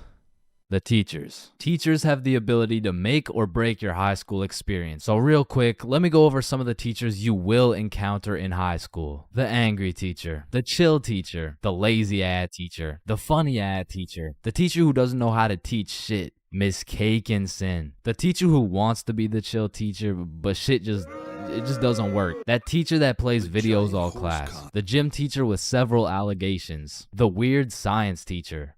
And the teacher who subscribed to ChainsFR. Wow, what a G. And that's high school in a nutshell.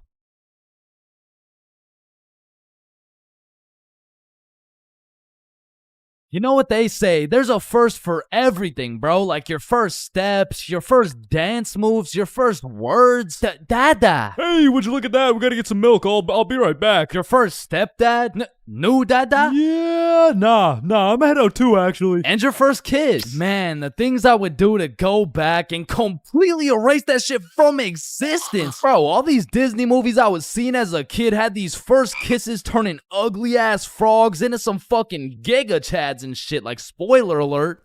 fucking ribbon. And on top of that, the fact you have to close your eyes, like, bro, imagine you're learning how to golf and you're about to take your first swing, and these motherfuckers are like, yeah, now do it with your eyes closed. Bruh, this is my first time. What do you expect to happen? Like, honestly, my first kiss is top 5 worst Chains moments of all time. And let's just say it's not 5 or 4. Or 3. That shit was really bad, bro. So with that being said, this story takes place in grade 7, which is the year I got my first girlfriend. Now, I told this story a few months back, but I purposely left out the part of my first kiss. Well, gosh diddly darn, Chains. Why would you do such a preposterous thing? And the truth is, I was planning on taking this shit to the grave with me, bro, but fuck it. Sometimes you just gotta let the world know. Okay, you're right. I got something to get off my chest. Epstein? Wait, with the what? So for the homies who haven't seen the video, one day me, Bob, and Billy were mobbing around our local mall when we seen these 3 girls from our class. So we walk up to them and lay down some of the meanest 12-year-old riz these girls had ever seen. Hey, yo, shorty, I think I just shit my pants. Can I get into yours? What the fuck? Oh, shit, my bad. My fault. Hey, yo, shorty, are you a cigarette? Am I a cigarette? What? Because I'm trying to get lit and put your butt in my mouth. Wait, what? Nothing. Please. Holy shit, bro. Let me guess. You all got restraining orders. No. Worse. We got fucking girlfriends. And 12-year-old me had no business dating nobody, bruh. Like, my dumbass could barely even handle playing Fortnite with the girl. Like, oh, hey, Gamer Girl 97, I'm kind of low. Can I chug on your jugs? Oh, no, sorry. Whoa, I mean, I just want to slurp on your juice. No, I'm sorry. I mean, like, I need heels. Can I trade you? What do you need? Oh, yeah. Is there any way you could get me some mats? Oh, yeah, no, I'd love to give you my wood. Huh? or bricks, or metal, or anything you need. Anything else? Yeah, I don't have a shotgun yet. Oh shit, I got 3. I can give you 2 pumps. Or Ew. no, it's 1 pump. No, wait. Oh, sorry. I can give you shotguns. I mean, okay. Where are you? I'm in this little wood fort I made. Oh, okay. I see you. Let me come in your box. Yeah. So needless to say, every single interaction I had with my girlfriend was awkward as shit. Cause I had to pre-plan things to say in my head, and as soon as that shit went off script, I was cooked. Hey Jessica, how you doing today? Honestly, just not the best. Oh, that's good. What'd you do today? Oh, I don't know. Just did my makeup. Hey, me too. You did your makeup? Yeah, we have so much in common. Have a nice day. Fuck! And on one Friday after school, me, Bob, Billy, and our girlfriends all went to the mall together as we did every single day. But on this specific Friday, we rubbed together a few brain cells and realized, yo, do you got money? Nah. You got money? 0. You got money? I'm broke. You got money? No. You got money? Yo. Why are we at the mall? I don't know. Thought about it. I mean, we could all go to my house. Yeah. Doing. And so, of course, as the good kid I was, I text my mom to ask her to go. Greetings, mother. I would like to know if it's in the realm of possibility that you would be so kind to grant me your permission to visit the household of my dearest acquaintance, Nikki. Looking forward to hearing from you. Your favorite son, Chains. And I immediately get a call. Let me speak to her parents. Now, I, ChainsFR, have never dated a 12-year-old boy in my life, and I honestly don't plan on it. But even in grade 7, I could use my logic and reasoning skills to understand if your boyfriend had to get his mom to talk to your friend's mom for permission to slide to the crib, instant ick, bro. There's just no way. She'd probably break up with me on the spot. So I'm doing anything I can to not let that happen. Hey there, Miss For Real. This is Nikki's mom. I just want to let you know Chains and his friends are welcome over anytime because they're goated with the sauce. Shit. Oh, hey, Nikki's mom. Sorry, it's kind of hard to hear you over all this bullshit. You're not allowed at her house. Come home now. Chains, are you coming? Look, Mom, I'm not gonna lie. You gotta lock the fuck in right now. This is the first time in my life I ever been invited to a girl's house and there's cheeks up for grabs. Like, Mom, this is my only opportunity. If you don't let me go, the For Real bloodline might just end with me. Okay, listen, Chains. I'll let you go this time, but you have to be home at 9 p.m. sharp. Yay, thank you so much, Mom. Now I'm paraphrasing, but the point is she let me go with a curfew of 9 p.m. So all 6 of us leave the mall, hop on the bus, and get off at Nikki's house. We go inside, sit on the couch, and now it's even more awkward, bruh, because instead of walking around the mall, all we had to entertain ourselves was ourselves. And just like any other awkward middle school scenario, that shit went like so, truth or dare? Yeah, That's I'm exactly what I was thinking. And my heart instantly dropped, bro. Cause I knew if I picked dare, I would have to kiss Jessica and shit, bro. That's a whole lot scarier than playing Fortnite with Gamer Girl 97. But regardless, Nikki starts the game of truth or dare. Hey Billy, truth or dare? Yo, truth. What's your favorite color? Blue. Oh, what? This shit's not even bad. Okay, then Chains, truth or dare? Truth. No, what do you mean? No, it's truth or dare. I said truth or dare. Dare. What the fuck? Okay, fine, dare. You have to kiss Jessica. Bro, this time it wasn't a pickup line. When I say I just shit my pants, I mean, not literally, but metaphorically, I was shitting bricks, bro. And when I turned to Jessica, she's just sitting there straight-faced as fuck. So, Jessica, are you down? like hypothetically speaking, of course. Okay, I'm going in. Sorry. Let me just, Hey, bro, I'm not gonna lie, this is fucking weird. You guys are just watching and shit. Like, I don't know, it's just kind of. Oh, so if we weren't watching you do it? I mean, yeah, I would actually. Wait, what the fuck? Every single one of these motherfuckers ran to the corner and started staring at the wall. Like, did you do it yet? We're not looking till you do it. Yo, hurry up, dumbass. So now I got all this pressure on me to do this shit, but Jessica's out here looking at me like, hey, how was your day? Yo, shut the fuck Just up. kiss her already. What are you yapping about? And I deadass didn't know how to go about it. I ended up sitting on this couch, nervous as hell, awkward as hell, looking stupid as fuck for 20 minutes, bruh. Now, 20 minutes in general doesn't sound that long, but imagine sitting on a couch in complete silence with everyone just, bro, just watch this.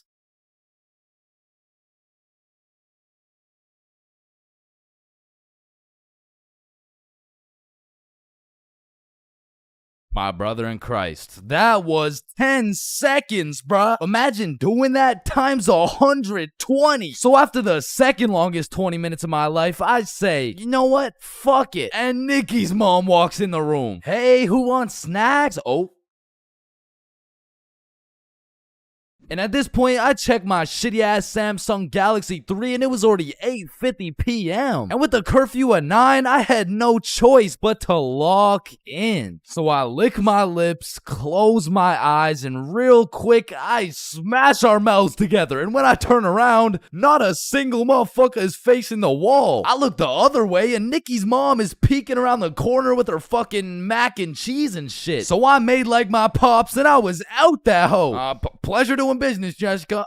Wait, what? Where are you going? Thanks for having me, Nikki's mom. What the hell was that? And I proceeded to sprint home, making it home at 8:59, exactly 1 minute before my curfew. And that night, when I went to bed, I couldn't sleep, bro. I haven't been able to sleep since. Damn, I should have taken this shit to the grave with me. Fuck.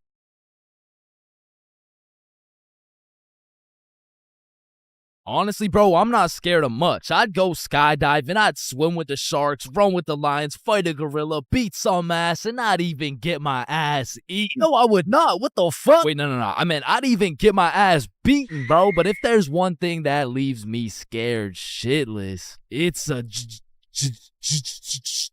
but one day when I was 15 years old, my friends and I went to the gas station to get nothing more than a pack of Reese's. All right, your total will be $2.50. Hey, boy, step back. I got this. Put it on my car, bro. Yeah, oh, okay. Just let me. Oh, all right. I don't think your machine's working, bro. Hey, kid. I hate to break the news to you. You know what I'm saying? But I think your broke ass needs to get a job.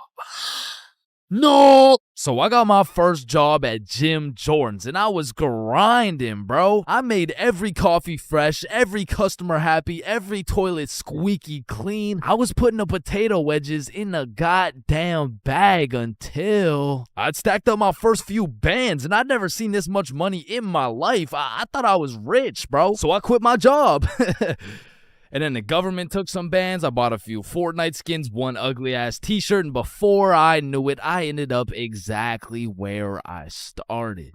Damn, dude, you fucking suck. Your broke ass still needs to get a job, bro. Man. Firstly, my name is Chains, and I would love to work here at this summer camp. All right, Chains, do you know how to read? Yes, sir. Do you speak English? I do. Can you count to 10? Indeed. Can you ride a bike? Of course. Do you like little kids? Yeah, no, wait, no, yeah, well, yeah, like, yeah, no. No. Final answer, no. All right, you're fired. Wait, no, I love little kids. All right, you're hired. Now take this helmet and teach those kids how to ride some goddamn bikes. Okay, yeah, thank you. Really quick, how much do I get paid? I mean, as little as legally possible. Now get to work, buddy. Hi. My boss threw my ass straight into the deep end, bruh. No training, no nothing. Now, what's crazy is every other worker went to a training camp and was taught exactly what to do and exactly what to say. But one of those dudes quit last minute and they needed somebody, anybody to fill in, and that's the only reason they hired your boy. Anyways, I grab a bike, go outside, and there I see my group of 5 little 5-year-olds waiting for me. And I can see the hopes and dreams of learning to ride a bike glistening in each and every one of their little eyes. And I didn't want to let these little motherfuckers down, so I wasted no time and got straight to work. Listen, it's simple. You get on your bike and you just start pedaling like, look at me go. Right, guys? Shit. Listen, teaching one kid to ride a bike is legwork. You grab the seat, you push them, they pedal, they fall, then you pick them up and start gaslighting their ass like, wow, buddy, you did an amazing job. I've never seen somebody sweep the floor with their face before, man. Next time you can use your hands, though.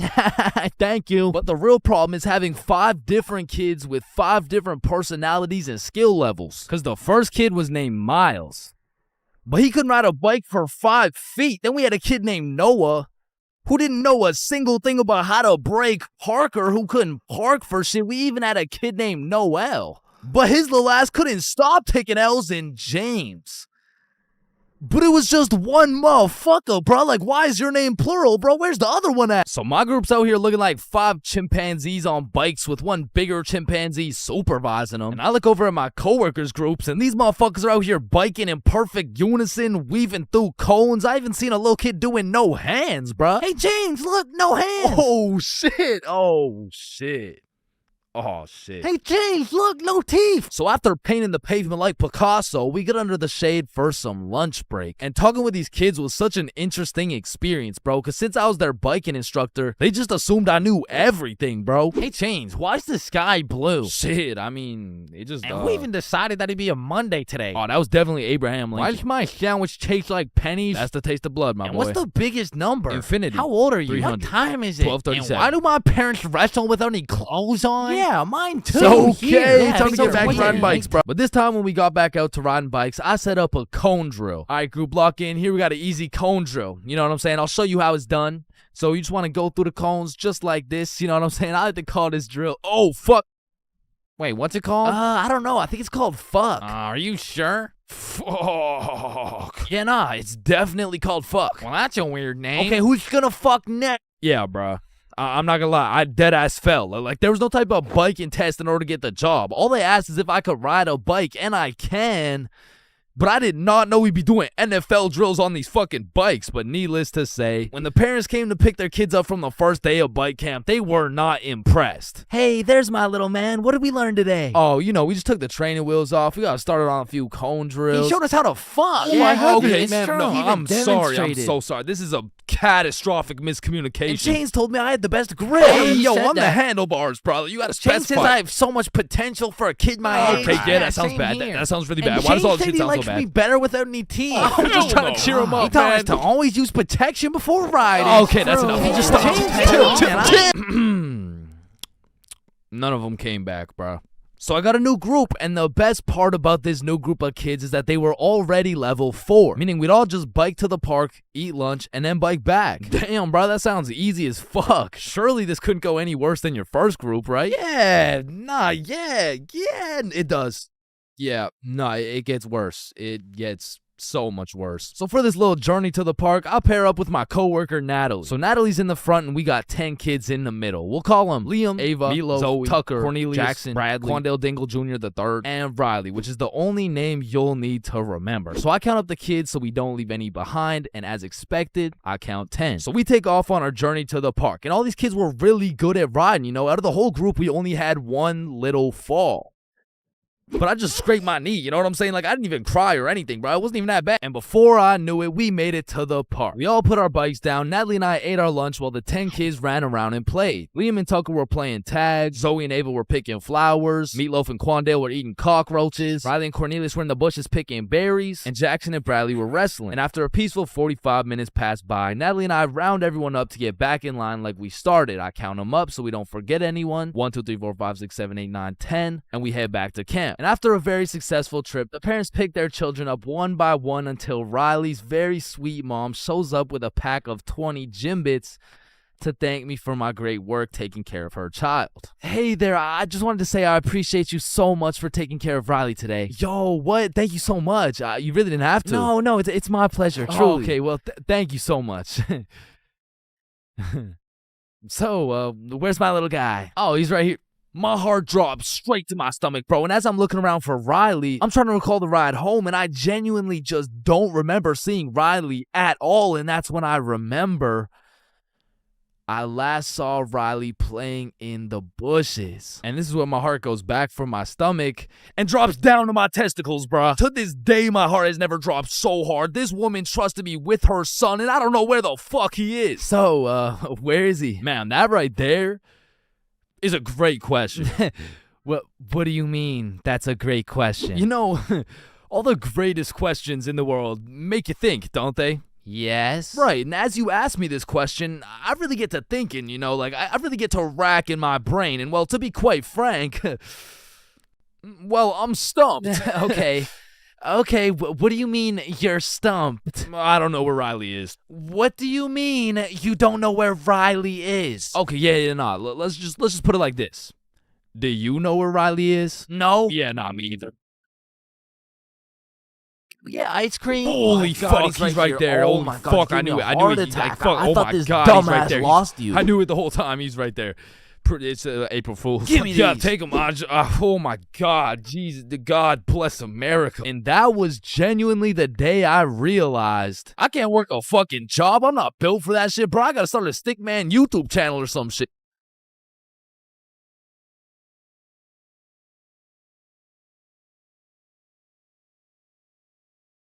Damn, light bulbs were such a good idea that they became the symbol for good ideas.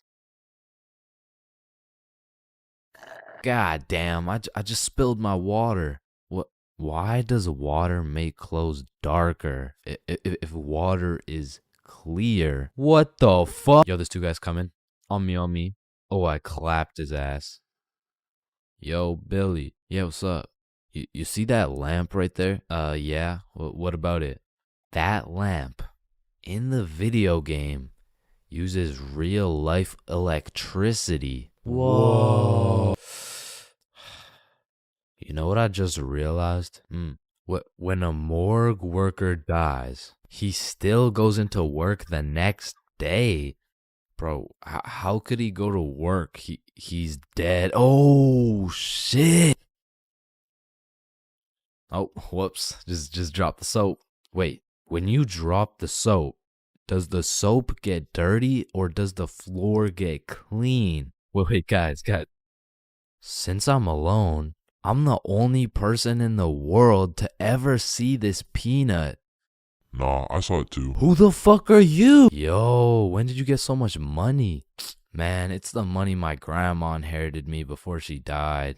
Yo, that's low-key like when your homie dies in Fortnite and you pick up his loot. Come on, bro, my grandma's dead. Not cool. You right, my bad. Man, imagine the guy that discovered milk. And think about him convincing someone else to drink it. You did what to the cow? No, trust me, it's good, just drink it. Wait, you drink it too? Yeah, it's really good, look. Aw, hell nah. Damn, bro, mosquitoes are some brave creatures, considering those jits got 1 HP. Facts. Yo, Chains, you need your parachute to skydive. No, you don't. You just need a parachute to skydive twice. No, Chains. Well, what the fuck? Why did you just break my mirror? Well, actually, mirrors don't break. They simply multiply. Oh. Damn, bro. We're all just some walking nut for real. Facts. Damn, for real. It's crazy. It's true, though. Oh, shit. I'm on fire. If you really think about it, you're not on fire. Fire is on you. Call the fire truck. Wait a minute. A fire truck is actually a water truck. Oh, god damn, just call the truck. Jesus. Bro, I was on fire. Why didn't you just call the fire truck? First of all, you weren't on fire. The fire was on you. Second of all, it's a water truck. Bro, I got the munchies. We should cook some cookies or something. Nah, you don't cook cookies. You bake them. What? Then why are they called cookies? Shit, I don't know. Cookies are just cookies. No, that's like saying you cook bacon instead of baking it. Well, actually, you do. What the fuck? Bro, what keeps the hot dog in like hot dog shape? It's like meat inside some animal intestine casing or some shit. Okay, so it's hot dog meat inside animal casing, right? Yeah. So, hypothetically speaking, once you eat the hot dog, it's still hot dog meat inside animal casing, but you are the animal casing. So, with that being said, when you eat the hot dog, you become the hot dog. Just let me eat my fucking hot dog, bro. And that is why Genghis Khan has the most descendants in human history. I actually know someone with more descendants than Genghis Khan. Well, that's impossible. Who could possibly have more descendants than Genghis Khan? Genghis Khan's dad. Damn, you know Google Maps, right? Yeah, of course. Bro, someone at Google really just said, yup. Let's just have someone drive down every road on fucking Earth. And then they did it.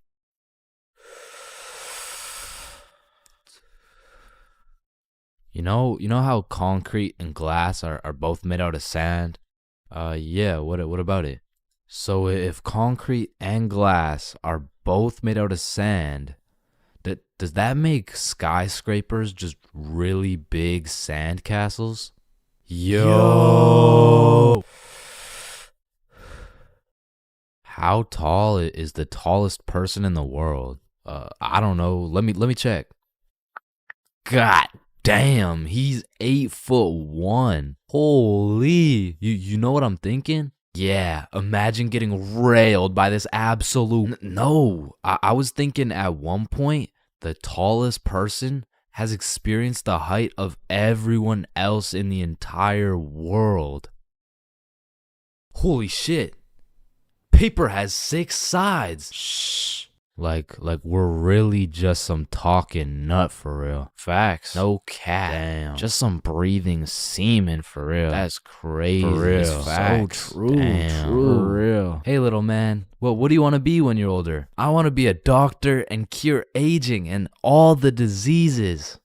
Well, if one day we cure all the aging and all the diseases, then we will all die painful and horrible deaths.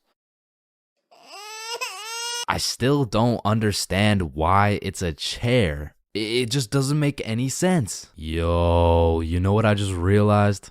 What? The size of your hands is the font size you use in sign language. Oh shit. That motherfucker Shaq must be talking in all caps. Sir, I am very sorry to inform you that you are bleeding internally. Wait, I'm bleeding internally? Yes, we will need an immediate operation and we will have to... Oh, no. It's all good. Internally, that's where the blood's supposed to be. No, sir. Where are you going? This is an urgent matter. Get back here. You're in critical condition right now. Yo, can you pass the Apple charger really quick? Yeah, for sure. Yo, what if Apple chargers were called apple juice? Whoa. Damn. Yo. Apple juice? Bro. You know what I just realized? You can drink a drink, but you can't food a food. Nah, that one was ass. Yeah, you right. Like, I mean, we're literally just semen that can talk. So true. Facts. That's so crazy. For real. Yo, when you put your socks on inside out, the entire universe is wearing your socks, except you. Fuck. Yo, look, it's a unicorn. Damn, it's got a really unique horn. Unique horn? Unicorn. Unique horn. Unicorn. Unicorn. Unique horn. Unique horn. Unique horn.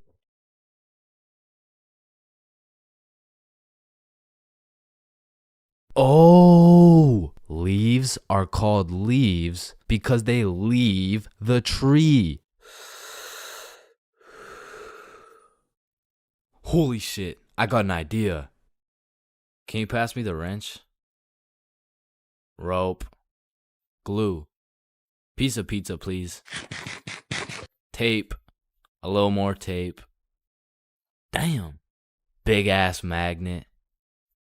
Alright, all done. Whoa! This bad boy uses 0 gas. It's completely eco-friendly. Hop in.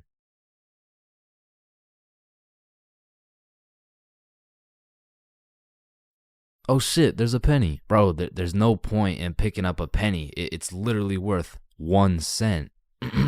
How much do you make working at Wendy's? 15 an hour? Oh, okay. So you see there are 3,600 seconds in an hour. And because you make $15 an hour, that is exactly 0.416 pennies per second. So with this being said, the second it takes to pick up this penny off the ground is a net positive outcome. Oh, okay.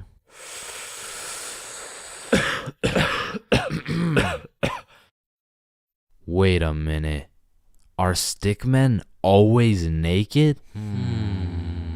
Holy shit, we are stickmen. What the fuck? Yo.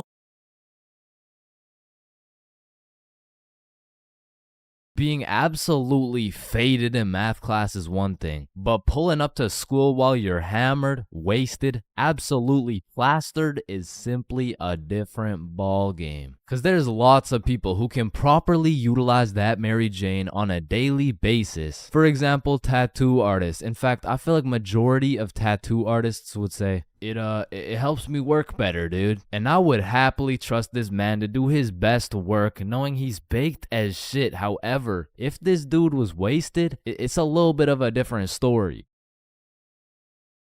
Alrighty, dude. All done. Yo, I asked for a rose, bro. And because of this reason, you would truly have to be a dumbass to go to school drunk. Chains, but the title of the video says going to school drunk. I did, bro. I went to school drunk. But listen, it was no ordinary day at school. No. In fact, I didn't even go in the day at all. I went drunk to the school dance. Meaning this story takes place when the boys and I were in grade 11. It was a Thursday night, the night of winter ball. And as the boys and I were getting ready, you know, looking like some distinguished young gentlemen, I had realized, damn, none of us have any girls to take to the dance. Fuck, you're right. That means we're gonna have to ask a girl to dance, bro. What? You mean like talk to them? Yeah, if only we knew someone with a bigger roster than a cheerleading team. Someone with more hoes than a shed. Someone who pulls more tens than EDP. It's Bob. So me and Billy started analyzing Bob. Like how does he pull so many girls, bro? Is it the jawline? I don't know. What about the silky smooth clear skin? Maybe. Or is it those succulent luscious kissable lips? It's the glasses. Yeah. the glasses. Yeah. So we stole Bob's entire flow in the hopes this would put an end to my drought of bitches. So we check ourselves out in the mirror and then we hop into Billy's whip. We throw on some Rihanna to get us hyped, and before we knew it, we had arrived at school. Now to really paint the picture, it was a Thursday at 8 p.m. And on this Thursday at 8 p.m., Billy pops his trunk to pull out 2 bottles of vodka. Now, if you were unaware, it was currently a Thursday at 8 p.m. on a school night, and we were headed into our school. Now, logically, I should have simply denied the alcohol, but I'ma keep it a buck. The whole idea of walking up to a girl and asking her to dance was really giving me the heebie-jeebies. I mean, my palms were sweaty, my knees were weak, and arms were heavy, so I took a big old chug of that liquid courage in order to ease the nerves a little bit. And shit, Billy must have been feeling the same way because Billy was down in that shit like it was water. And right after we consumed enough alcohol to kill a baby elephant, I got a notification on my phone. Oh shit, I got an email. Oh, it's from the school. It says, if you come to the winter ball under the influence of alcohol or any drug, you will face suspension and will lose your right to walk across the stage for graduation. Fuck. Okay, listen, if we can get into the dance before this shit hits, we're chilling. All right, we got this. So we walk into the school looking fresh as hell, but then I notice a fat line of students, and this line led to a security check to get into the dance. Fuck, that's not good. Nah, we're chilling. I still don't even feel anything. What about you? Yeah, same. We're good. And just as we came to the consensus that we were good, the principal starts walking down the line in our direction. Fuck, act cool. We're good. Act cool. Whew. That was close. You 3, over here. Shit, fuck, shit. Do you guys know why I called you over here? Nah. Nope. I smelled alcohol the moment I walked past you 3. Now, I don't know if it was one of you or all of you, but you know the consequences of showing up under the influence, right? Yeah, we do. And tell me, is it or is it not suspicious that all 3 of you guys showed up with glasses on? Nah, we just thought it looked suspicious. Take them off, Dan. Yes, sir. And although I downed a sizable amount of vodka, it still hadn't kicked in yet. Now, I didn't want to do this to you guys, but look at my finger. This motherfucker starts waving around his magic finger in Billy's face with a flashlight to somehow see if he's drunk. Now, I don't know what the plan was, but I was fucking scared. Okay, he's not bad. Oh, okay, he's good. Now let's see here. And just as this motherfucker puts his finger in my face, that vodka hits, bro. I'm using all the strength I got to keep my balance while I'm getting blinded by this flashlight. Let me try that again. I got a little feeling you guys drank, but it hasn't fully kicked in yet. I'll check up on you in a little bit. Yeah, that's good. Yeah. So we get to security and they make sure to pat us down. A little bit too good, but before we knew it, we were at the dance. And just like that, I saw my opportunity and I put that liquid courage to use. And you know, I'm very articulate when it comes to words, so I ask, hi, how are you? Oh, hey, I'm good. So I wanted to ask you, like, you know, we're at the dance and I saw you, so I walked over here. Here we are, you know what I mean? So like, do you want to dance? Yeah, sure. It had worked. My plan had finally worked. And just as I was about to feel the female touch I'd been deprived of for all these years, I see Mr. Principal walking in my direction with his finger ready and his flashlight in hand. So I just haul ass, and I don't stop hauling ass until I'm off school grounds. So the moral of the story is, don't go to school drunk, bro.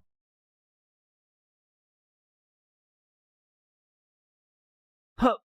Huh. Huh. Pain. I've felt pain. He's felt pain. That dude's felt pain. What? No, I haven't felt any pain. We've all felt pain, because you know what they say. The only things truly guaranteed in life is death and pain. Wait, what about taxes? Wait, what? Is this chains for real? No. And I hate to be all controversial here, but pain?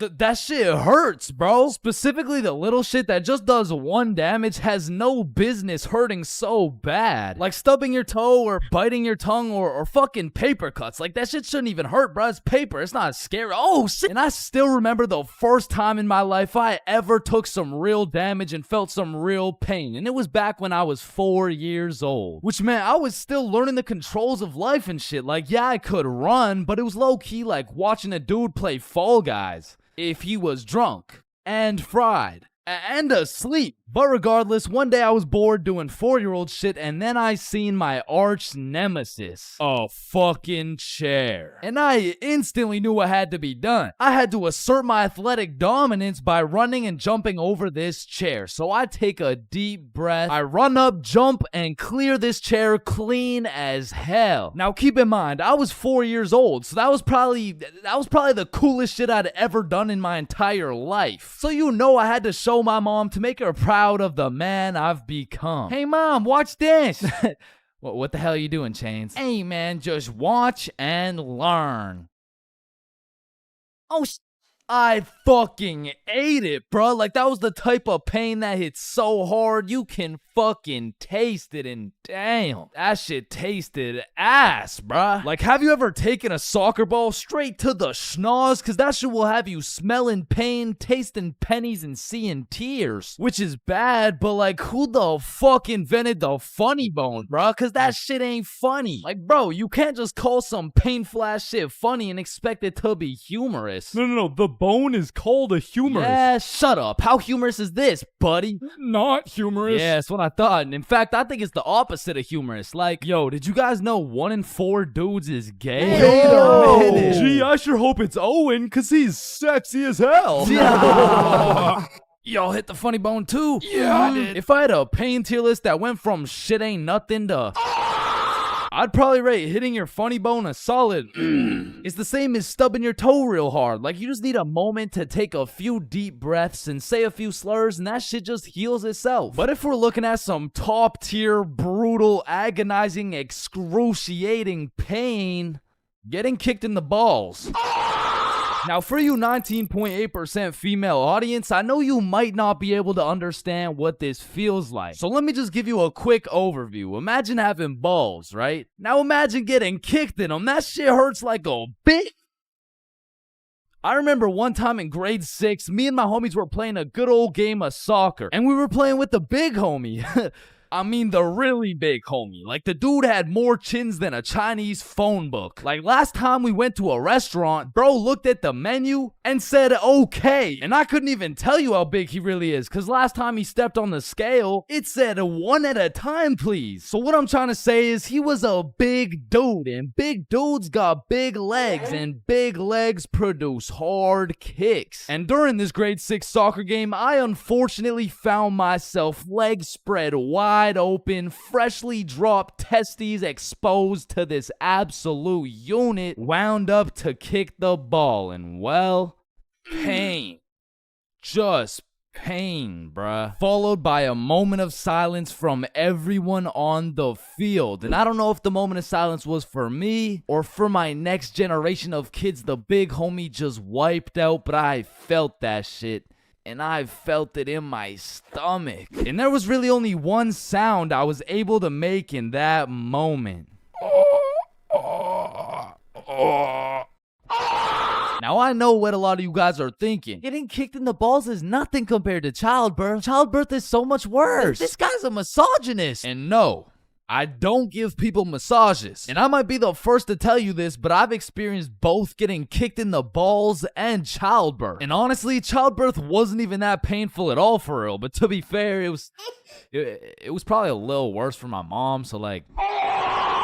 Now, we all know physical pain very well, but what do you call that deep, torturous pain you feel when your dog dies? In Minecraft, that's that psychological pain, like the pain you feel when you're watching a banger YouTube video and an ad interrupts you out of knowledge. Or like the pain you feel when you just got done making some toast and peanut butter and that shit flops on the floor face first. It doesn't hurt physically, it hurts spiritually. Like, there really is levels to this shit, bro, because now when you start adding psychological pain onto the physical pain of things, we gotta start adding new tiers to this tier list. Because imagine peacefully sleeping in your bed and you get woken up to the pain of your girlfriend kicking you in the balls, which of course hurts physically, but then you realize you don't even have a girlfriend and you live alone. So just to knock a few more off this tier list, a razor scooter to the shin, stepping on Lego is a solid. Now, getting socked in the face is an interesting one, because that shit can range anywhere from all the way to getting the sonic rings knocked out of you. And if that shit's a good enough punch, you might not even feel anything. Now for the tier, I would say that's the shit where you just take one damage, like eating some food that's too hot, or getting a brain freeze, or when you're laying in bed with your phone and that shit slaps you across the face. Like, it's just minus 1 HP. And minus 5 IQ. And if anyone's seen that shit, it's probably a lifetime debt of aura. Now, I'm gonna keep it a stack. For something to be in the shit ain't nothing tier, it's just gotta be a good ass day, bro. Like, some days I'll just be feeling invincible, bro. Like, wake up, roll out of bed, shit ain't nothing. Eat a nice hot breakfast, shit ain't nothing. Stub my toe while simultaneously getting socked in the face, shit ain't nothing. Get a bad phone call? Yeah, Chains, this is Dr. D's. I'm sorry to break the news to you, but, you know, you tested positive for chlamydia. Hey, man, shit ain't nothing. Oh, shit, who's this? Yeah, I wasn't finished. You also tested positive for herpes, syphilis, gonorrhea, hepatitis. You got a whole ecosystem on your shit. Honestly, at this point, our best bet is just to chop that thing clean off. What? Shit ain't nothing. No, it's definitely something. We're chopping your meat off. Yeah, but on some days, bruh, it's just like, yeah, no, that's it. I quit. I'm done. I'm going to sleep. Good night. And I know this might sound like some freaky ass shit, but I feel like some pain low-key feels good, bro. Like in school, I used to always put the front chair legs on my feet just to feel the pain. Or even like eating some spicy ass food, or like, oh yeah, or like getting spanked. No? No? Fuck? Nah. I was thinking something more like taking a really hot shower, or like getting whipped. No? Yo, George, shut the fuck up, bro. I'm trying to make a video and Sorry, shit. my fault, pimp. My fault. Yeah, alright. Or what about when you like getting slapped in the face? Bro, shut the fuck. Hey, yo.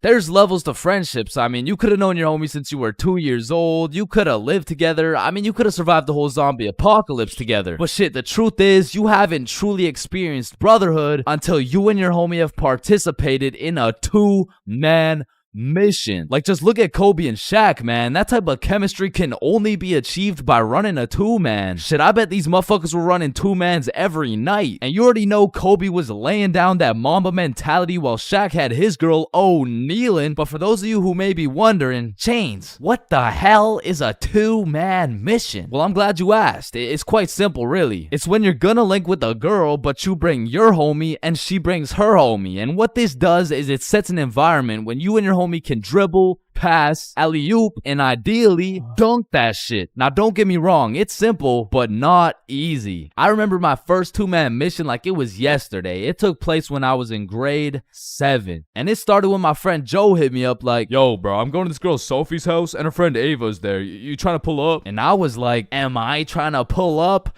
Hell yeah, I'm trying to pull up. So we show up to her house and I'm new to this whole thing. So I'm sitting there like, what now? We could watch a scary movie. Yeah, let's do it. I'm down. Well, actually, personally, I'm not a big fan of scary movies. Man, shut the fuck. So we're watching a scary movie, and to be honest with you, it was simply the best scary movie I'd ever seen in my entire life. So I was really getting invested in this plot. And Ava's like, oh my god, I'm scared. And that shit went way over my head. Well, why? It's not even at the scary part yet. And then only 30 minutes into the movie, Joe and Sophie are like, yo, we'll be right back. Oh, okay. Do you guys want me to pause the movie? Nah, it's all good, bro. And you see, what Joe just did right there was a calculated move. In basketball terms, he just set an ISO. So now it was 2 1v1s. And the situation was absolutely perfect, but the problem was, I actually liked the fucking movie. And that violates rule number 3 in section 7 of how to pull off a successful 2-man. Never give a fuck about the movie. Because the truth is, the movie length is like the shot clock. If you end up actually watching the entire movie, you failed the mission. But I had no clue, and to be honest, I didn't even know what a 2-man was at the time. So I got some popcorn and I was just watching the movie. But when the climax of the movie was about to come around, I did something that violated every term and agreement of the 2-man mission. I went over to Joe and Sophie like, hey guys, quick, you're gonna miss the best oh, fuck. And I missed the climax of the movie, but shit, I seen a climax. And needless to say, Joe never invited me to a 2-man mission since. But you know I had to redeem myself, even if it was 3 years later when I was in grade 10. It was a Saturday night, and me and Bob were looking for something to do. And I'm gonna keep it a stack with you, bro. I had no motion. Like, my Snapchat was drier than a Popeye's biscuit, bro. But lucky for me, Bob had a roster. And I'm talking an all-star lineup of girls who just want Bob on their body. And I don't blame him. I mean, shit, I got Bob on my body right now. And you can too at chainsclub.shop. That's right, we got hoodies, shirts, beanies, socks, keychains, stickers, you name it. And starting at the price of $4.20, Bob can be all yours. Or if you want me, I wouldn't mind being on your keychain or something. Treat me like white teeth. So as I was saying, me and Bob were bored. So Bob hits up this girl named Avery like, what are you doing right now? And she's like, just chilling. Who you with? My friend Alice. Let's link. I'm with my homie. Okay, is he cute?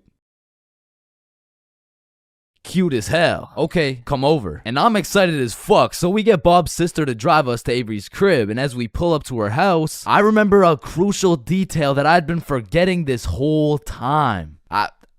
I was scared of the hoes, bruh. And as we walked up to her door, I was starting to get flashbacks of me and Joe's 2-man, where Joe tossed up an alley-oop for both of us, and I blocked his shot, metaphorically and literally. And as I'm psyching myself up, Bob calls Avery to tell her we're here, and she's like, so, my parents are asleep, so you're gonna have to come in through my window. Shit. So we walk around the side of the house to Avery's room, and lucky for us, there's this big-ass window, and I'm like, yo, can you open it so we can get in? And she's like, it is open. Bro, only this tiny ass rectangle in the top left was open at a 60-degree angle. But that was our only way in, so I helped Bob up and through the window. But now I gotta get up there, and I'm bigger than Bob, so I put my head through and I'm trying to slowly creep into the room. And then I lean just a little too far and I'm headed face first onto Alice's hardwood floor. And listen, Bob has come in clutch many times. He saved me from drowning, coyotes, getting in trouble, but out of all these things, I'm most grateful for Bob catching me as I fell through this fucking window. Because drowning and dying would have been pretty bad, like boo-hoo, rip chains, you know what I'm saying? But imagine falling through a window and eating shit face first in front of the hose. Like, I would have preferred the drowning, bro. But after that close call, I was a little flabbergasted, you know what I'm saying? But Alice has the audacity to ask me this loaded ass question like, oh hey, what's your name? Me? Yeah, you. It's the name's for real. ChainsFR. Nice to meet you, Mr. Frill. I'm Alice. And so we all just started talking and shit, but I keep noticing Alice was getting a bunch of text messages. And I remember thinking it was probably her mom or something, so I shrugged that shit off and I'm like, yo, we should watch a movie. Yeah, we should. God, yeah. And I wasn't about to make the same mistake I made last time, so I found the most dog shit horror movie on the face of Netflix and threw that shit on. And man, that shit was ass. In fact, it was so ass that we just started cuddling and shit, like, what else was there to do? But now that we were close, I could feel the vibrations of Alice's phone getting a call, so she's like, 1 second, I'll be right back. And I wasn't trying to eavesdrop, but I could low-key hear what she was saying through the door. I'm just at Avery's house. We're watching a movie. Oh my god, okay, that's fine.